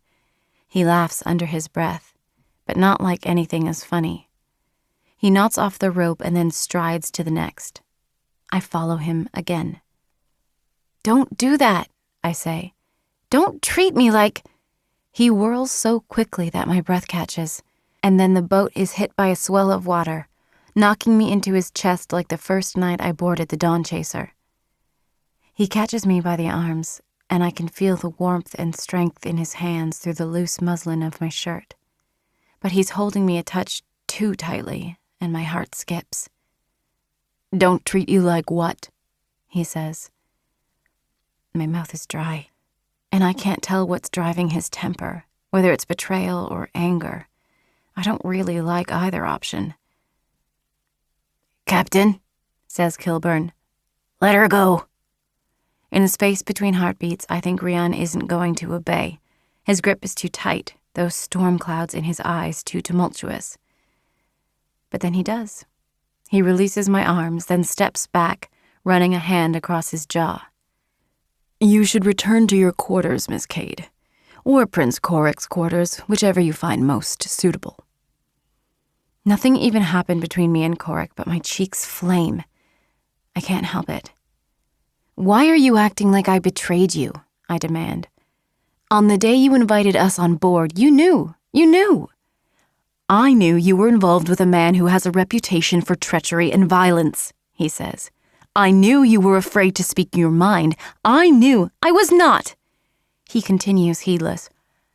"I knew you were determined to help the people of Kandala, risking your life to bring them medicine, which I find admirable. But I also know what it is to be tricked and manipulated, and I am not tricking and manipulating you." "I know," he says. "I'm talking about what Prince Coric has done to you." "He hasn't done anything to me. You don't know him at all." "I don't need to know him. I know men like him. If he wanted to help his people, he could have boarded this ship with determination and valor. Instead, he views every interaction as a battle that waits for a victor. I hoped Kandala and Austrieri could find a new path to favorable trade. But now I'm worried that I'm delivering a prince who will sow discord and start another war just because I've poked at his pride." "That's not true," I seethe. "Oh, it's not?" Rian takes a step closer to me and his voice drops. "He lost a battle to me last night," he says. "So it comes as no surprise that he sought to win another by cajoling you into his bed." That's it. I'm swinging a fist before I fully think about what I'm doing. Rian's hand shoots out and he catches my wrist. The motion is so quick that it steals my breath, especially since his grip is tight and he doesn't let me go. "He invited me to his quarters because he was worried you were threatening me."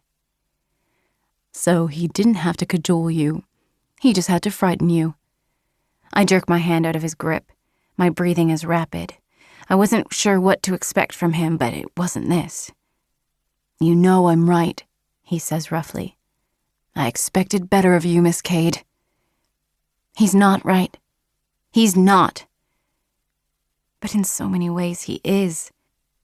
So much of what he said echoes exactly what I said to Coric in the shadows of his quarters.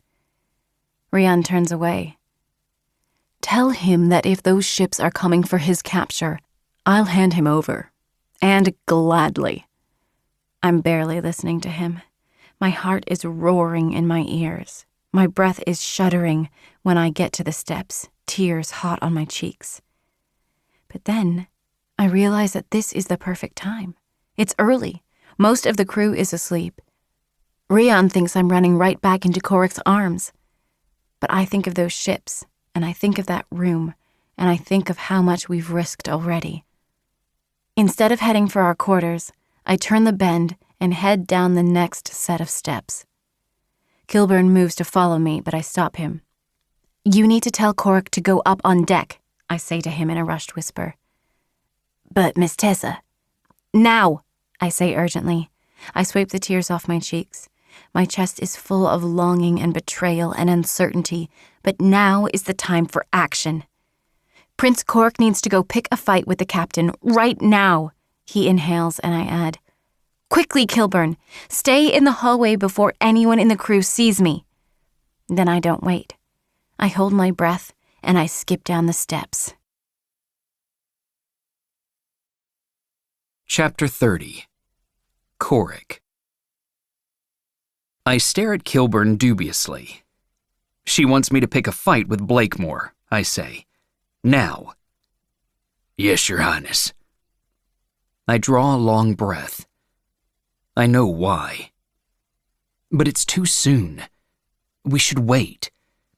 Last night was too tense, too close to real conflict for my comfort. She could be seen, and all of this would unravel around us. There's no way for me to tell her all of that without going after her. And the only thing worse than Tessa getting caught breaking in would be her doing it with me at her side. So I nod, leave my quarters, and head for the main deck. Rocco and Kilburn both fall in behind me to follow. They're both wearing more weapons than they were yesterday. I understand it, but I don't like it. The presence of more weapons rarely convinces anyone to let down their guard. As we pass Lachlan's door, it swings open, and he strides out so brusquely that he almost walks right into Rocco. He quickly falls back, irritation plain on his face. He looks like he wants to slam the door on us all, but he's not sure he should dare. Last night, when things went sour between me and the captain, Lachlan spoke up to defend Tessa. And me, in a way.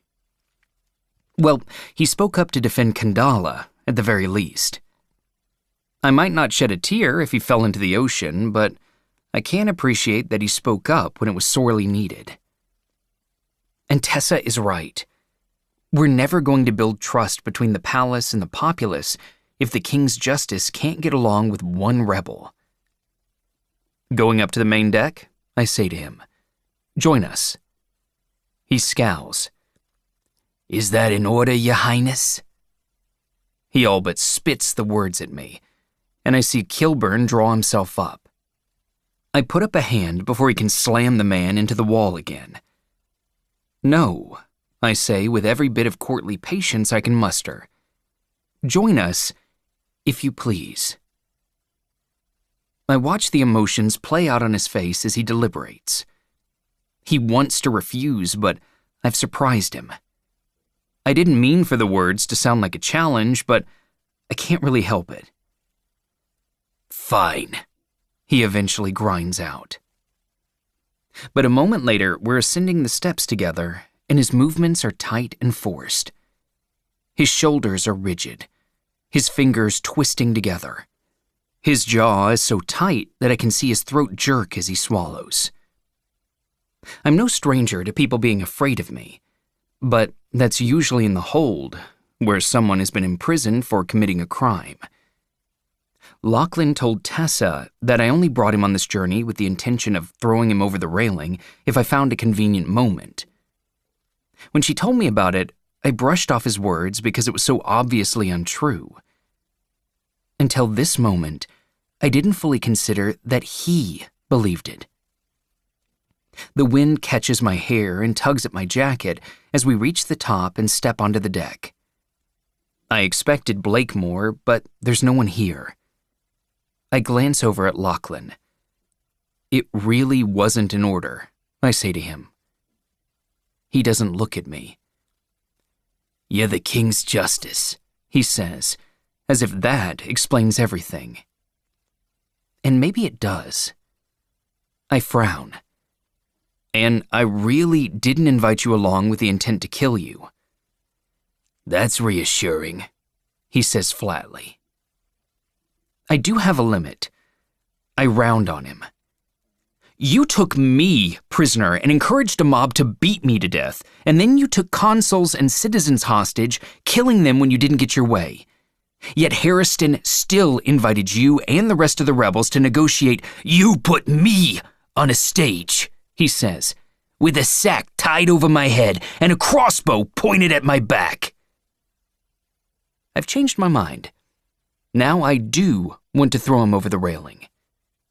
Not really, but maybe a little. "You resorted to violence and death when you had no other choice," I say to him. "But somehow you mean to hold me to a different standard." "Yes," he says. "Why?" I demand. He scoffs and turns away. I grab his sleeve and hold fast. "Tell me why." He jerks free, his hands and fists like he longs to throw a punch. "Because your brother is the king!" he snaps. But then he breaks off.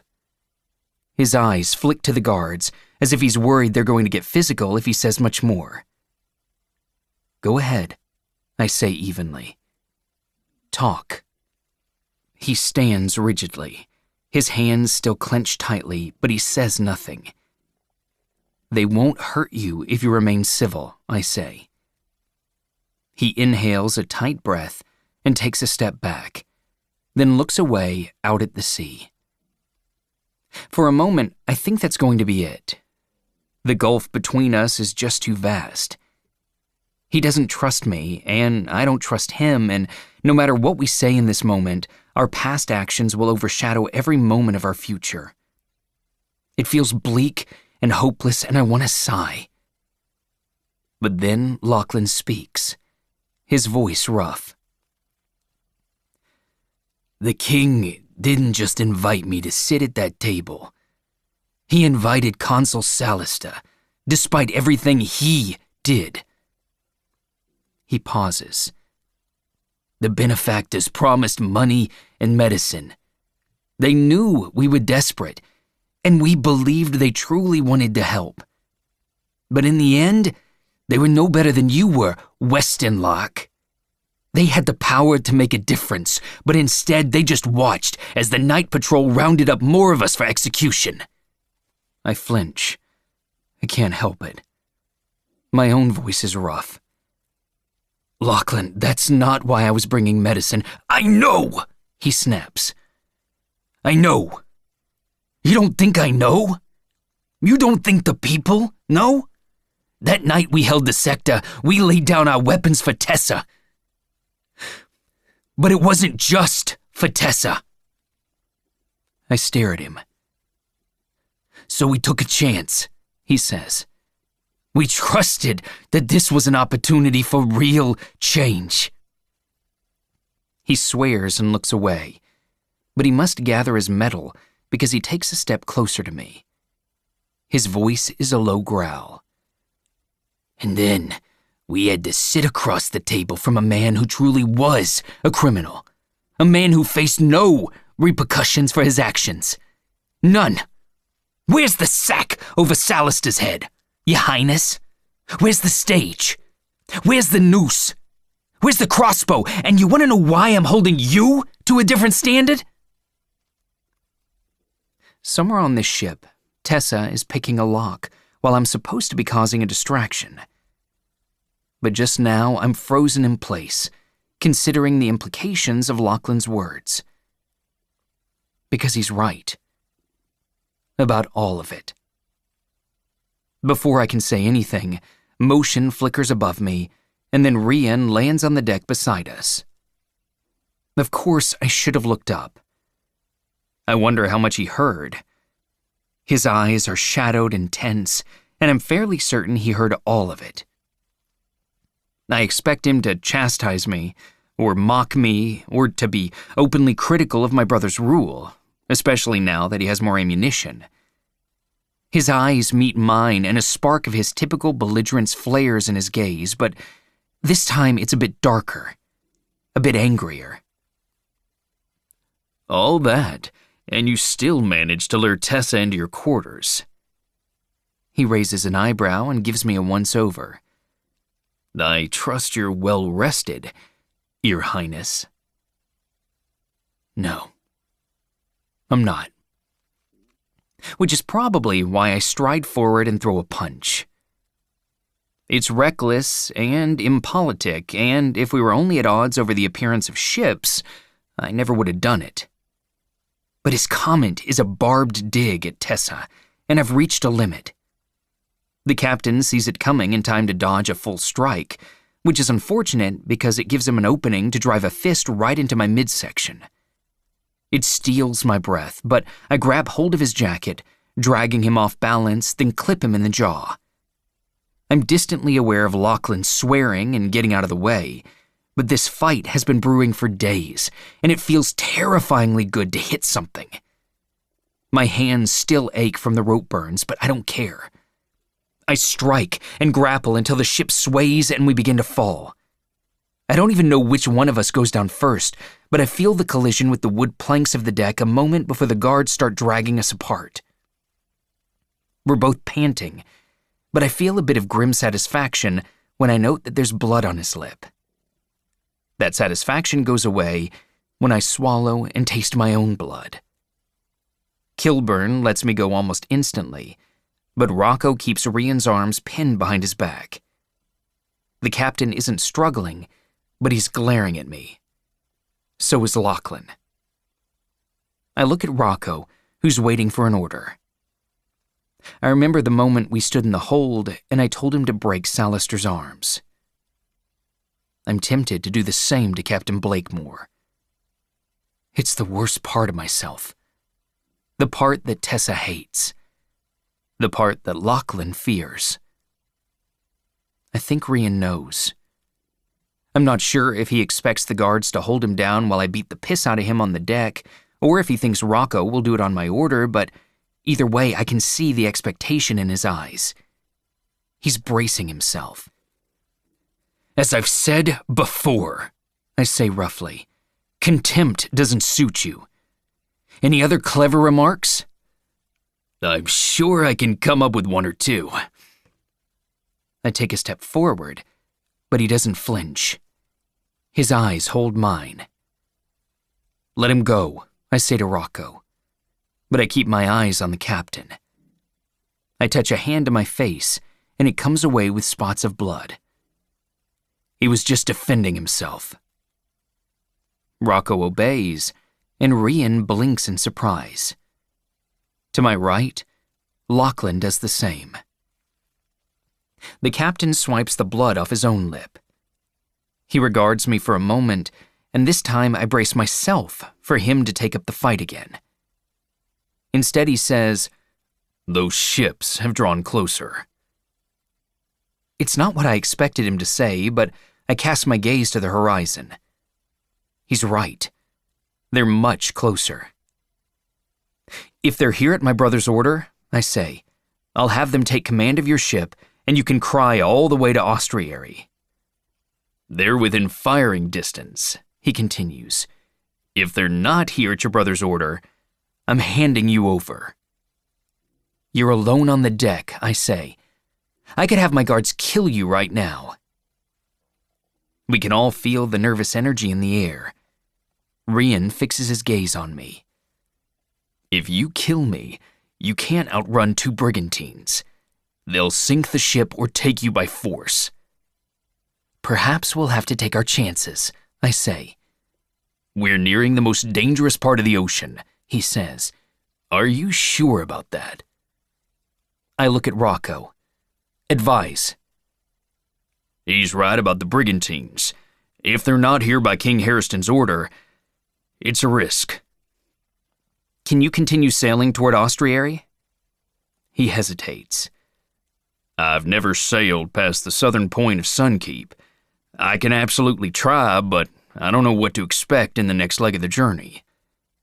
Rian's eyes flare as he realizes the implication of this, and then he swears. So you brought a sailor anyway? I brought a guard with sailing experience, I say. You won't get through Chaos Isle. The current is too strong. There are rocks beneath the surface. If you don't know where they are, the Dawn Chaser will be destroyed. We'll see about that, I say. What are your intentions if they don't demand my capture? To sail straight through Chaos Isle and hope we lose them. He pauses, his gaze darkening. You should let me go while I'm still willing to maintain civility on my ship. I inhale to answer, but somewhere below decks, a woman screams. Chapter 31. Tessa. The lock is the easy part. It's only been a few weeks since I last picked a lock, but it's a simple padlock, and I have years of practice breaking into homes in the royal sector. The hallway was quiet and dark, with no one about this early.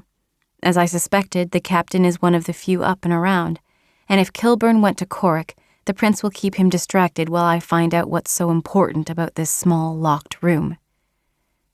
I don't know what I'll find, whether it's detailed records or secret weapons or barrels of gunpowder. I simply have no idea what Rian could be hiding in here that would be worth all this tension with the prince. Somewhere, deep inside, I'm terrified that I'm wrong, that this is a betrayal, that I'll reveal something horrible. But I keep thinking of every moment I've looked into Rian's eyes. He's not horrible. He's not. If he's hiding something from Cork, it's because he doesn't trust the prince. I wish I'd brought a lantern. It's very dark down here. I might need to swipe whatever I find and sneak it back to my quarters. Hopefully it's something small. Click. The lock gives. The door swings open. I smell seawater and mildew and something surprisingly floral, but the room is a well of darkness. I can't see anything at all. Without warning, a figure explodes through the doorway. It's too dark for me to see much, but I catch a glimpse of long, wild blonde hair, wide, dark eyes, and a filthy face. It's a woman or a girl, I can't tell. She screams in rage. Then she slams right into me with enough force to nearly knock me off my feet. I cry out in surprise, then throw up a hand when she swings a fist at my face. Pain explodes behind my eyes, then in my forearm. I fall back involuntarily. Too much is happening at once. It doesn't help that she's pummeling me like she wants to break every bone in my body. I'm lucky that she hits like a child, all weak strikes with bony knuckles. "Stop!" I cry. She might be weak, but she's quick, and I can't seem to catch her wrists or hold her off. I'm thinking of the number of times Cork said I should take some lessons from the weapons master, and the equal number of times I told him it could wait. "Stop! Stop it!" Finally, my thoughts catch up, and I swing a punch at her midsection.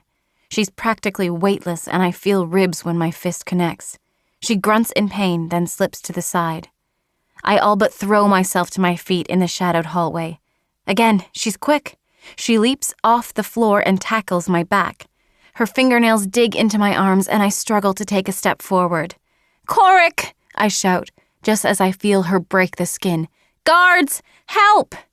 The girl on my back hisses into my ear. "I'm going to kill you all." Well, now I know why he kept that door locked. I throw an elbow back and hear her grunt. It hardly dislodges her. I stagger forward, bearing her weight. A light flares to life in front of me, and I gasp. A lantern. I gasp in relief. But it's not Cork. It's not the guards. It's Martian, with Gwyn at his back.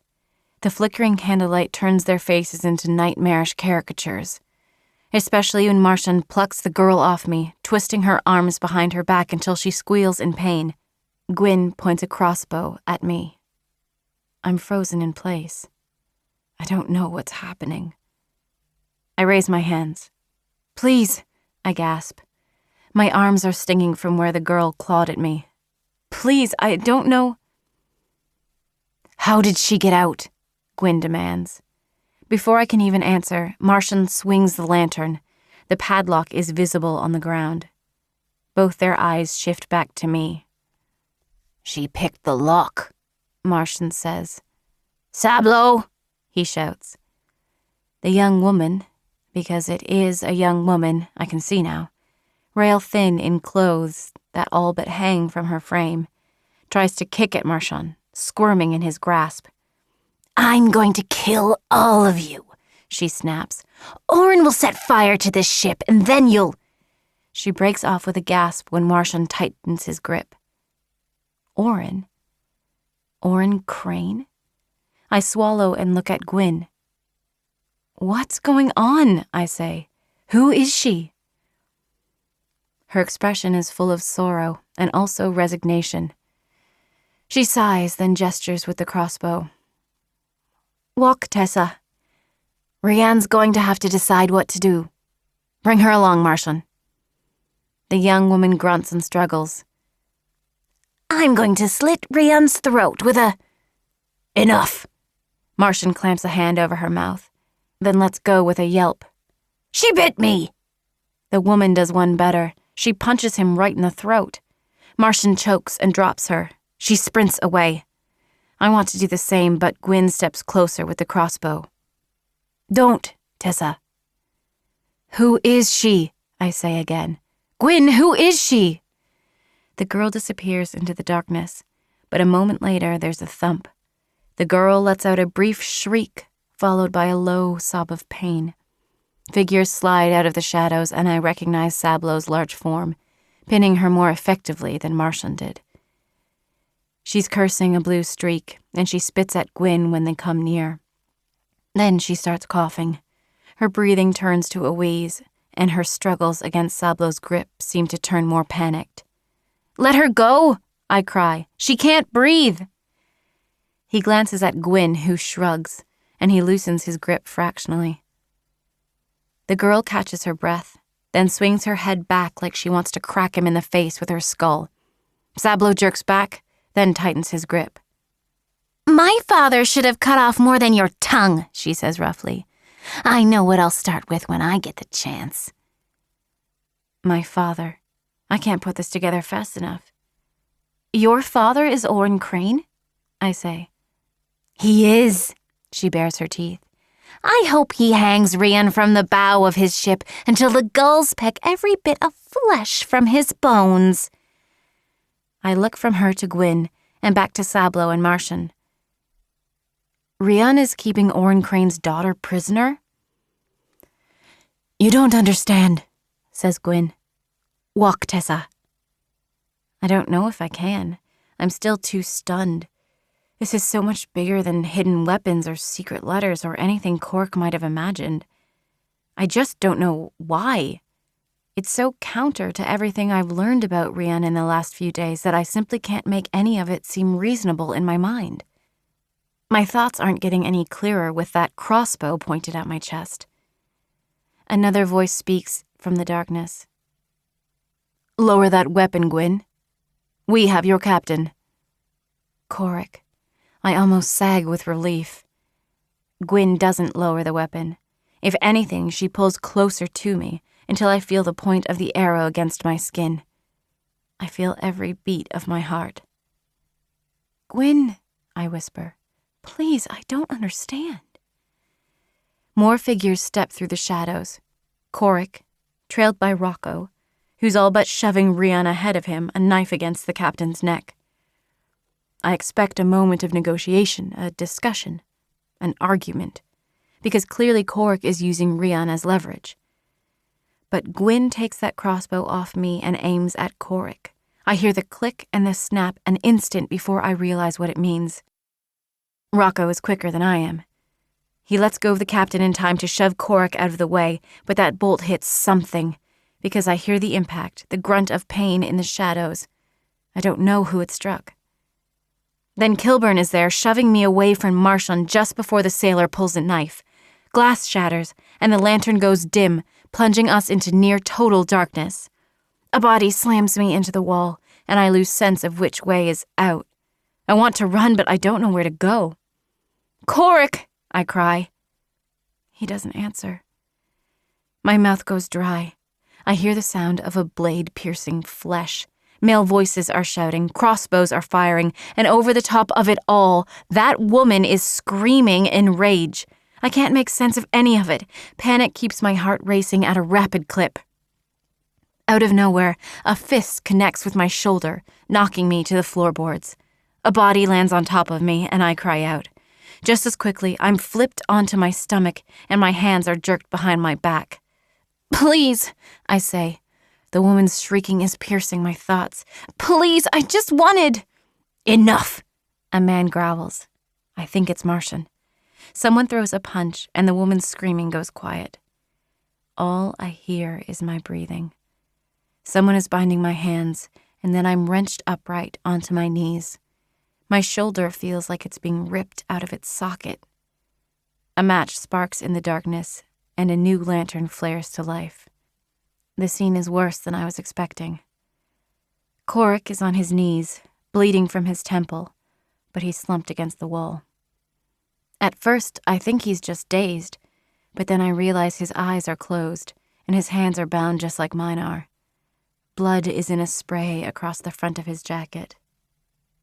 "Korik," I whisper. He doesn't move. My heart thumps, but I watch carefully, and his chest rises and falls with breath. Beside him, the young woman is unconscious on the floor, limbs sprawled, but there's no blood. Then my eyes shift left, and I recognize one of our guards. Sandy hair, a stocky build. Kilburn. Face down, 2 bolts from the crossbow in his back. I wait, but his chest doesn't rise at all. "I didn't want to leave Sarah." That's what he said on the dock. "I want to buy her a house." I've seen death 1,000 times by now, but this is different. I have to stop a whimper from choking out of my throat. Rocco is on the floor too, but he's still alive. He's panting, bleeding from a wound in his side, and Sablo and Rian both have a crossbow pointed at him. There's blood on Sablo's face, and a fair amount on his clothes too. Rian has a trail of blood running from a slice on his neck, soaking into his shirt and jacket. His eyes are dark and terrifying in the shadows. Sablo looks at the captain, then draws a finger across his throat, an eyebrow raised. A question. "No!" I shout. "Rian, no, please, please!" I can't get the words out fast enough, but they've already killed one guard. I can't watch them execute Rocco, too. I can't. "Please, Rian!" My voice breaks. "Please! He's a good man!" "He's a sailor. Proof that Prince Korik didn't honor our agreement." "No!" My voice breaks. He's a guard, a loyal guard, who's risked his life more than once. Please, Rian, don't hurt him." Rocco is glaring up at them both, but he speaks to me. "Don't beg for me, Miss Tessa. He knows what he's done. He knows what will happen when they catch up to him." Rian looks at me. "You should have left the room alone, Tessa. What's been done here can't be undone." "Please," I say, "please just explain. I want to understand. Was this all a trick to hold the prince for ransom? Was this for..." My voice trails off. I can't even understand it. Everything seems unnecessarily complicated. Then my eyes fall on the unconscious woman again. I don't know where she fits in with any of this. "Rian," says Gwyn. Her voice is quiet and resigned. "We shouldn't leave the guards alive." "Please," I whisper. Rian doesn't move. A muscle twitches in his jaw. His crew is waiting. I tug at the ropes binding my hands. "You don't want to do this," I say. "I know you don't. You won't let your crew fight. You don't want to kill him. I know there's a reason. If you'd just let me understand." "Tessa," his eyes flick to mine. "It's bigger than you and me." I hold my breath because those crossbows are still pointed. After an eternal moment, Rian lowers his. "Bind him as well," he says. "Bring them all up to the main deck. Chain them to the masts. If the others survive, do the same with them too." The others? Lachlan and Silas. My heart clenches. Tell Kari I loved her. "Rian," I say. My chest is tight. "It wasn't for ransom," he says to me. "Truly." He grabs hold of Korik's arm and hauls him upright with enough force that the prince moans and his eyes flicker open. Korik sees who has him and tries to jerk away. Rian gives him a good shake. "Walk," he snaps. Then he looks at me. "At least it wasn't supposed to be for ransom. But now," he sighs, "now it's going to have to be."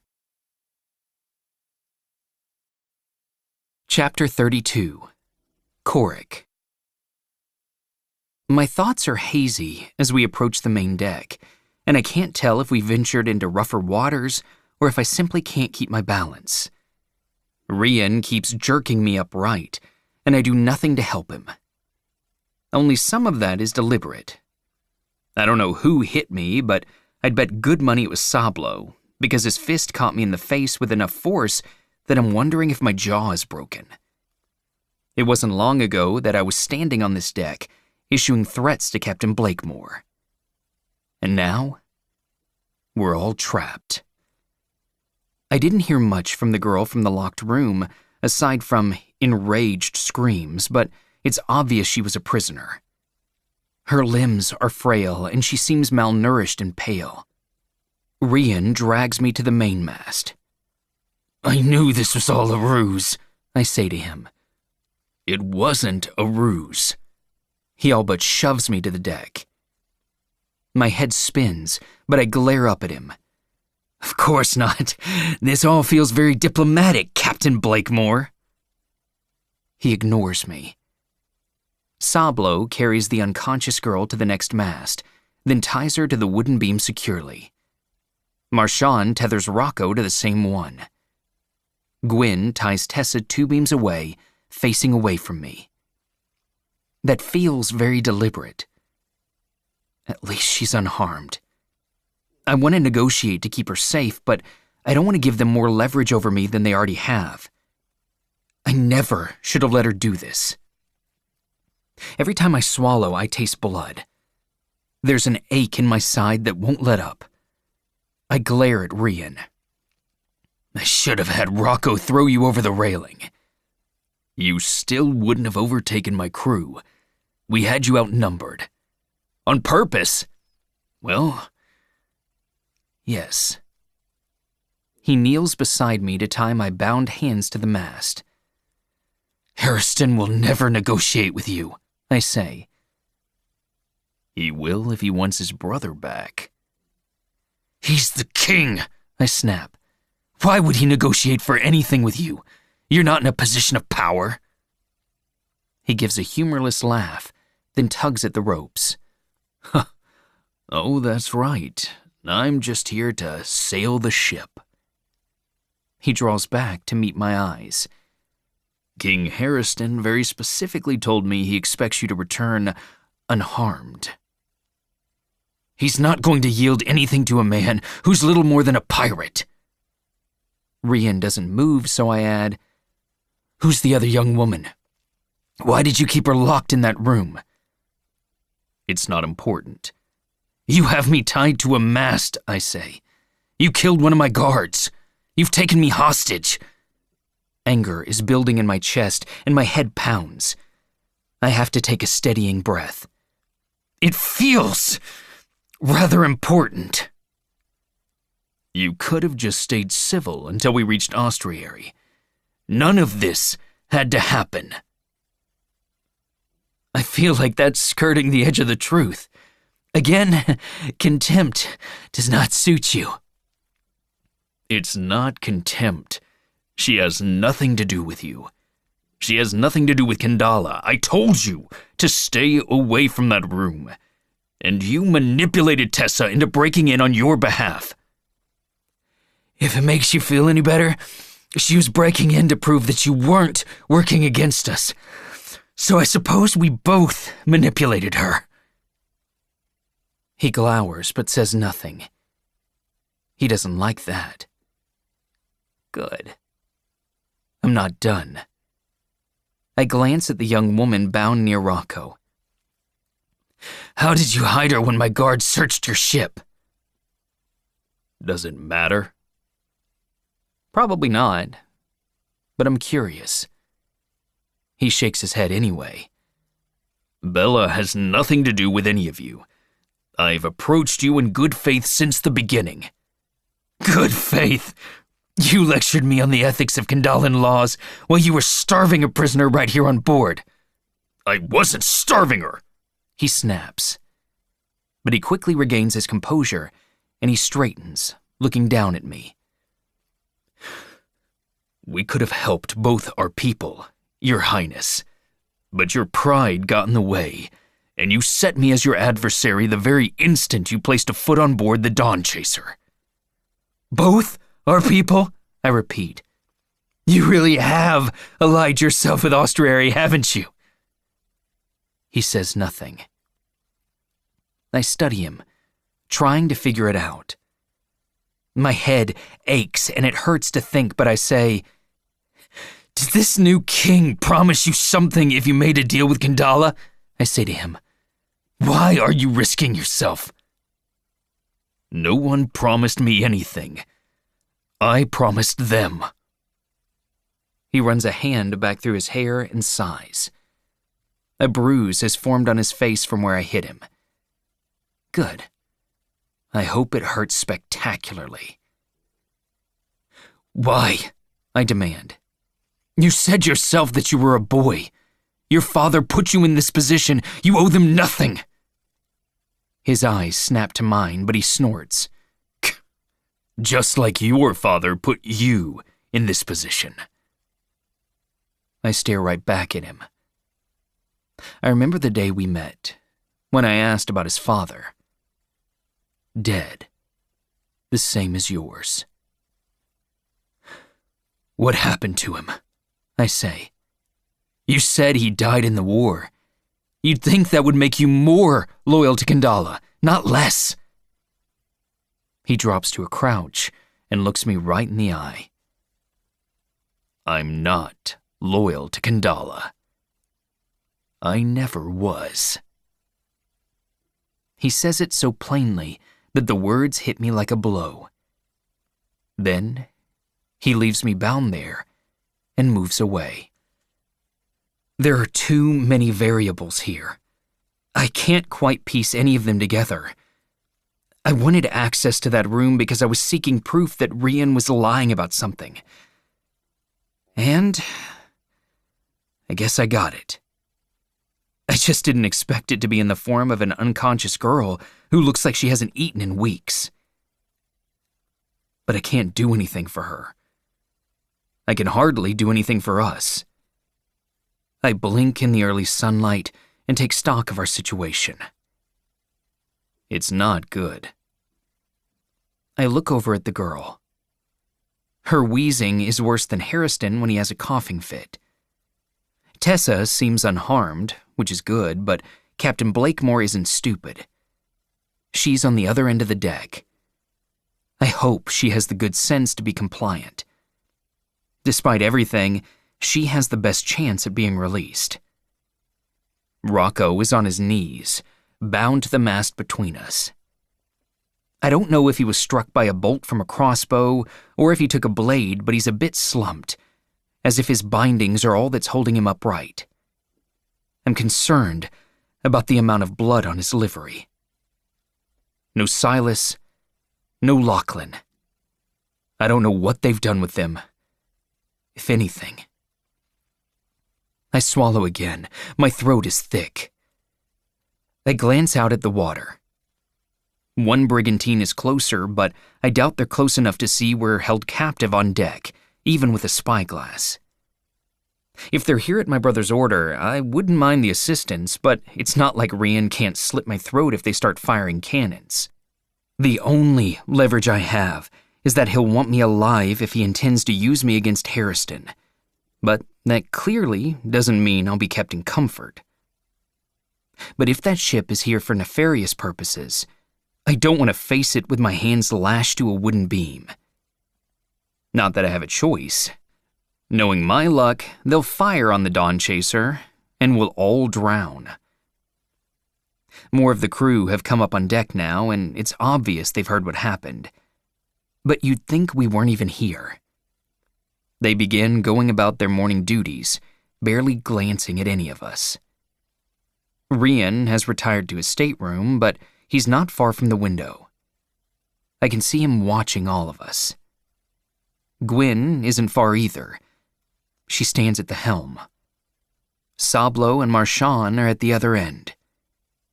The crew might be working, but the key players are stressed. I might be able to use that to my advantage. Maybe? Possibly? I don't know who I think I'm fooling. I test my bonds. The ropes don't give an inch. I'm on my knees, but I'm tied too tightly to sit fully. My hands are already tingling, so I shift to try to slacken the pressure. It doesn't help. Panic threatens to bubble up in my chest, but I force it back down. I've been bound before. I've been captured before. I survived that. I can survive this. I don't know what will happen if we try to talk to each other, but it's not like things can get much worse. "Rocco," I say. He blinks and looks up, and it takes a second longer than it should. "Your Highness." "You're injured." "A blade caught me under my ribs. It's not too deep." His breathing seems shallow, contradicting his words. "Do you know what happened to Silas?" "They could have confined him to his quarters." I hear what he's not saying. Or he could be dead. Even if we somehow get free, there would be 3 of us against Rian's entire crew, unarmed and injured. If Silas survived, that only makes 4. "Lachlan was on deck with us," I say. "What happened to him?" "I don't know." He pauses. "Possibly confined to his quarters as well." "Your boy's down in the galley," calls one of the crewmen. Tor, I think. "Dabriel's got him shelling the crabs." Down in the galley. Like he's one of the crew. I scowl. I suppose I shouldn't be surprised. Rocco winces, then shifts his weight. A bloom of sweat glistens on his forehead. I should ask if he's more injured than he's letting on, but I probably don't want the answer. It's no secret that he's hurt and in pain, but Gwen was calling for Rian to shoot him. I'm sure he worries that being seen as a liability would not improve his position. I draw a long breath and try to think of a plan. I have nothing. Instead, I think of my brother. That's no better. Hairston, I failed. I'm sorry. I swallow thickly, and I try to freeze my thoughts before emotion gets the better of me while I'm bound here on the deck. We're definitely moving into more tumultuous waters, because the ship rocks and sways. I clench my eyes closed and tug at the ropes. One of the crewmen pours a bucket of water across the deck, and it's like ice when it hits my knees. My eyes snap open, glaring, and I find Tor shoving filthy water across the deck with a broom. He sees my look and shrugs. "Can't help it. Orders are orders." Nearby, a woman moans, and I jerk my head around, worried it's Tessa. No, it's the blonde woman who's all but lying in a heap against the mast beside Rocco. Her hair is a wild mess of tangles, and her clothes are loose and ill-fitting. Her skin is the color of wet sand, her eyes so dark they could be black. She's so thin that I can't tell how old she is. Not much older than Tessa, surely. She uses her bindings to lever herself upright, then blinks at the sun. She cranes her neck around to see Rocco, then me, then the crew.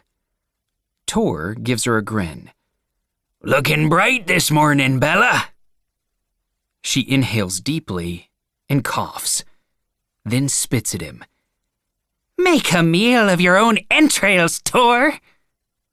He laughs and sweeps another bucketful of water away. "Always a lady." She's wheezing a bit, but she looks at me. Which one are you? I'm not sure if my titles would be a good thing or a bad thing to this woman, and I'm hopeful she'll give me more information than the captain is willing to share. "My name is Korik," I say. The prince, She sneers. You're the one who's stupid enough to have him steal. No, I'm the one who was stupid enough to get on this ship at all. "He has me tied to the mast," I say. I don't think I'll be giving him much of anything. I pause. Who are you? She evaluates me like she's also wondering how much to share. But she works her fingers against the bindings, then must realize secrets don't matter. I'm Bella, she says. Rian's keeping me for leverage. That makes two of us. Why are you leverage?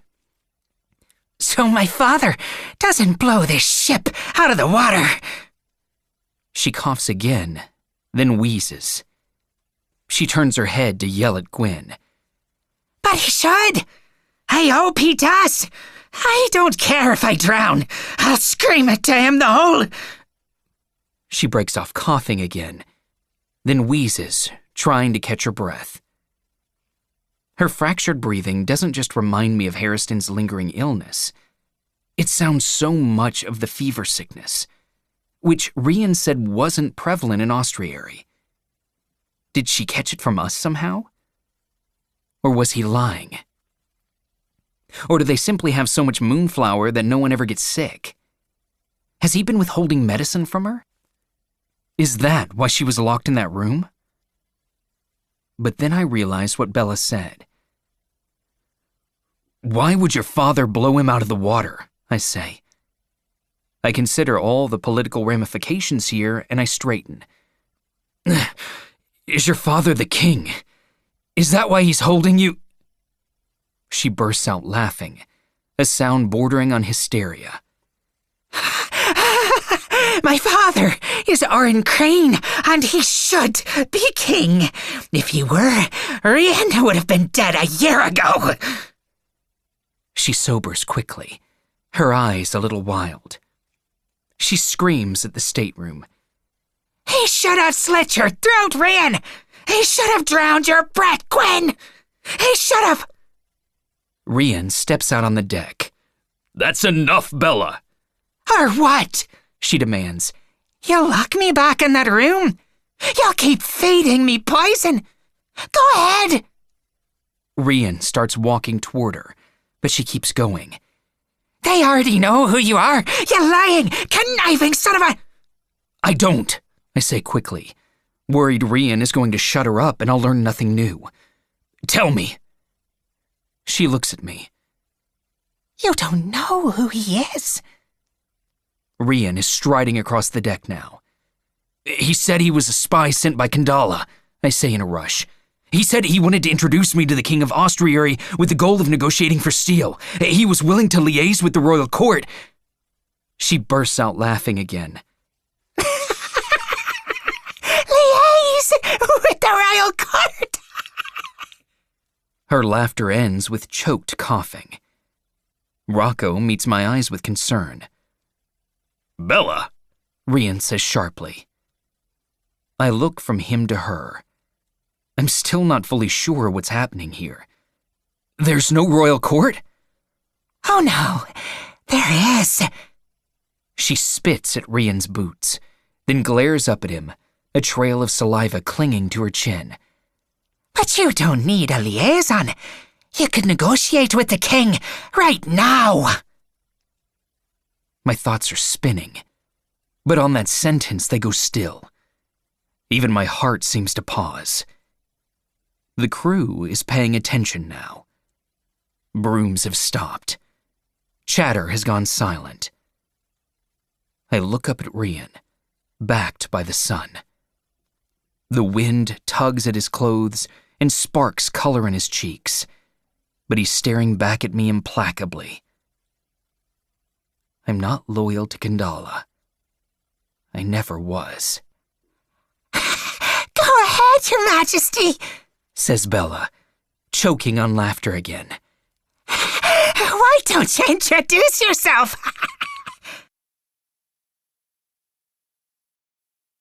Chapter 33. Harriston. I'm alone in the workshop for what feels like an hour, but it's probably less than half. It's not until Quint and Thorin are gone that I wonder if I should have had them wait until Sayeth returned. I'm not sure what good that would have done, though. Right now, time is our enemy. I'm terrified the night patrol will come crashing through the woods at any moment, waiting to drag me back to face whoever is willing to stand against me. Or worse, waiting to execute me right here. I limp to the horses, who've calmed somewhat, sweat dried into streaks along their flanks. They're narrow driving horses, bred for harness instead of saddle, and I spare a moment to worry the animals aren't broke for riding at all. I suppose I'll find out in a moment. The bay gelding seems less flighty, so I adjust the bridle to remove the blinders, then use the dagger to cut the reins to riding length, knotting them together. I'm left with several feet of leather, which I loop into a breastplate of sorts, tying it in place of the horse's withers. Bareback. It'll give me something to grip if I need it. A branch breaks somewhere in the woods, and I freeze. I wait an eternal moment, but nothing follows. If the night patrol is close, I don't want Saith to have to waste time prepping the other animal. I make quick work of the other bridle, then fashion another workable breastplate. My leg aches something fierce. I think of Korik, and my chest tightens. That ship is a farce, Arella said. It'll never reach Austriary. Does she know? Or was she playing to the crowd? There's no way to be sure. I take a slow breath and force my thoughts into order. I can't help my brother if I'm dead. I need to get on this horse, so I'm not trapped. I grit my teeth. I haven't made a bareback mount in years. I grab hold of the reins and the straps of leather, then stride forward to swing aboard. The horse shies sideways. My injured leg gives out. I end up in the underbrush. I swear with words I'd never use in the palace. My second attempt ends the same way. Maybe I should just start walking. My third attempt gets me on the animal's back. I'm so relieved about that I nearly forget everything else I know about riding. The gelding has clearly had enough of this nonsense because he jerks his head down, rounding his back to buck. I grab hold of the reins and get his head up. He sidesteps, pawing at the underbrush. Easy, I say, a bit breathless, hooking a hand under the strap in case I need it. His tail swishes, but he stands, chewing the bit in irritation. This is no treat for me either, I say, but I stroke a hand along the crest of his neck. The horse sighs. Another branch snaps, and I take up the reins again. Both horses whip their heads up this time, ears pricked. I nudge my heels into the gelding's ribs, ready to gallop, or fall, but Saith appears between the trees, and I let out a sigh of relief. He looks startled to find me on a horse, but I don't wait for questions. I sent the others into Ardis, I say. We should follow. Did you find food? Yes, Your Majesty. Good. You can't call me that now, Saith. He inhales, looking confounded for a moment, probably because he can't really call me Harriston either. When I was a boy, sneaking into the wilds with Korik, I used the name Sullivan, and I almost give it to Saith, but my tongue stalls. For some reason, just now, that feels special. A name to be shared between my brother and me. Corey, please be well. My chest threatens to tighten, and I shake off the sentimentality. I turn my thoughts to the present. I think of Violet. I think of Maxon. Call me Fox, I say. I nod at the chestnut. Mount up. We need to move. Saith was able to find strips of dried beef that had been rolled in cinnamon and nutmeg, along with 2 peaches that are only a little bruised. I haven't eaten anything since the nut bread that Maxon prepared, so I want to inhale it all. But I offer half to Saith. He looks surprised by that, a frown line appearing between his eyebrows. No, thank you. I hold out a peach and 2 strips of beef anyway. No matter how hungry I am, I can't afford weak guards. Eat, I say. We don't know when we'll be able to find more. He obeys. We ride slowly and stay off main paths, crossing creeks and doubling back time and again so our tracks can't be followed.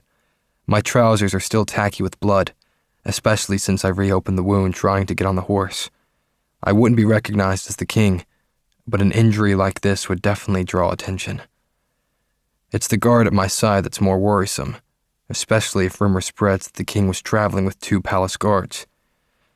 In the dark, it might not be a concern, but in the bright light of day, Sayeth is just too conspicuous. He left most of his livery at the workshop, but his trousers are the rich blue of his uniform, his polished black boots gleaming in the sunlight. Each weapon bears gold filigree, right down to the hilt of his daggers and the buckle of his belt. I consider Quint and his palace finery, and Thorin, who'd be attired similarly to Sayeth. Maybe they didn't make it very far at all. Worry begins to crowd into my thoughts, and I force it away. As we get closer to Artis, we begin to see people through the trees, families and workers going about their business. "Stick to the shadows," I say. Yes, you're... I give Sayeth a sharp look, and he breaks off, then gives me a nod. Yes, Fox. Eventually, we near an area where the wilds begin to give way to the sprawling main city of Artis. The bulk of this sector is on the other side of the Queen's River, but there are enough people here to form a bustling city. Men and women come and go along the wall, children in tow, squalling infants strapped to the chest of women who are burdened with parcels or sacks. Larger carriages and wagons rattle along the road too, and I carefully watch for any vehicles that might originate from the royal sector, but so far, I haven't seen anyone. After a while, distant hoofbeats pound the earth and we pull farther into the dim light of the woods. A horn sounds and people begin to clear the road. I know those horns. The palace guard. Anyone in that contingent would recognize us. I draw my horse to a halt and exchange a glance with Sayeth. I'm split with indecision, whether I should dismount and attempt to stay out of sight behind the animal, or if I should stay right here with the means to run if I need it. The horse tugs at the reins and paws at the ground, sidestepping agitatedly. "Shh," I murmur, keeping my eyes on the road. I don't need to worry. A dozen guards gallop through without stopping. I look at Sayeth. "Do you recognize any of them?" He nods. "Some of the outer guards. I didn't see the mark of your personal guard on any of them." He hesitates, then looks at me. "By now, Captain Huxley will know Thorin and I are with you. It's possible they've restricted the rest of your personal guard to the palace, if not the hold." I frown. I hadn't considered that. Sayeth adds, "It's also possible that Thorin and Master Quint have been captured, and those guards were summoned to bring them to the palace." I hadn't considered that either. "Advise," I say. He takes a moment to consider, looking from the road to the town ahead, then back to me and my injured leg. "We could try following them." "Following them?" "Yes. And no one would expect the king to be following someone seeking him. Not out in the open." He glances at my leg again, then back at my face, which surely still bears streaks of blood. "No one knows you're injured either. If you could manage a faster pace, it wouldn't give anyone much time to see the state of your injuries anyway." Or his weapons. And what do we do once we're in Artis? If Master Quint was heading for an apothecary shop, it would most likely be near the town square. The guards would have no reason to hide. If that was their destination, we'd see them in plenty of time to double back into the wilds. I don't waste time considering. Let's go. It's a warm day, the sun beating down as soon as we step out from under the cover of the trees. The horses are eager to canter, but the gelding's lumbering gait gives me a jolt with every stride, made worse once we reach the cobblestone streets of Artis. My head will never stop aching at this rate, and my leg is turned into a stretch of pain from my waist down to my knee. I refuse to slow, because stopping feels like a guarantee of discovery. Even still, I've begun to sweat through my clothes when we reach the main road leading into the town square. My breathing has grown thin and reedy, and I do my best to ignore it. No sign of guards, but they must be around somewhere. I don't spend much time outside the rural sector, so I don't quite have my bearings, but Sayeth calls for a stop near the end of the row of buildings. I'm glad. One of my hands is hooked in the makeshift breastplate, and I have no idea how long that's been the case. My grip feels like the only thing holding me upright. Sayeth casts a glance around, but when his gaze settles on me, he does a double take. Fox, you should not continue. I must look worse than I feel. I can, I say, and my voice is breathy and quiet, contradicting my words. Proceed. Are we close? He looks around again, reassessing. He nods down the narrow alley between buildings. If you take the horses down the back to wait in the shade, I'll go on foot to see if I can find what became of Master Quinn and Thorn. Sweat drips into my eyes, but I nod. He slips to the ground and hands me the reins, then hesitates. I shouldn't leave you. You can't drag me down the street, I say, wheezing. The alley is empty. Go. He goes. The alley is cool and dark, and I draw the horses to a stop under a stretch of awnings. The horses find a rain barrel before I do, plunging their muzzles into the water with abandon. I'm so thirsty that I'm off the gelding's back before I have time to consider whether this is a bad idea. But then I'm cupping water in my own hands right alongside the horses. When I try to get back on the gelding, he lashes his tail and snakes his neck at me, sidestepping away. I'm limping heavily anyway, and I have no desire to fall on the cobblestones. From the end of the alley, someone yells, and my heart kicks. The chestnut horse spooks, and both animals go trotting down the alley. I'm frozen against the wall, half hidden by the rain barrel. But no one comes down this way. I can't chase the horses, so I don't try. I slide along the wall until I'm sitting, my injured legs stretched out in front of me. Once again, I'm stuck and injured, debating what would be better, to sit here and wait for my fate, or to risk trying to escape. I can hear every breath that fights its way into my lungs. Against my will, my eyes fall closed. The sweat was stinging anyway. Maybe this is all fruitless, and I'll die in this dirty alley. The crown is yours, Korik. But my brother isn't here. A memory flickers in my thoughts, vivid like a dream. I was young, sick with fever, and my nurse had left my bedside. I was 9 or 10, maybe younger. Something cool touched my forehead, then my cheek. I opened my eyes to find my brother there, patting my face with the wet compress. "Am I doing it right?" he whispered, just before squeezing a stream of water right into my eyes. The memory is so potent that I can almost feel the cool water. "You're doing just fine, Corey," I murmur. "He's coming around," a man says quietly, relief in his tone. I inhale sharply, then cough. My eyes snap open. Quint is in one knee in front of me, a wet handkerchief in his hand. Thorin and Sayeth are behind him. Beside them is Carrie, Tessa's friend. Her fingers twist together, and she's biting at her lip. Her eyes are wide and alarmed. I fight to get my good leg under me, then rise to my feet. My fingers clutch at the edge of the wall. I should offer her something, for assistance. She should not have to face her king like this, broken and bleeding and half-conscious in a dirty alley in the back streets of Artis. My head aches and my leg hurts and my brother is gone, and I have simply run out of options. "I know there is a bounty on my head," I say roughly. "I know it would be easier to turn me in." She says nothing. Her fingers keep twisting together. I cough again, then press on. "It's very likely that you will not think I deserve it," I say. "But Carrie, I am prepared to beg for your help." She hears those words and regards me, then glances between my guards, and then to Quint. Finally, her eyes shift back to me. Her voice is soft, yet strong.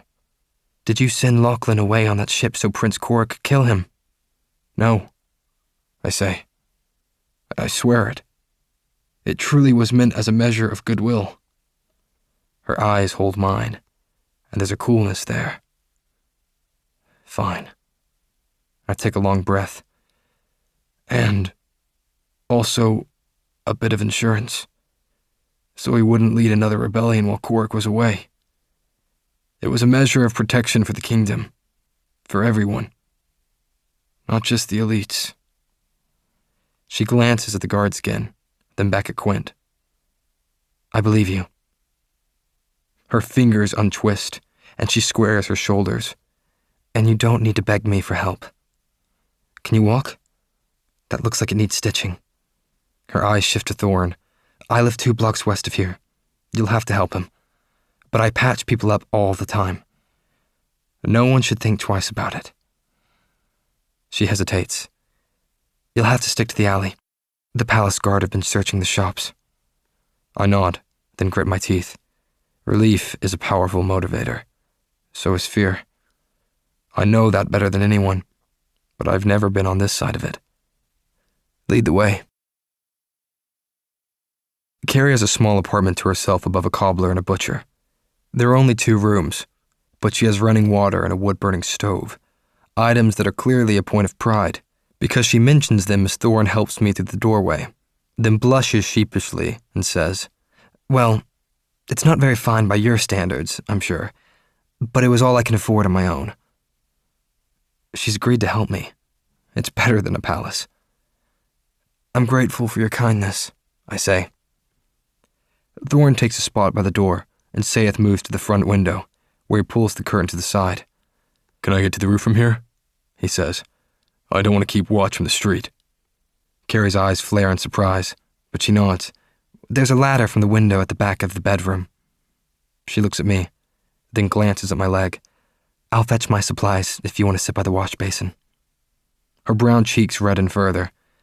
We'll have to remove that bandage, and I'm gonna need you to remove your trousers, Your Majesty. As if this is the worst thing to happen to me today. I've reached a point where I no longer care. Fine. Quint helps me to a low chair, but I manage to work my way out of the trousers while Carrie gathers her things. When she returns, I'm worried she might be too intimidated, but once she has her equipment in hand, she's more businesslike. The wound is crusted with dirt and sweat and several rounds of dried blood, but she soaks a rag and gently washes it clean. It still stings, and I clench my teeth. She glances up. I'll stitch it, but I should dress it with an ointment first. There's a lot of dirt. It'll get infected. I nod. Whatever you think is best. She winces. It'll hurt. It already hurts, Carrie. I know. She reaches up, touching my jaw before she catches herself. She grimaces. I'm sorry, Your Majesty. Your ear likely needs stitching as well. Again, whatever you think is best. She meets my eyes, then glances away and nods. The room is very quiet as she fetches a few bottles of herbs, then mixes them with a fragrant cream. She takes a spoon and slathers it onto the wound with no warning at all, and I cry out, gripping tight to the chair.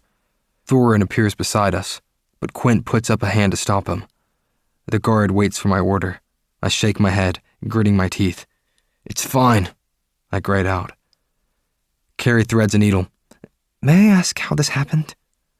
I huff a breath, because my thoughts are still fixated in the fiery pain from the ointment. I was shot by the night patrol. Her eyes meet mine. Really? I nod, then swallow. They didn't know I was the king. I pause. I heard there was a meeting in the wilds. I hoped to see who was working against me. Her eyes skip down to my attire. So because Prince Korik was unavailable, you slipped into the wilds yourself? More or less. She puts the needle against my skin, and I brace myself, but she doesn't move further. Do you want something to bite on? I have no idea. I'm fine. She gives me a look, then utters a little humorless laugh. The two of you must have a will of steel. I don't know what that means. Prince Korik pretended to be asleep when Tessa was stitching his face closed. Then she pushes the needle through my skin, and I give a jolt. It takes everything I have not to cry out again. Hearing that my brother did this while feigning sleep is enough to keep me silent. Both my hands clamp down on whatever is close. Carrie makes a loop with the thread, then slides the needle through for another pass. I hold my breath and grip tighter with my hand. I look down at the length of the injury. This is going to take an hour, a day, a year, a lifetime. Sweat gathers in the small of my back, and I have to choke back a sound. You said the soldiers were searching the shops, Quint says, his voice calm at my side, as if I'm not a breath away from keening like a wounded animal. Were they searching for the king? And you, she says, her eyes flicking up for half a second. Mistress Solomon. She owns the apothecary shop. She told me that the delivery boy said the king was guilty of poisoning the people. With the new medicine dosage, I say. Carrie, I swear to... I hiss a breath as the needle goes through my skin again. My fingers clench tighter. There's no poison. Tessa came up with the new elixir on her... I know, Carrie says, frowning. That's what I told Mistress Solomon. But she said I was a fool. And she's obviously talking about the poison that causes the fevers. I have to repeat that in my head because it doesn't make sense. What? They're claiming that you've been poisoning the people to cause the fevers. How would the king poison all of Kandala? Says Quint. I don't know. She glances up. But that's what she said. The needle slides through my skin again. Huxley told the people I was tricking them, I say to Quint, just before they fled. Another bite from the needle, and I force the words out. Arilla said she had proof. None she shared with me, he says. But Arella and Royden have been meeting privately for weeks. He frowns and shakes his head. To be honest, I have a hard time believing Consul Pelham would be involved in this. That's true. The man is nearly 80 years old, and of all the consuls, he's always been fond of me and Korik. He's the last one I would ever assume to be staging a coup against me. But I saw Arella with my own eyes. I heard every word with my own ears. Done, Carrie announces, and I look down. A dozen stitches hold my thigh together, but the wound is clean. I feel a little dazed, and I begin to unclench my fingers, only to realize I've been gripping Quint's hand. I let go at once, then run a damp hand across my face. Forgive me, Quint. Carrie glances between us, then wets a new cloth and reaches for my face. I'm assuming you'll need fresh clothes. Lachlan stays here sometimes, so I have a few of his things. There's a shaving kit in the washroom. She hesitates. If you like, Your Majesty. Thank you, Carrie. She cleans the blood from my face with care, and she's gentler than Quint was. Are you hungry? No. Well, I'm sure that'll change by midday. I'm not sure I have enough to feed all four of you for long, though. She hesitates. May I ask what your intentions are? I've hardly been able to think past this moment, but that's not a suitable answer. We'll hide here for the time being, I say. It's not safe to be on the streets if the palace guard is searching for me, but I can't stay hidden for too long. Once rumor spreads, my absence will build an implication of guilt. I can't allow Captain Huxley and Consul Cherry to control the narrative. I wish I knew what proof they claim to have. Carrie shifts closer, putting her hand against my jaw to hold me in place. She's so close that the warmth of her breath touches my skin, and she smells like apples and honey. This should feel awkward, but she's so clinical that it's not. If anything, it reminds me of my childhood, when physicians and nurses would poke and prod as if I were a stuffed doll for their study. If you reveal yourself, she says, how will you keep them from capturing you? I'm not sure, I admit. How did the benefactors get the people to organize so quickly? Well, they promised money and medicine. She swipes the rag. Do you know how many people in the palace are working against you? A lot, if they have control of the palace guard, I say. Which means they control the night patrol. They might not have been able to spread word of my guilt very far yet, but it won't take long. When night falls, I may have Saeth and Thor and try to contact others, but it may not be worth the risk. I don't want to lose them too. If the medicine isn't faulty, she says, then why are they doing this? I don't know, I say. But I suspect Alessander is trying to force things back to the status quo. He never wanted to provide more medicine, so he can keep charging exorbitant prices that only the elites can afford. Yes. So more people will die. Yes. It's very likely the reason they chose to act now. If Korik returns with a supply of moonflower, we won't need Alessander. That ship is a farce. it'll never reach Ostrieri. I force Aurella's words out of my mind. There's no way they could know, unless they sent ships to follow. The thought nearly steals my breath. There aren't many who could afford to do it, but Laurel's father is one of Alessander's richest landowners, and there's nothing I could do about it. I need a way to reclaim the palace, I say, but I'm not entirely sure how to do that if the consuls have turned the guards and soldiers against me. If I may, Quint says, I don't believe they have all of them. Right now, they may be following orders simply because you aren't there to contradict them. You heard the guards at the gate, I say. They have enough of them. I think your ear will manage without stitching, Carrie says, but I'll add some ointment. I can't trust the elites, I say, and I'm worried the people would turn me in just to claim the reward. Carrie snorts and dabs some medicine onto her finger. Forgive me, Your Majesty, but you think the people are going to trust Consul Alistair? Well, I hesitate. Maybe. I think you might be surprised. You're taking up space in my kitchen. If I survive this, I'll ensure you're rewarded, Carrie. She smiles, but it flickers with sadness. I'm not helping you for a reward. I'm doing it because it's the right thing to do. She pauses. It's the same reason Lachlan was helping the rebels. We didn't want silver, Your Majesty. We wanted medicine. I know, I say. I swear to you, I know. She sits back. I know you do. Even when Prince Korik was terrifying, I could tell that you wanted to help the people. I could hear it in your voice when we held the circle. When they tried to take over the royal sector, the night they almost succeeded. Violet knew it too, says Quint. As I said, she sang all night. I laugh without humor. It's a shame Violet doesn't have an army. Who's Violet? Says Carrie. A girl, I say. She offered me shelter after I was shot, then risked herself to find Master Quint. Carrie's eyes go wide. Did she know you were the king? In the end, I had to tell her, but before then she called me Fox, because I would... Wait, Carrie drops her rag. That was you? She demands. You were Fox? Did Tessa know? No, I say quietly. Not even Korik knew. She blows a breath out through her teeth.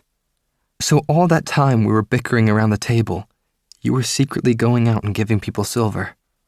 I hesitate, then nod. Well, she says, I'll see if I can gather the people in the commons tonight. You'll have to hide here for the time being.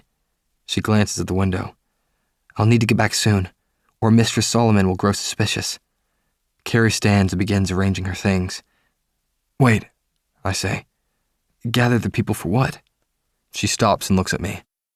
To take the royal sector again. She smiles, and a dark light glints in her eyes. Your Majesty, Violet might not have an army, but don't you remember? Lachlan does. Chapter 34. Tessa. I'm such an idiot. I spent so much time trying to convince Korik that Rian was good, that this wasn't a trick or a trap. And now Kilburn is dead. Rocco might be close. We're all tied on the deck, sweating in the midday sun as those brigantines get closer. A half-starved woman is claiming Rian is the king of Ostrieri, and he's not denying it. I suppose I shouldn't be too surprised at myself. I spent years thinking Weston Lark was a friendly outlaw. Look how that turned out. A hand appears in my vision, holding a slice of fruit. It's so unexpected that I almost flinch. Eat, Rian says, and his voice is quiet. I know you didn't have breakfast. Wind whips at my hair, and I clamp my mouth shut and keep my eyes on the deck. I remember Korik feeding me berries, how it felt like a peace treaty. This feels like an act of war. No, I say tightly. Your Majesty. He ignores my contempt. Call me Rian. That's not even your name. It is, actually, a nickname from childhood. The only true lie was Blakemore. But if you prefer it, I've grown accustomed to it. Call me what you like. I snap my head up. Oh, I'm sure you don't want me to do that. Was any of it true? I demand. Or did you make up the entire spy story too? All that was true, he says. I blink. What? All of it, he says. The entire existence of Captain Blakemore and his journey from Kandala were all true. This ship, the documentation, the ring, the son who made the journey with his father. None of this makes sense. It makes total sense, Rian says. Only, I'm not Blakemore's son. I just borrowed his identity. I stare at him in disbelief. You're diabolical. You're acting as if I'm the criminal here, Rian says. When you're the one who broke into a room, I was quite clear, should remain untouched. You were holding that woman prisoner. I was keeping her safe. I feel like she would disagree. This is complicated. It's not complicated. You killed Kilburn. Emotion tightens my throat when I say the words, and I try to swallow past it. It doesn't work, and I have to clench my eyes closed. I wait for Rian to say that it was the cost of battle, or to brush off the death as the ends justifying the means. But he says, I know, Tessa. His voice is soft and low, closer like he's dropped to a crouch. And I am sorry, truly. He seemed to be a good man. I don't want to hear sorrow in his voice, but I do. I hate him for it. His wife was going to have a baby, I say. I draw a shaky breath, remembering the gleam in Kilburn's eyes when Rocco teased him about it. He was so excited to be a father. Kilburn only took this assignment because they wanted a bigger... Miss Tessa. Rocco's voice, rough and strained, makes me snap my eyes open. I'm bound facing away from him, but as I suspected, Rian is in a crouch in front of me. Don't give him that, Rocco says. He's right. I clamp my mouth shut. Rian is still offering the food. He was a guard, Tessa. He died doing his job. The prince is alive. He died because you killed him. For the first time, a thread of anger slips into his voice. No one would have died if you'd followed one simple order. I look away from him. This is your fault. You're a liar and a fraud. I will not take blame for this. Did you ever consider asking me about that room yourself? I might have told you. A chill grips my spine. That has to be a lie, too. Oh, but of course you wouldn't, Rian says, that anger in his tone growing stronger. Because Prince Korik convinced you that I wasn't to be trusted, even though every decision he makes is fraught with conflict and unnecessary risk. Just look at where you are right now. He might as well slap me across the face. In truth, Rian says, I lied about very little, nothing more than was necessary. You lied about everything. Eat the food, Tessa. I don't want to take the food from his hand, and I can't quite make myself spit at him the way I heard Bella do. I glare at him instead. What are you going to do to us? I'm going to keep you where I can see you until we're out of reach of those brigantines and we're past Orn Crane's stronghold. Then you're all free to go wherever you like, with the exception of Prince Korik. I feel the blood drain from my face. You're going to kill him? No. People only want to kill you when you're the king. When you're a prince, you're generally worth more alive. Trust me, I know the difference. I want to declare that Harriston will never pay a ransom for Korik's return, but he will. I know he will. He'd likely offer the entire kingdom for his brother. Rian knows it too. I can see it in his expression. So all this time, you were only after money, I say, seething. Money and power. All that disdain, and you're no better than the consuls. No, he snaps, irritation plain on his face. Again, I lied about very little. Austrieri is desperate for steel. I have made promises that must be fulfilled. What peace I was able to achieve is very tenuous. If I returned empty-handed, I might have lost the faith of the people, and Oren would have swept in to claim everything. He'll do it anyway, Bella calls in a sing-song voice before breaking into a fit of coughing. I hope he hangs you from the bow, upside down. A cough. Naked, painted with honey for the gulls. Rian rolls his eyes. Last chance, he says to me, holding up the slice of fruit. No. Suit yourself. He eats it himself and moves away. Emotion threatens to overwhelm me again, and I have to take a deep breath. I probably should have taken the fruit. It makes no sense to lose my strength when I might need it later. Then again, the ship is rocking in the strong current, the wind beating the sails so hard that the rigging rattles with every gust. The only thing worse than being tied with my hands behind my back would be the prospect of vomiting on myself in this position. Despite the fact that we're bound on the deck, the crew has been working tirelessly, moving sails and tying ropes and adjusting chains when Gwyn calls orders. I make the mistake of looking out at the ocean just as a swell of seawater comes over the side, and for a brief second, I feel like I'm staring straight into the ocean, like the only thing keeping me in the boat is the rope binding my wrists. Then the boat rights itself, and I'm staring at a wildly bobbing horizon. One of those brigantines is definitely closer. A whistle sounds from high overhead, and I crane my neck back. At the top of the mast, Martian clings to the narrowest part of the rigging, where Korik nearly fell. I'm almost instantly dizzy, but he's got legs wrapped through the ropes, holding him in place. "Cap!"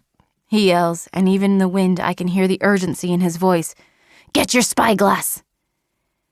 The ocean swells again, and water splashes onto the deck. My breath catches. "Is that normal?" I call to anyone nearby. Tor looks over from where he's winding rope around a cleat. He laughs. "Oh, Chaos Isle gets a lot worse than that, miss." Great. Rian strides across the deck to fetch a spyglass from his quarters. He takes one quick look, then swears. "Brock," he calls. "Roll those cannons. Tor, be ready to man the bilge pump." The ocean swells again, and even Rian has to grab hold of the rigging. Several of the men shout as the ship tilts in the churning tide. But a new worry has lodged in my thoughts. Cannons. "What's happening?" I demand, yanking at my bindings. "Why are you rolling cannons?" "Because they are rolling cannons." He looks past me to where Korik must be tethered. "That ship doesn't seem overly friendly now, Your Highness." "Maybe they know you're a lying bastard," Korik calls back. My heart skips to hear his voice sound so strong. "If you let me go," Korik says, "we could try to hail them. I can speak on your behalf."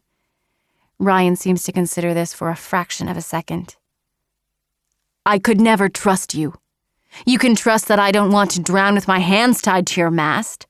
"Please," I call. I think of the moment in the darkened hallway when he was going to kill Rocco. Gwyn was urging him to do it, but then he didn't. Because I asked. Korik was right. I do have the captain's ear. "Please, Rian," I beg. "Think of your crew." He stares back at me, his stormy eyes full. "I always think of my crew." He sighs tightly, then unhooks his fingers from the rigging. He draws a dagger from his belt. I don't know what that means, whether he's going to untie Korik or something else. I don't get the chance to ask. A loud crack echoes across the sea just as Martian leaps down to the deck. "Cannonball!" he shouts. Just as the ball of black steel slams right into him, driving the man straight through the deck in an explosion of blood and splintered wood. I'm staring, aghast, when Bella starts laughing hysterically. "Oh, Rian," she says between bursts of laughter. "I think this is going to be even better than what my father would have planned." Chapter 35. Korik. Noise is everywhere at once. The crew shouting, people screaming, cannons booming. I watched Marchand get driven through the deck, torn apart by splintering wood, and the scent of blood and smoke in the air churns my stomach. It's the most horrific thing I've ever seen, and that's saying something. "Rian!" I shout. "Rian, cut us loose!" He doesn't answer. No one answers. "Tessa!" I call. Nothing. So many people are shouting conflicting orders that I can't hear my own thoughts. All the while, Bella is laughing hysterically. The ship dips and sways, water splashing over the edge. I swear I see one of the crewmen go over the railing. Maybe these bindings aren't bad after all. But then I see Lachlan come up from below, crawling along the deck. The ship is rocking so forcefully that he can't stay on his feet. Another cannonball comes screaming through the air, and men cry out, but this one smashes through the railing to land in the water below. Lachlan keeps crawling across the deck. His jaw is tight, his face a mask of determination. His eyes look up and meet mine. And then I realize he has a dagger in one hand. My chest clenches tight. I'm lashed to the mast. A sitting duck. I hold my breath. The ship pitches wildly in the current, but he stays low to the deck and keeps crawling. "Rocco," I say, "thank you for your service." He looks over sharply, then follows my gaze to look at Lachlan, who's gained ground. Another cannonball flies overhead, and for an instant, the shouting crew goes silent. Then it soars between the masts, narrowly missing the sails. "Tessa!" I shout, but there's no answer again. I have no idea whether she can hear me. I yell anyway. "I love you!" Lachlan has reached me, and he grabs hold of my shirt, dragging himself to his knees. The wind whips his hair around his face, and light glints on that dagger. The entire ship is probably going to sink, but my life is going to end right here. I can see the hatred in his eyes. But then he says, "Oh, stop being so dramatic," just before he jerks me forward and cuts my bindings. Together, Lachlan and I begin to cut the others free, with the exception of Bella. She's just too much of a wild card, and I know she'd rather see the ship sink. But there's something more dangerous about being untied with the ship this violent. I can't keep my feet, so I have to crawl like Lachlan did. When I get to Tessa, my heart nearly stops when I see blood on her temple. But she's breathing and dazed. Alive. She grips tightly to my neck the instant her hands are free, and it reminds me of another night when I freed her of bindings and she grabbed me so desperately. Then, she wanted me to make everything all right. I couldn't. I can't now either. "They're attacking," she says. "We're going to sink." "I'm hoping Rian is a better sailor than he is a king," I say, just as another cannonball tears through one of the sails and screams erupt from somewhere. Another blast sounds, and the ship shudders, and for an instant I think she's right. We're about to be ripped apart. But then I see a brief explosion on the closer brigantine. The Dawn Chaser has returned fire. "Come on," I say to Tessa. "We're too exposed. Rocco!" I struggle across the deck to get her into Rian's stateroom, where maps and markers are scattered across the floor from the battle. I unwind Tessa's arms from around my neck. "Stay here," I say to her, just as Rocco makes it to the doorway. He's so pale, one hand clutching at his waist. "Help Rocco." She opens her mouth to protest, and I add, "This time, wait." Then I slam the door and try to determine where I can do more to help. That ship keeps firing. So does this one. Many of the crew have gone below, but there are 2 men moving sails. I don't see Gwyn or Sablo anywhere.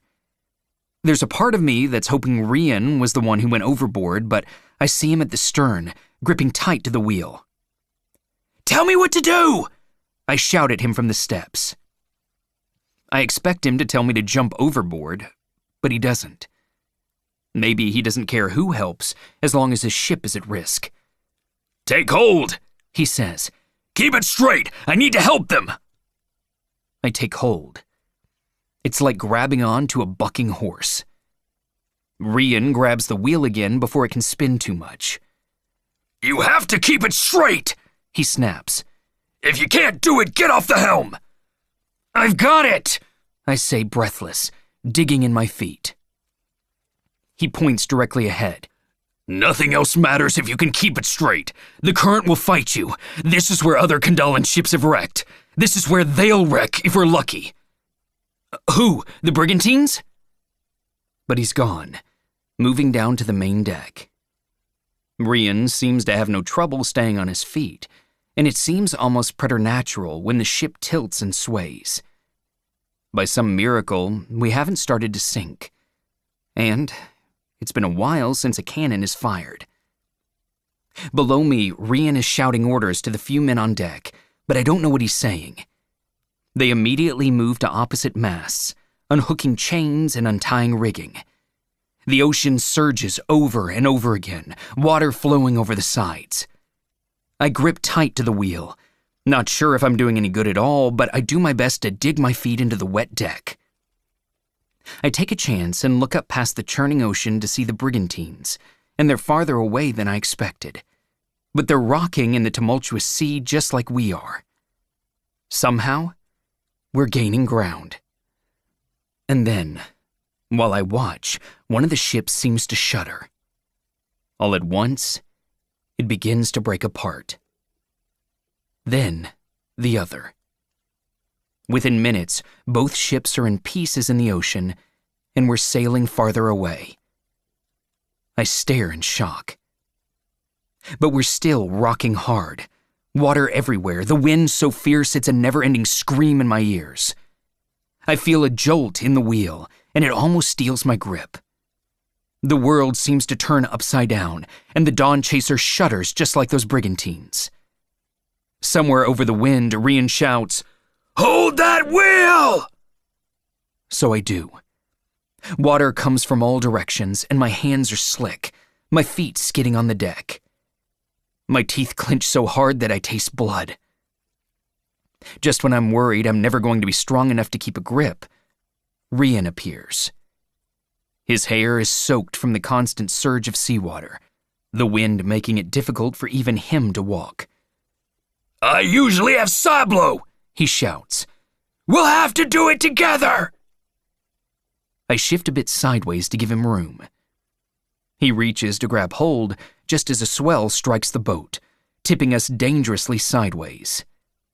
The wind grabs him, and I see the panic in his eyes as his feet leave the deck. He's going to go over.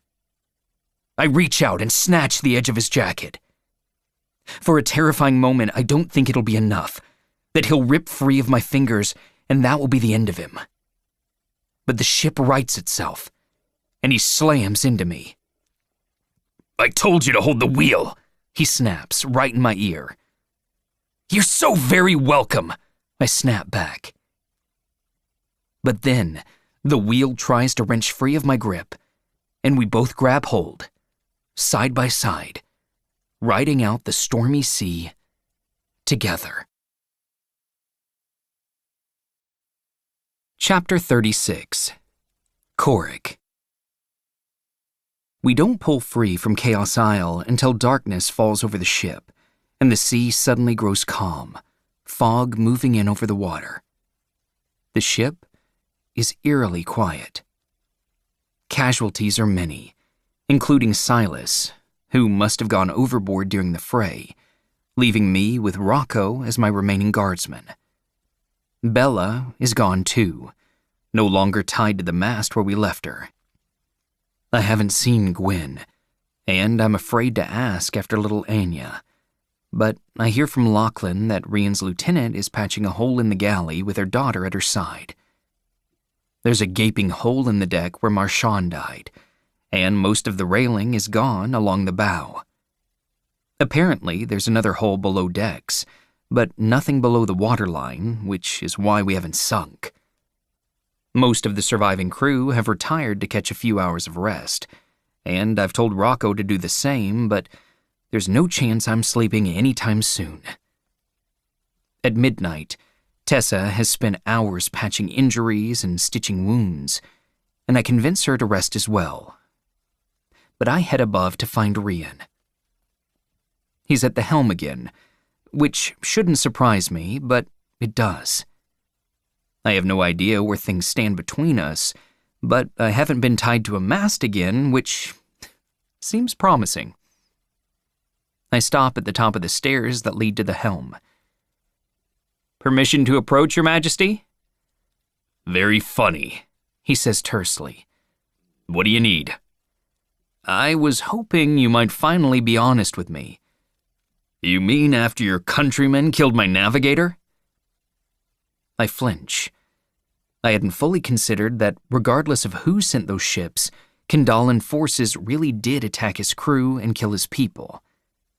But Kandala isn't the only country at fault here. "Yes," I say, "after you hid your identity, lied about your motives, and your countrymen killed my guardsmen." He looks over. It's too dark to make out much of his expression, and I wish I'd brought a lantern. "You should have stayed out of that room," he says. I study him. He might be a strong sailor, but if any of his story is true, he hasn't been the king of Austriary for long. I wonder how much of what's happened on board this ship could boil down to his inexperience. "And you should have approached Harriston as a king, intending to establish a trade agreement with a neighboring monarch. Regardless of what you think of me, my brother is a reasonable man. He would have listened. He would have negotiated. My very presence here should be proof of that." He glances over again and says nothing. "You brought me on board with the intent to begin negotiations between Kandala and Austriary," I say. He snorts a bit derisively. "And how do you think that's going?" "I'm standing here, aren't I?" I wait. Water slaps the hull down below. Eventually, Rian sighs and runs a hand across his jaw. "You said I should have approached your brother as myself. I thought about it. But at first we didn't know King Harriston was in power. What I said about King Lucas was true. There was bad blood between Austriary and Kandala stretching back decades. The old king may have been my father, but..." He scoffs. "The old king was a lot of people's father. I was raised as distant kin to royalty. Even when he died, I didn't want the throne. But everyone else did, and the island started to turn on each other. I truly didn't speak many lies. I really did sail the waters looking for survivors. I just wanted to help. One of those men was Captain Blakemore, and I learned his story. I met his son. I helped him rebuild the ship, and we helped more people. I gradually formed a crew, and as we helped more and more people, they began begging me to defend them. Before long, I had people on every island swearing allegiance, begging me to make a claim for the throne. But Orrin Crane still held the southern point, and everyone was tired of fighting. We were desperate for steel to rebuild. I promised the people that I would seek a new trade agreement with Kandala, but everything I knew from Captain Blakemore warned me to be cautious." His voice has grown a bit hollow, and he stops there. "What happened?" "Orrin tried to stop us from passing. He attacked the ship. The real Captain Blakemore died in the battle. He hesitates. Orin took his wife and son prisoner. Another hesitation. But I took his daughter, Bella. As insurance, so you can get back. Yes. I think about this for a while. That still doesn't explain why you didn't just say who you were. Again, I thought about it. Truly, that was my plan. We docked in Port Corinnan first, and that was easy. The Dawn Chaser could fly under the flag of Kandala, so no one gave us a passing glance. He pauses, then looks over. And there, we learned of the fever sickness that seemed to be destroying your country, as well as the harsh penalties for theft and smuggling Moonflower, since you believe it's a cure. But you had Moonflower, I say. If you didn't know about it, how did you know to bring so much? I didn't bring it as a cure, he says, looking at me like I'm crazy. In Ostriary, we recognize Moonflower for what it is. A poison. I roll that around in my head and say, how is Moonflower a poison?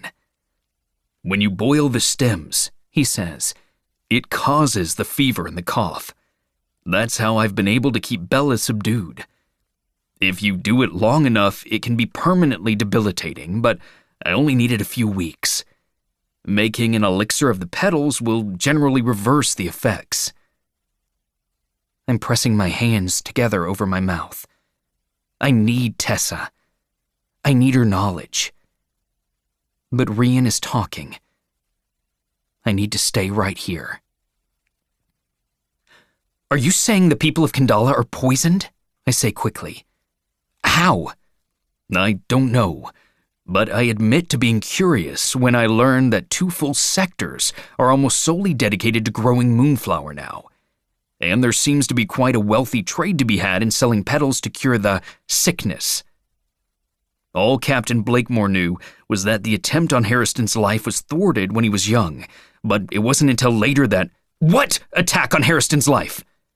Your Consul Montague tried to poison him to force your parents into demanding a higher price on steel, but Ostriary felt betrayed and refused to barter. Maybe Montague figured out a new way to make silver. Or someone did. Consul Montague, who later tried to assassinate my parents. I run my hands through my hair. Not only do I need Tessa, but I need Quint and Harriston too. I need to be back in the royal sector. But now, I'm on a boat in the middle of the ocean. All this time, you thought we were poisoning the people? I say sharply. No wonder he hates me so much. Locking people in a room, indeed. I wasn't entirely sure, he says. King Harriston was so invested in a new source of Moonflower that I didn't believe it was him. I suspected you for quite a while. But then you and Tessa were almost religious about ensuring your people took Moonflower tea once you climbed on board. But it's obviously someone in your inner circle. I still can't make this make sense in my head. For what purpose? Rian shrugs. To prevent an uprising? It's clear one is brewing anyway. He pauses. Once we docked in Ardis and I learned of your reputation, it was clear to me that we could not begin as equals. Your country is overrun with sedition and sabotage. I can't even argue the point. He's right. So now what? I say. Now, I'm going to do exactly what I said I'm going to do. We're going to dock in Ostriary. You will grant me a trade agreement, or I will hold you for ransom and demand one from Harriston. But I saved your life. I wouldn't have needed saving if those ships hadn't followed. As far as I'm concerned, that was an act of war. I almost can't believe I'm hearing this. So, you're going to retaliate from your broken-down ship. I don't need to retaliate. I need steel. Again, I have been mostly forthright from the beginning. I don't care about Kandala. I have no desire to go to war. Neither of our countries can sustain it. I need steel. You need to help your people. I will not get embroiled in your political scheming. Trade or not, but you have until we dock to make your decision. For now, we just need to get past Orin Crane. His expression is tense. With a ship that's taken heavy damage, a hamstrung crew, and no Bella to trade for safe passage. When will we reach his territory? I say. It's my territory, he snaps. Fine. When will we reach your...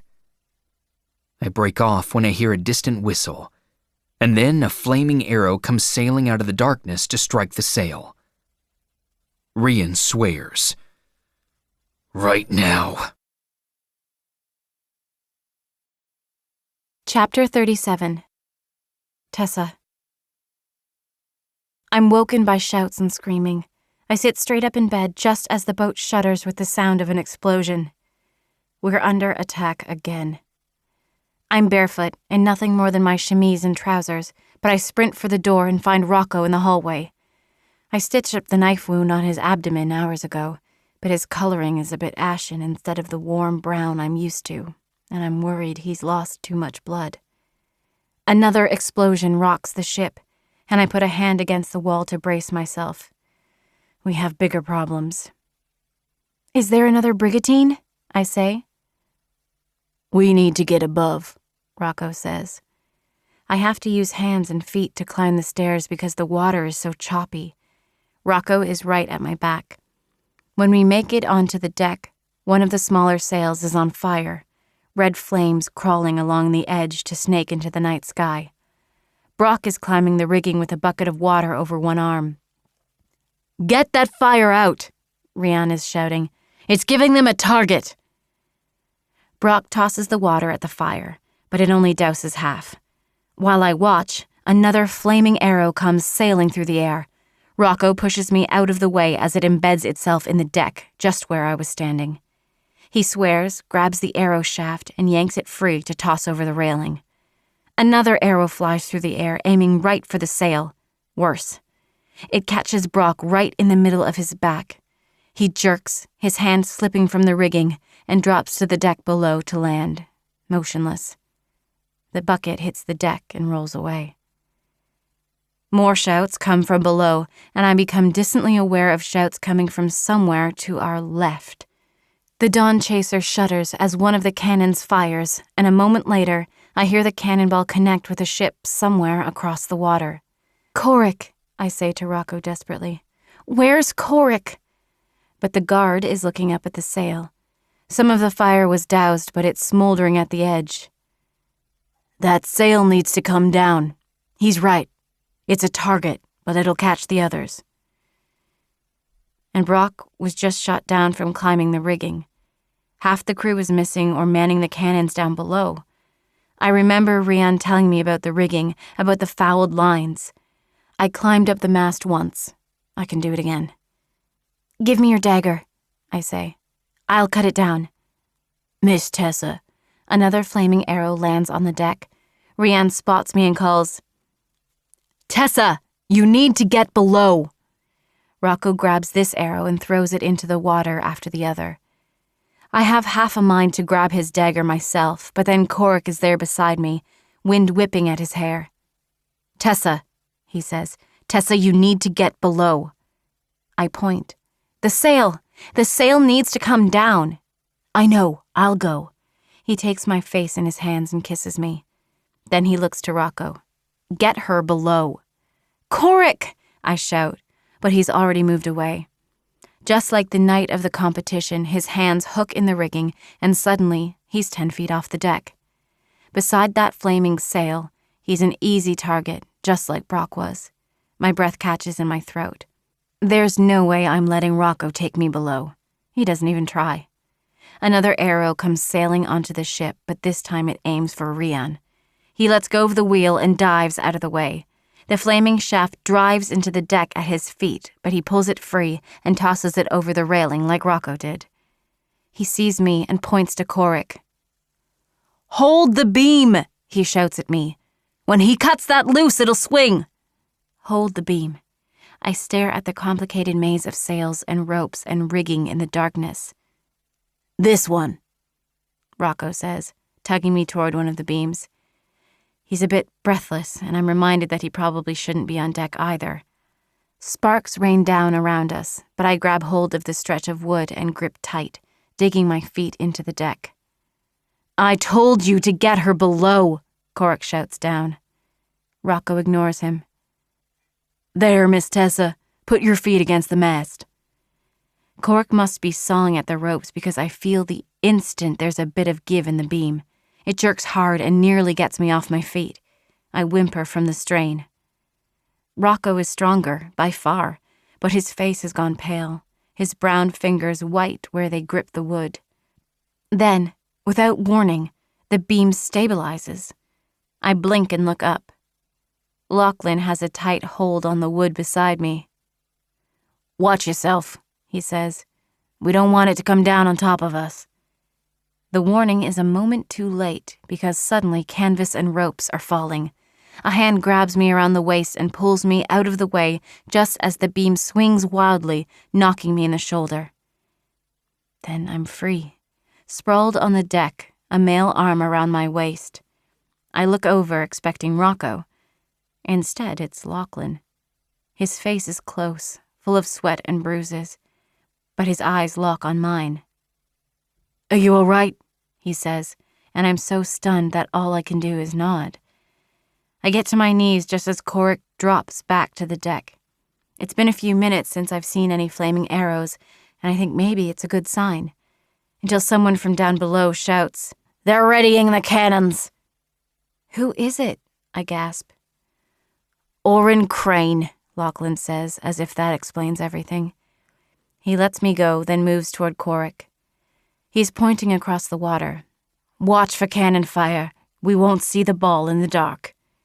The dawn chaser bucks and shudders, and an explosion rocks below. We've fired.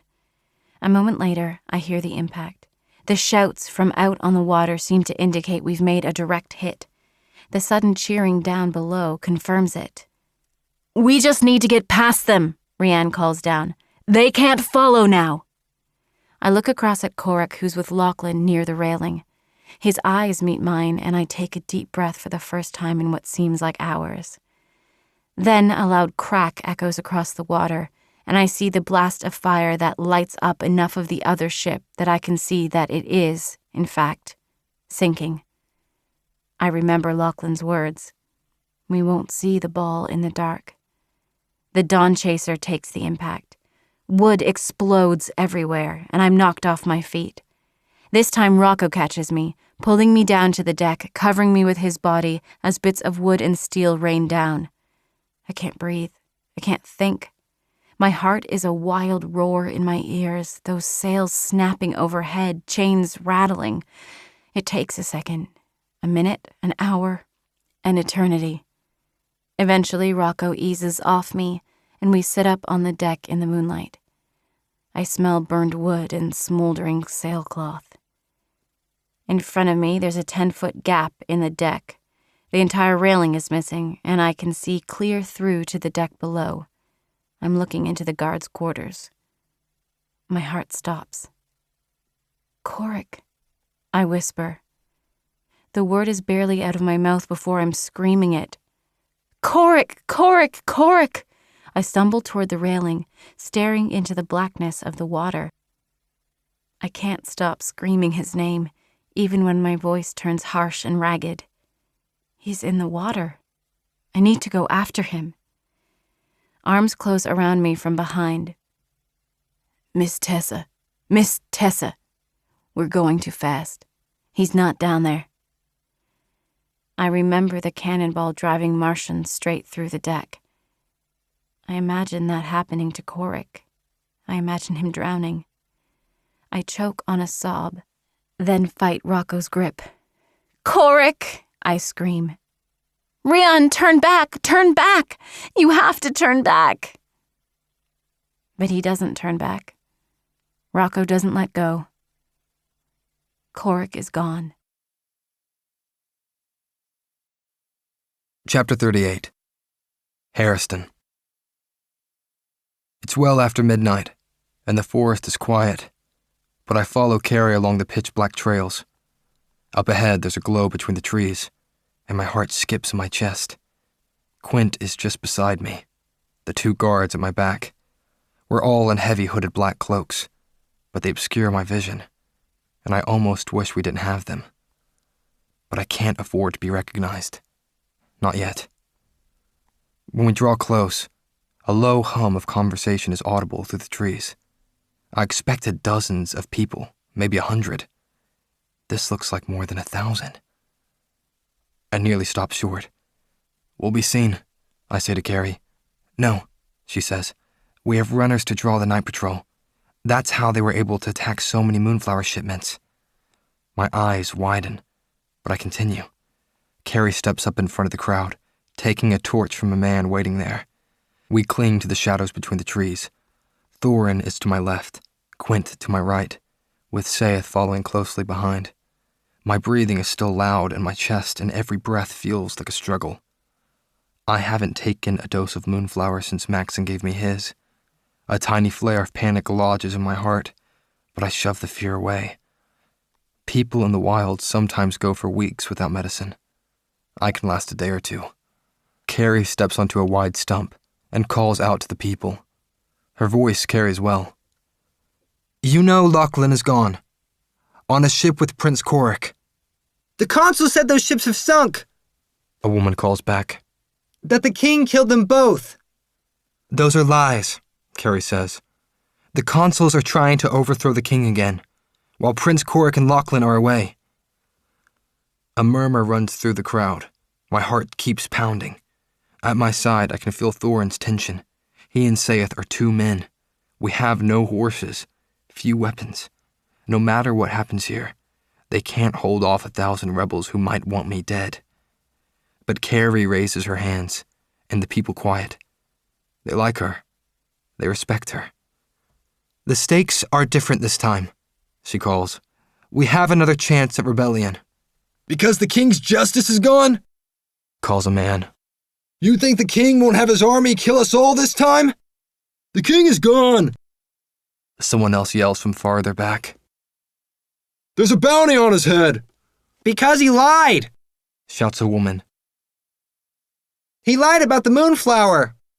Another murmur rolls through the crowd, more angry this time. I inhale, preparing to step forward, but Quint reaches out and catches my wrist. "Wait, Your Majesty," he says quietly. "Allow her to hold the crowd." I glance down at his hand on my arm, but his eyes are on the people, on Carrie. "He didn't lie," Carrie calls. "The consuls have lied to you all. The king has been trying to protect his people." "It's true," calls a little voice. "The king was the fox." Violet. She shouldn't be here. It's too dangerous. A low snicker rolls through the crowd, but Carrie doesn't laugh. "The king was the fox, just as Prince Korik was Weston Lark." Complete silence falls over the crowd. Finally, a man yells, "If the king is trying to protect us from the consuls, why is he hiding?" "Now," Quint whispers, and he squeezes my wrist. In that instant, time seems to freeze. I've stood before my people, countless times. I've never done it without my brother at my side. Korik, please be well. But then I think of Quint's words from the carriage. Perhaps it's time to speak for yourself. I draw back the hood of my cloak and stride forward, limping, to join Carrie.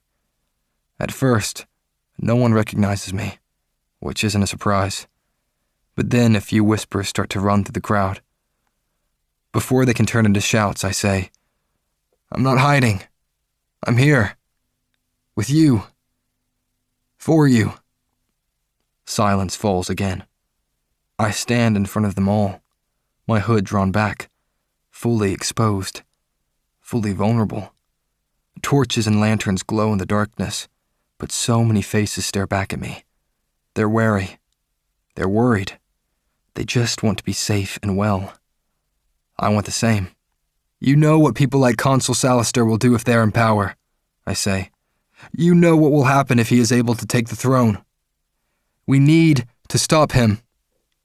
So what? Someone yells. You think you're gonna order us into battle against your own people? No, I say, feeling the pound of my heart. I think I'm going to lead you. Chapter 39. Tessa. I'm soaking wet and freezing on the deck of the ship. Fog is everywhere. I feel nothing. Corrick is gone. I've lost him again. Lachlan is gone. I'm sorry, Kari. A hand touches my shoulder. Tessa? Rian. I jerk away. I don't trust my voice. I choke on a sob. Please. My voice breaks. Please go away. He moves closer. Tessa, I'm... Keep your distance, Rocco says sharply. I didn't even realize he was nearby. I turn my head a fraction and see he's facing down Rian. I think the captain is going to snap at the guardsman, but he doesn't. He straightens and takes a step back. We'll reach Faired before daybreak. We're in safer waters now. I thought you should know. I don't care. I want to sink the ship myself. I say nothing. I told you to keep your distance, Rocco says again. Rian inhales, but then he must think better of it because he moves away. Thank you, Rocco, I whisper. Yes, Miss Tessa. I swallow. We've both lost too much. You don't have to guard me. After a moment, he sits down beside me. After another moment, he takes my hand and gives it a squeeze. It's kind, brotherly. There's no one left to guard, he says quietly. I put my face in my hands. Do you think we'll ever be able to get back? I don't know. There's something terrifyingly bleak about that. We'll reach Faired before daybreak, I thought you should know. I draw a shuddering breath, then swipe the tears off my cheeks. I've been too naive for too long, too trusting of too many people. All I ever wanted to do was help the people around me, and all it's ever led to is pain and suffering. So I sit up straighter, and I look at Rocco. I don't know what to expect in Faired, I say. But we're all that's left, Rocco. We need to stick together, you and me. Yes, Miss Tessa. I shake my head. No Miss Tessa anymore. Just Tessa. He nods. Just Eric. He holds out a hand. Eric, I whisper. I clasp his hand. His almost dwarfs mine. For an instant, the fog breaks ahead, revealing a long stretch of glittering water. Beyond, I see a few scattered lights on the water, and my heart skips, expecting another attack. But they aren't more ships. They're fires or lanterns or something to indicate land. And then, as I stare, the moonlight glistens on a large structure in the distance. A castle, stretching into the sky. I feel a band of steel wrapping around my spine, chasing away all the pain that feels too overwhelming. I need you to help me with something, I say to Rocco. To Eric. Anything, he says. When we get to Austriary, I say. I want you to teach me to fight. Chapter 40. Korik.